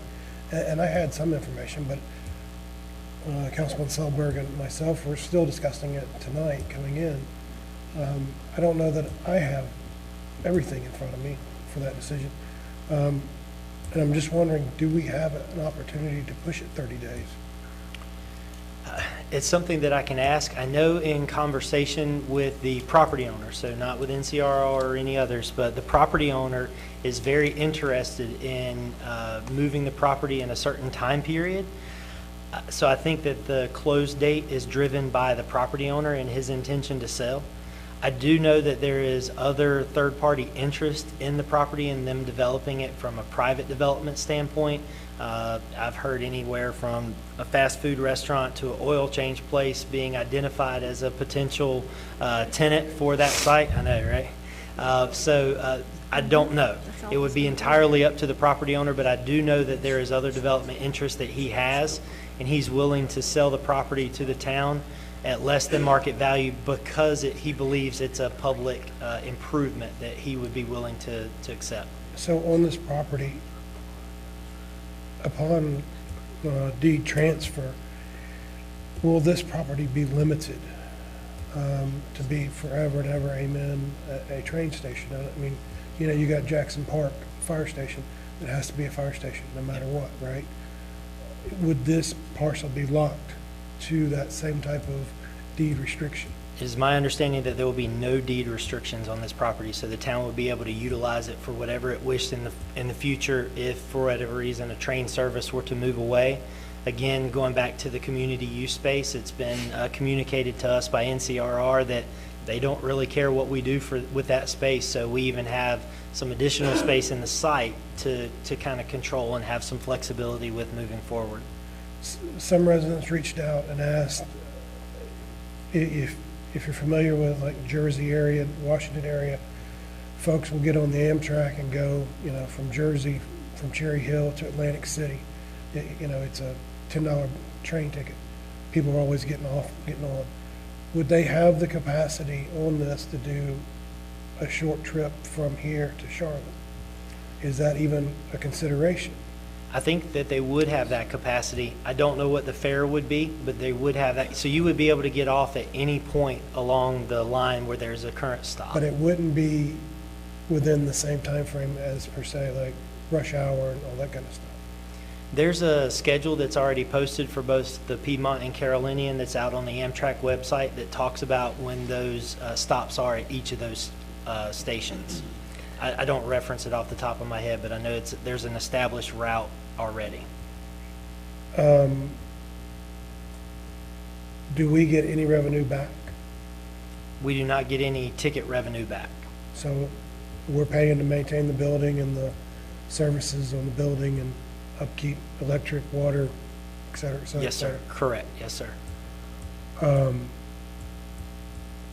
Why the difference between 1.39 and 1.75? That added community use space. So we have to go in and commit to purchasing the property. That's something North Carolina Railroad Company does not acquire property. So for them to be able to feel comfortable with moving forward with this project, the town had to cover the entire land acquisition costs associated with it. And that's where that credit comes in for, the permitting and the connections and things like that. Having those credits towards construction that ultimately NCRR will pay to move forward with, or they'll pay in terms of that credit to the town, that allows us to construct the 2,000 to 2,500 square foot community space that we're going to have associated with the project. I have two more questions. Yes, sir. Is Charlotte associated or tied in with this Blue Line, Lynx Line, any of those discussions happening right now? No, sir. And is there capacity to expand the existing space out there for more rail? I mean, because you're saying NCRR would build a ramp up and over. If another rail was added, would that be within that space, or it would be after that space? I wouldn't know until design kind of progressed on that, what additional track capacity would be left underneath that sky bridge. I think that's what you're asking. Right. Yeah. I mean, but that's why I said I would prefer we had 30 days just to kind of filter this out, get a little bit more information out to the residents, to people have a better understanding what it is. I mean, I get it. You get one shot at it, but it seems awful quick. Thank you. Any other questions? Is it going to be too much for us to be dealing with this, with all that projects we do? I think because NCRR will be the one that will be managing this, I think that we have the capacity, because it's not going to take really anything on our end other than input on the design, and we'll definitely want to rely on council's input. We may even reach out to the community input. We've talked about referencing the historical design of the old depot that was here in town. So once we get through the design element of it, I think, they're going to be the ones that will construct the facility. So I believe we have the staff capacity to manage it. I don't know, I think it's a great opportunity. We don't put a lot of money in. I think it's run, to your comments, I think if the rail connects to it, it'll connect to it at UNCC somewhere and then come up from there. I don't think that it would connect here because You're talking about light rail? Light rail. Oh, it's definitely not going to connect here at all. I think it would connect down there and come here. Well, that's where I was going with it. Connected. I think when I spoke to them way long ago, was this could possibly stop at a light rail stop, and they would have to get off and get on the light rail to go where they're going. And I think that's good. They suggested that wasn't a That's definite. as good as we can get.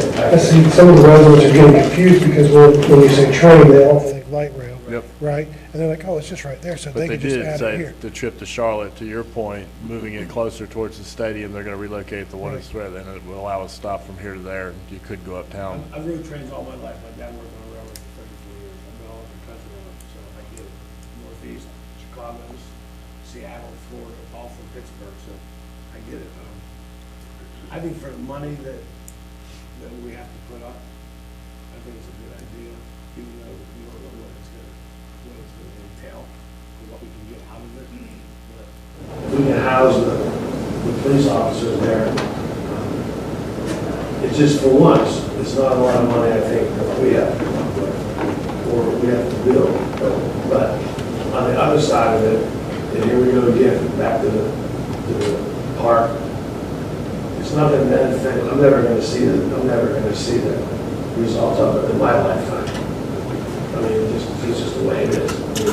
But I don't like the idea of where it's now or never, but I get it because there's two other parcels on both sides that if we don't get that parcel in the middle, well, they still can build what they want on either side, but we don't really need another oil change place or a trucker bar or something else that the lady wants to put there. I mean, it's the truth. It's not funny because that's what she said.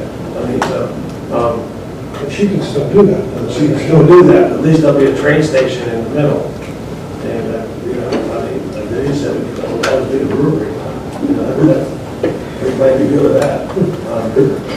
I just think it's something that, in our perspective up here, because we're elected by you guys, that we're just looking way down the road. And I think that's something that people should think with, because normally nobody looks down the road like that. And I don't really know how much shopkeeper's gonna be, how much bike is gonna be on there. I don't like the idea either, we have to do the same thing for the lights and everything else, but I think at some point in time, we have to look down the road. When I'm gone, that people will say, this council did that or whatever, I just think it's a good thing. If we had spent $5 million for it, there's no way to work it for it. For what we're getting out of how much we're putting into it, I think that, you know, just like people did in Harrisburg years ago, broke that park and other things here, I think it's definitely a plus for us. You know, 1.75, I mean, this is good for our building. Just to give reference on that, we've got some information, Mr. Selberg, from your question earlier. So the current on-the-book asset of old Fire Station 2 is $453,000. Just for reference to, you know, we're talking about $1.75 million for this facility here. We just recently spent over $5 million construction new Station 2 for the fire department. So from a bang for your buck perspective, if we went out and tried to develop our own facility, we'd probably be looking at a figure that's higher than what we're considering tonight. When, you know, I think this is a great project.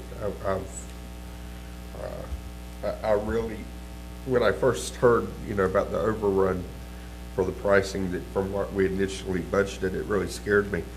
But after, you know, speaking with Haynes and getting some better clarification about being able to house our law enforcement center there, I think that answers so many problems that we have currently with space-wise, with potential for crime there. I think that's a major piece of it. We don't have to worry about cost overruns. When we put in our 1.75, we're done. You know, to look at long-term maintenance of the facility, you know, it's running lights on roughly a room this big all year long. And volunteers help clean that and take care of the spaces there. LED lights. So when you look at that though, you know, what's it really cost to run lights in a building or a room this size? It's pretty minimal in comparison to what we're gaining in a $6 million asset, really $7 million asset on the books. That's such a minimal cost. You know, I do think that Councilman Smith brought up a good point of, is there enough room there? You know, as discussions progress with NCRR, if we could look at making sure we've got enough room for at least 3 lanes there whenever they construct the facility, I think would be a good thing to make sure we don't build too close. But who knows what that looks like going forward. But overall, I think this is a good project. It's a small investment compared to what we're getting for it. Any other comments before we go to the public? So anyone wishing to speak, we'll just call it for or against. This is not a public hearing, so it's not formal. So if you want to come up and just get in line. Good late evening, my fellow council members. I'm going to cipher this as I go through it because you did answer some questions, but there still are questions. My name is Rodney Dellinger, and I live at 3713 Ayrshire Court, but y'all all know that by now. I said it so much. Thank you for the opportunity to address you this evening. It should always be allowed, and I thank you. So I, like many other Harrisburg residents, were quite surprised to see a vote for a Harrisburg rail station on tonight's agenda.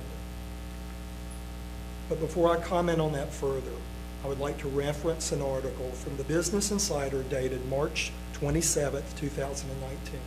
That's 4.5 months ago, just 4.5 months ago. The article basically starts off and says that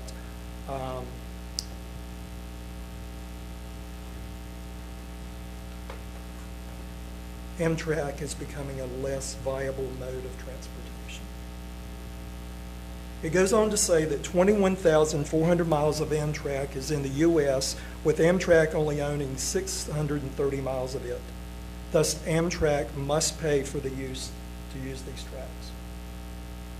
Amtrak reported for 2016 an unaudited operating loss of $227 million for 2017, and the company's fiscal report had a total revenue of $3.3 billion with an operating loss of $194,000 in 2017, but that still was not enough to make Amtrak profitable. In fact, Amtrak has not been profitable since its establishment in 1970 and 71, and today remains subsidized by the government. The Business Insider goes on to state that Amtrak operates around 300 tracks a day in 2017. Compare that to France, which operates 14,000 trains a day. France is smaller than the size of Texas. I have a friend who is familiar with France and visits there often due to family ties. He tells me that once a high-speed train starts a trip, it skips all the small rail stations along the track and only stops for the major cities. Will this proposed rail station eventually get ignored by Amtrak, and at whose expense? Moving on with your presentation, it did mention light rail, and I think that has confused a lot of people as understanding commuter rail, passenger rail, and light rail. You did talk on that tonight, so I'm just going to say let's continue not to muddy these discussions about the light rail, because I would hate to think that light rail would eventually come down 49 and change a 4-lane road to a 2-lane road. Just, I would hate to even imagine that, right? I would go on to say that the town's plan for an Amtrak station provides a building that requires upkeep and expenses with no income generating plan. Initial layout of $1.75 million from the town for anything over than $6 million. That's a lot of money. We've spent a lot of money tonight. What about the car traffic it might bring? I heard you address that, Haynes, but has there been a traffic study to go along with this proposal? It is interesting if you go back and look at the 2014 study, and it eliminated the Shamrock Road site immediately due to the NCDOT road project of realigning Shamrock Road. And what is being proposed right now is for it to go at the realignment. Furthermore, Harrisburg residents have not forgotten that from 2014 to 2016, the closing of roads and adding of bridges just so Amtrak could fly through Harrisburg. And now you want to stop this train in Harrisburg? I just don't understand as many of my neighbors don't. Let me stop there and go down another path. The public has only been made aware of this project since the posting of the town council agenda on Thursday, August the 8th. 4 days does not allow a proper time for an informed decision to be made.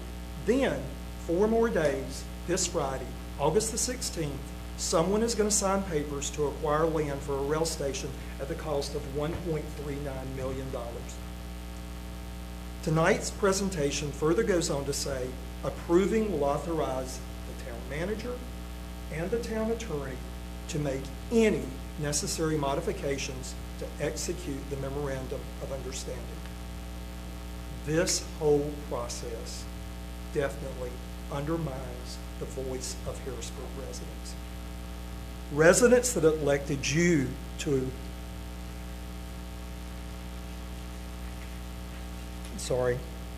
that elected you to represent them. However, as we know, you have been in closed sessions to entertain this idea. You are familiar with the project. This is the issue that the town council believes they have carte blanche authorization when it comes to running Harrisburg.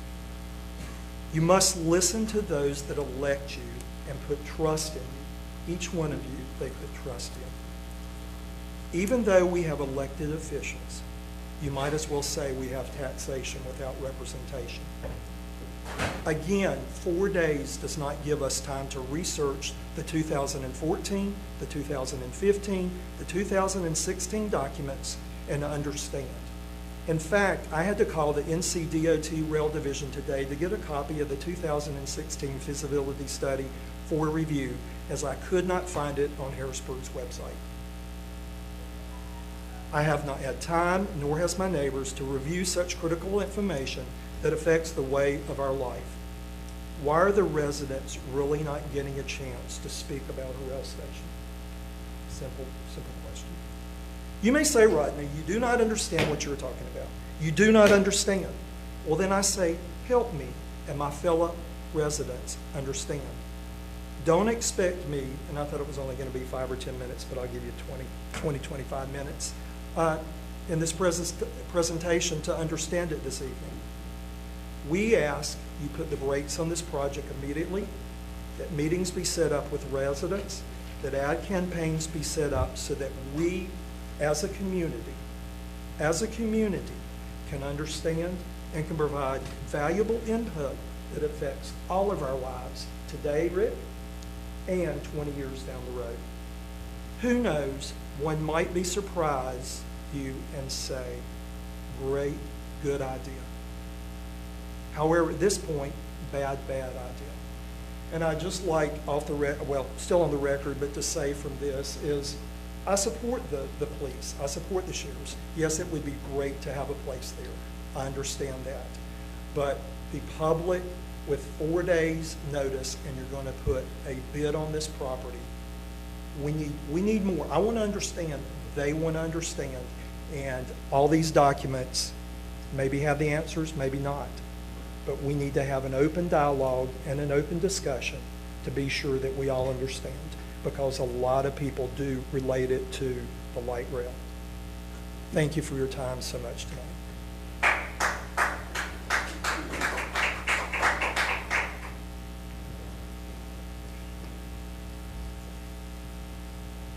My name is William Caudle. I live at 8359 Pompano Road. My family owns property adjacent to the plot in question. My mother still lives on the other side of the track from the proposed station, as well as my brother.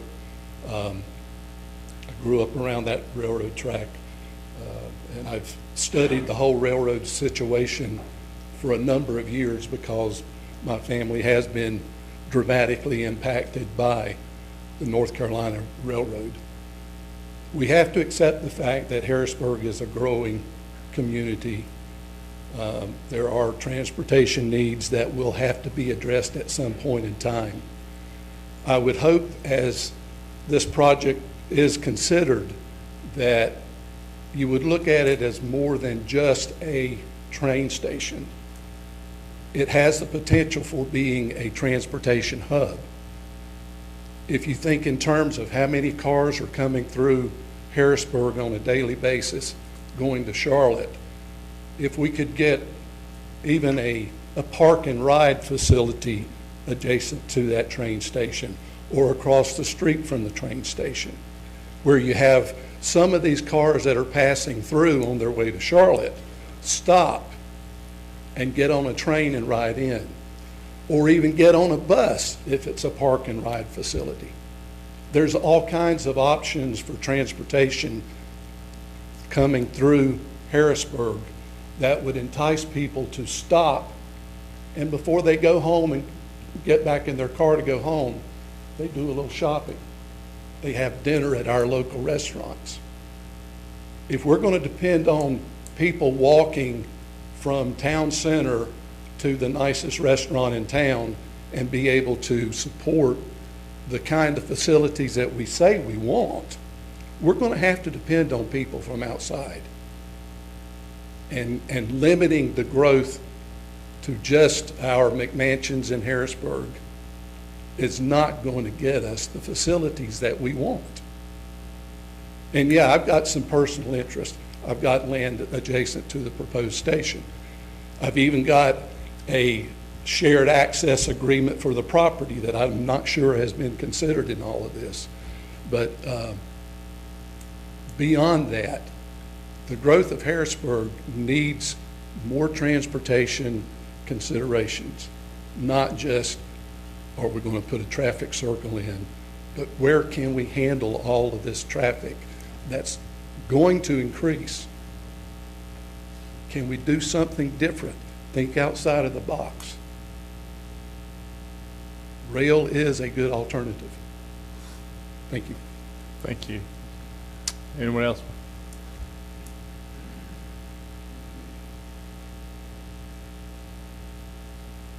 Hello, Ann.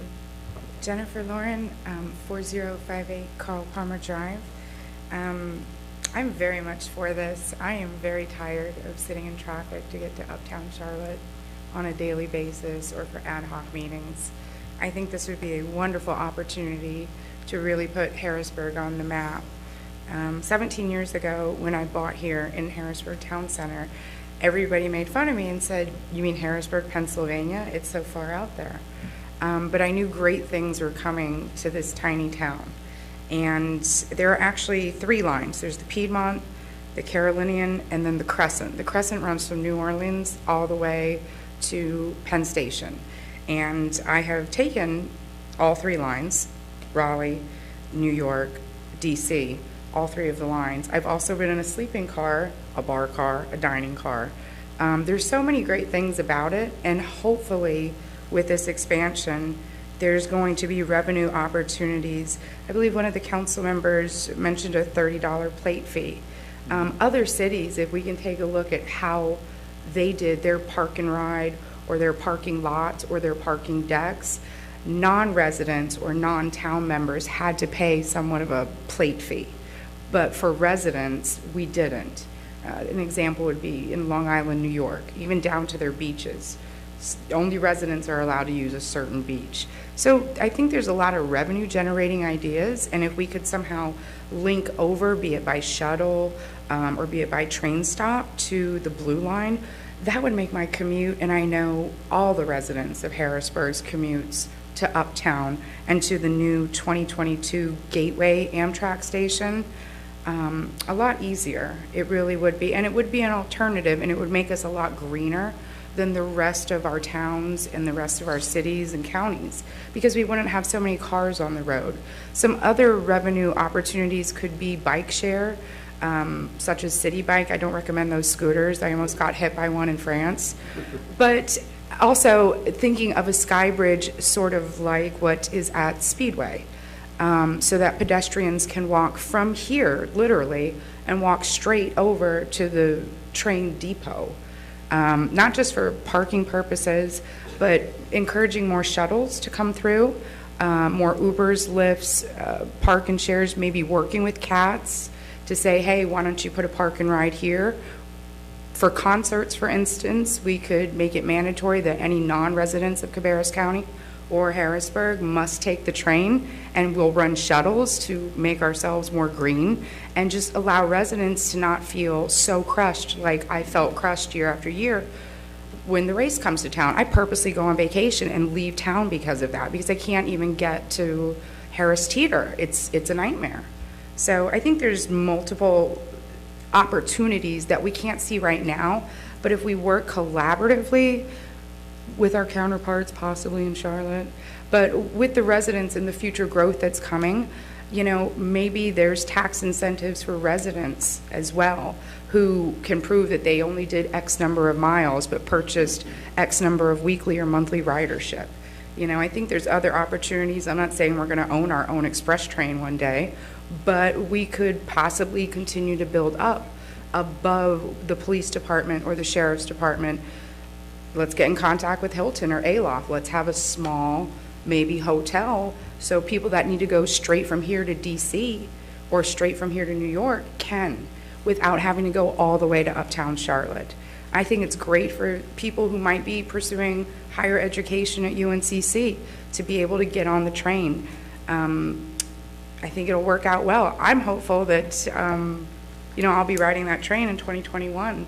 I think there's a lot of progress that can be made, and I'm hoping that you'll open up a forum or some sort of resident design committee or design review board where you will accept some input, and maybe we can study together other cities or towns, even countries, that have been more successful than we have in operating something like this. But I think there's a lot of revenue to be made, which maybe our taxes can go down a little bit. Thank you. Anyone else wishing to make a comment?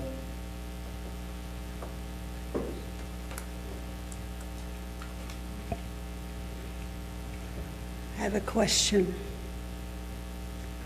Well, a statement first. Most stops are 10 to 20 minutes. I looked it up online. Most stops are 10 to 20 minutes. why did we endure the hell that we went through only to now make the train slower? That's my question. I don't get that. That's just beyond. If it stops here, I mean, it's not going to stop on a dime. It's going to take it a little bit to stop. Then it's got to load up. Then it's going to take it a little bit to get going.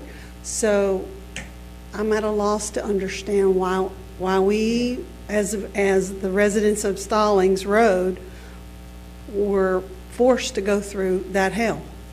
Yeah, so I think the easy answer to that is that the rail project just wasn't Harrisburg. You know, it was along the entire line so that the entire line could participate in that high-speed rail access. And high-speed rail isn't just associated with passenger rail as well, it's freight as well. So there are other opportunities that can be achieved for that. So I can't, now I'm not going to give a speech as to why, you know, high-speed rail came and why that's a good thing for the community, but I don't know that necessarily stopping the train in Harrisburg versus letting it continue to pass through, I don't know that that makes a difference as to why we should or should not consider this. It kind of does to us because, I mean, we've closed roads. You've funneled all that traffic now into that one area, which now it's going to be even worse. It just angers me. And I understand the benefits of it. I've ridden the train many times. I got stuck on a train because the track is owned by one company, the train is owned by another company, the staff comes in by another company. We had to wait for hours to bring in a staff because those guys had gone over their limit. I get it. It's not just all fun and games and a beautiful trip. It can be the trip from hell. I'm just saying, as a resident of Stallings, we seem to be the crap of Harrisburg because everything is falling on us. And I'm really tired tonight. I just want to go to bed, and I'm fighting off tears because I am so tired of being the shit of Harrisburg. Sorry. We are. Y'all do everything. Everything you do is just crap for Stallings Road. No, I'm not going to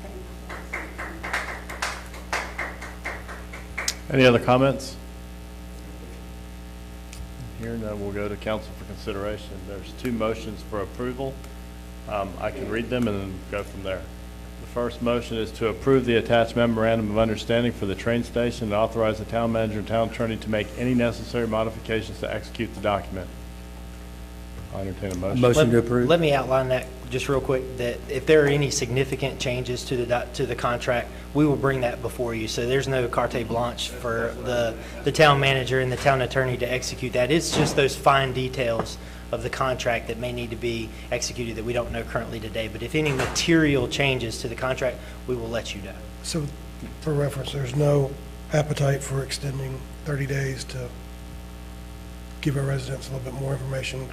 I can't answer what impact that might have on the project. I'm not, if maybe you'd asked me that 4 days ago or a month ago or 6 months ago, I could have executed that, but he's known about it for longer than 4 days.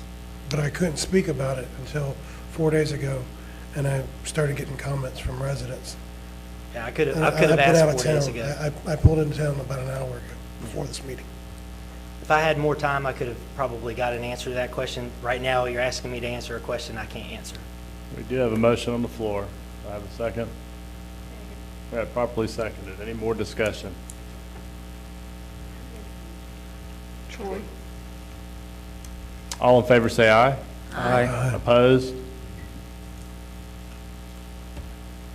Next one is to approve the attached project ordinance to create the capital project fund and related budget funding. Motion to approve. We got a motion on the floor? Second. Properly seconded. Any more discussion? All in favor say aye. Aye. Opposed? Motion carries.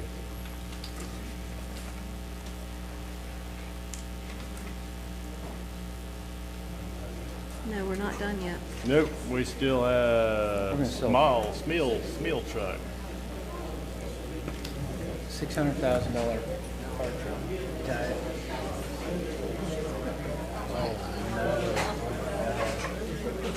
I'm sorry he doesn't understand.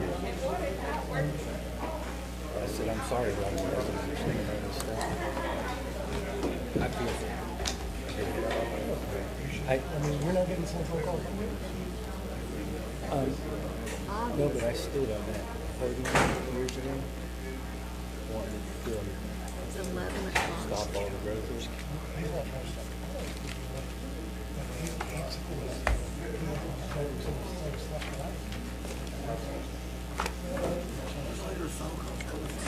Yeah, because everything I got is positive. Dude, I got All right, Brian, go for it. bad things. and that All right, our was- second item of new business tonight is consideration of a 2020 SMEAL fire truck.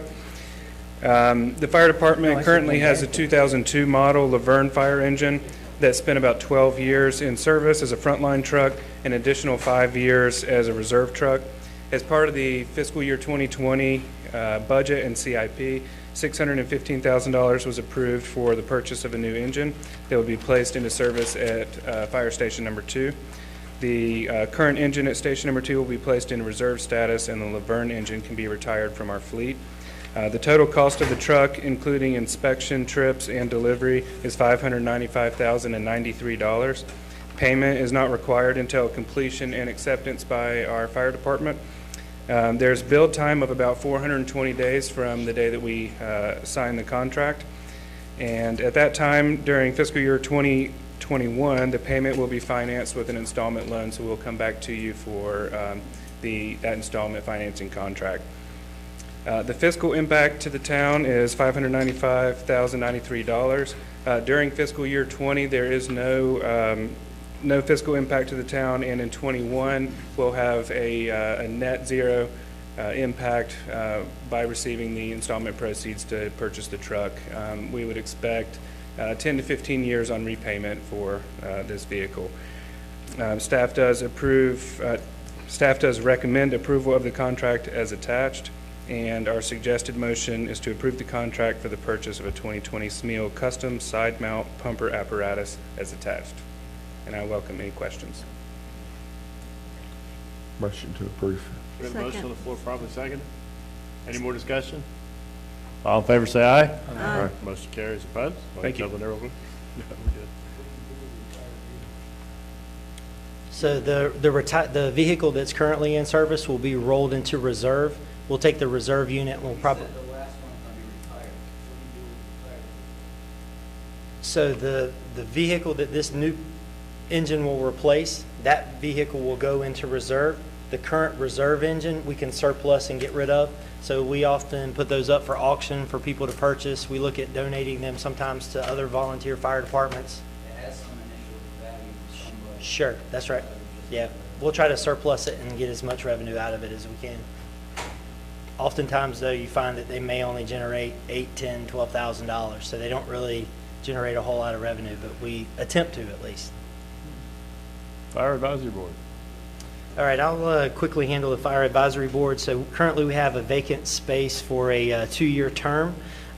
We advertised the open space there and had 2 applicants, one being Mr. Kennedy, who's currently serving on the board. His term actually just recently expired, as well as a new applicant by the name of Mike Mills. Mike Mills' application came in after our Fire Advisory Board last met, so they did not have an opportunity to personally interview him, but they reviewed his application and his resume and compared that with Mr. Kennedy's. The Fire Advisory Board brings to you a recommendation to appoint Mr. Kennedy to that 2-year vacant term. Got a motion on the floor? Second. Properly seconded. Any more discussion? All in favor, say aye. Aye. Motion carries. Planning and Zoning Board. Oh, we have a presentation. No, really?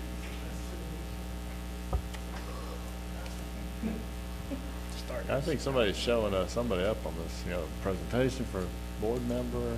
Where's our fire department over there? Brian, help me out here.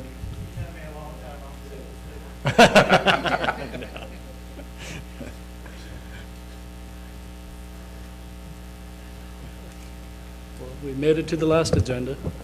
So the agenda in front of you is to make 2 appointments to the vacant positions on the Planning and Zoning Board. because of the term limit expiration as of June 30, 2019. We advertised for the vacant positions, opened the vacancy on June 18th, and we're accepting application until July 15th. We received 2 new applications and 1 application for reappointment. A 3-member committee from the planning board was created to interview the new application. One of them was reappointment, so the committee didn't feel like interviewing, and one of the candidates we had interviewed in the past round a few months ago.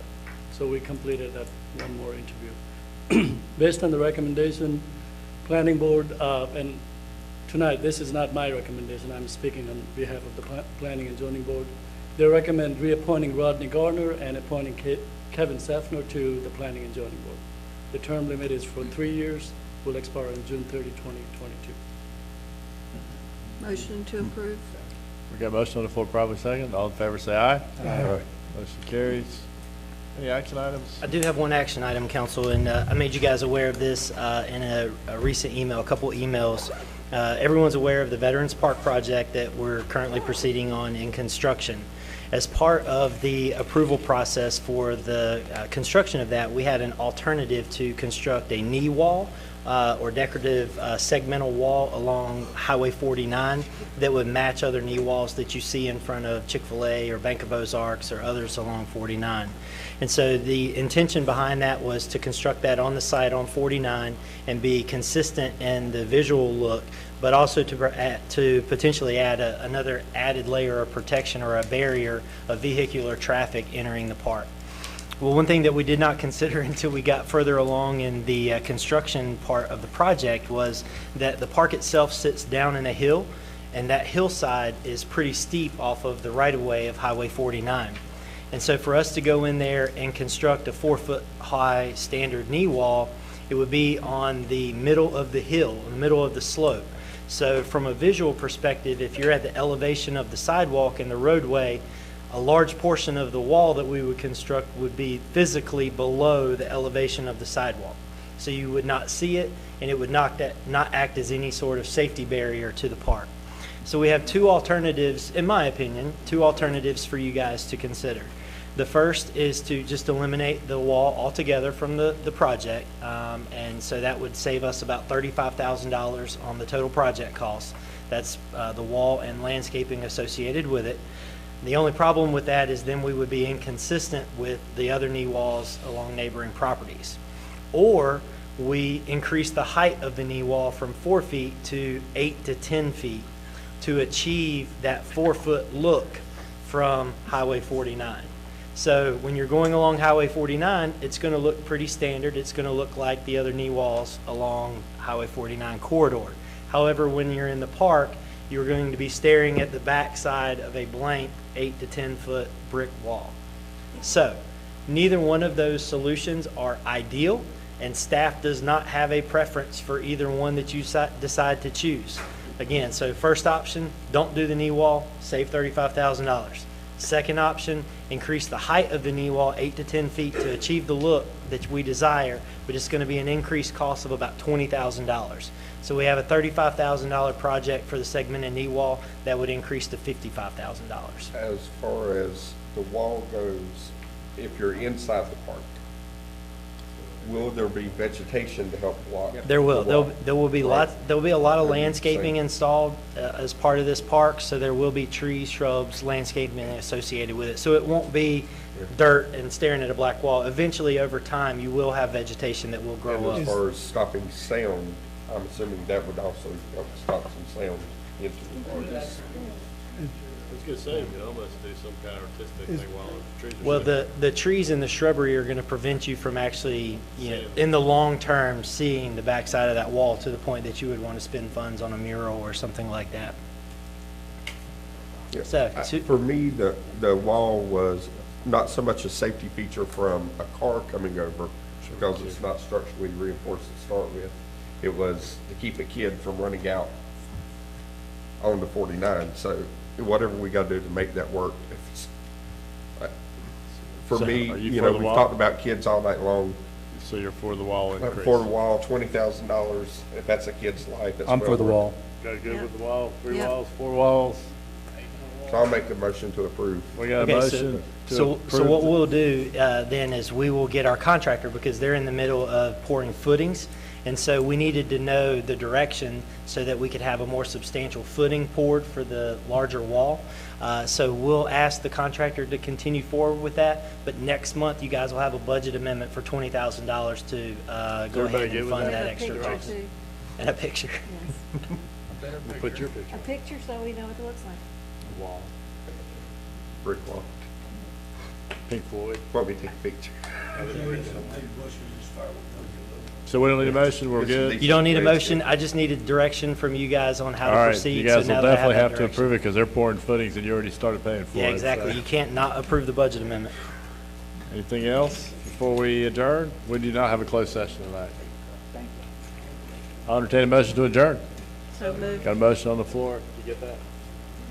All in favor, say aye. Motion carried. You didn't ask if nobody wasn't in favor.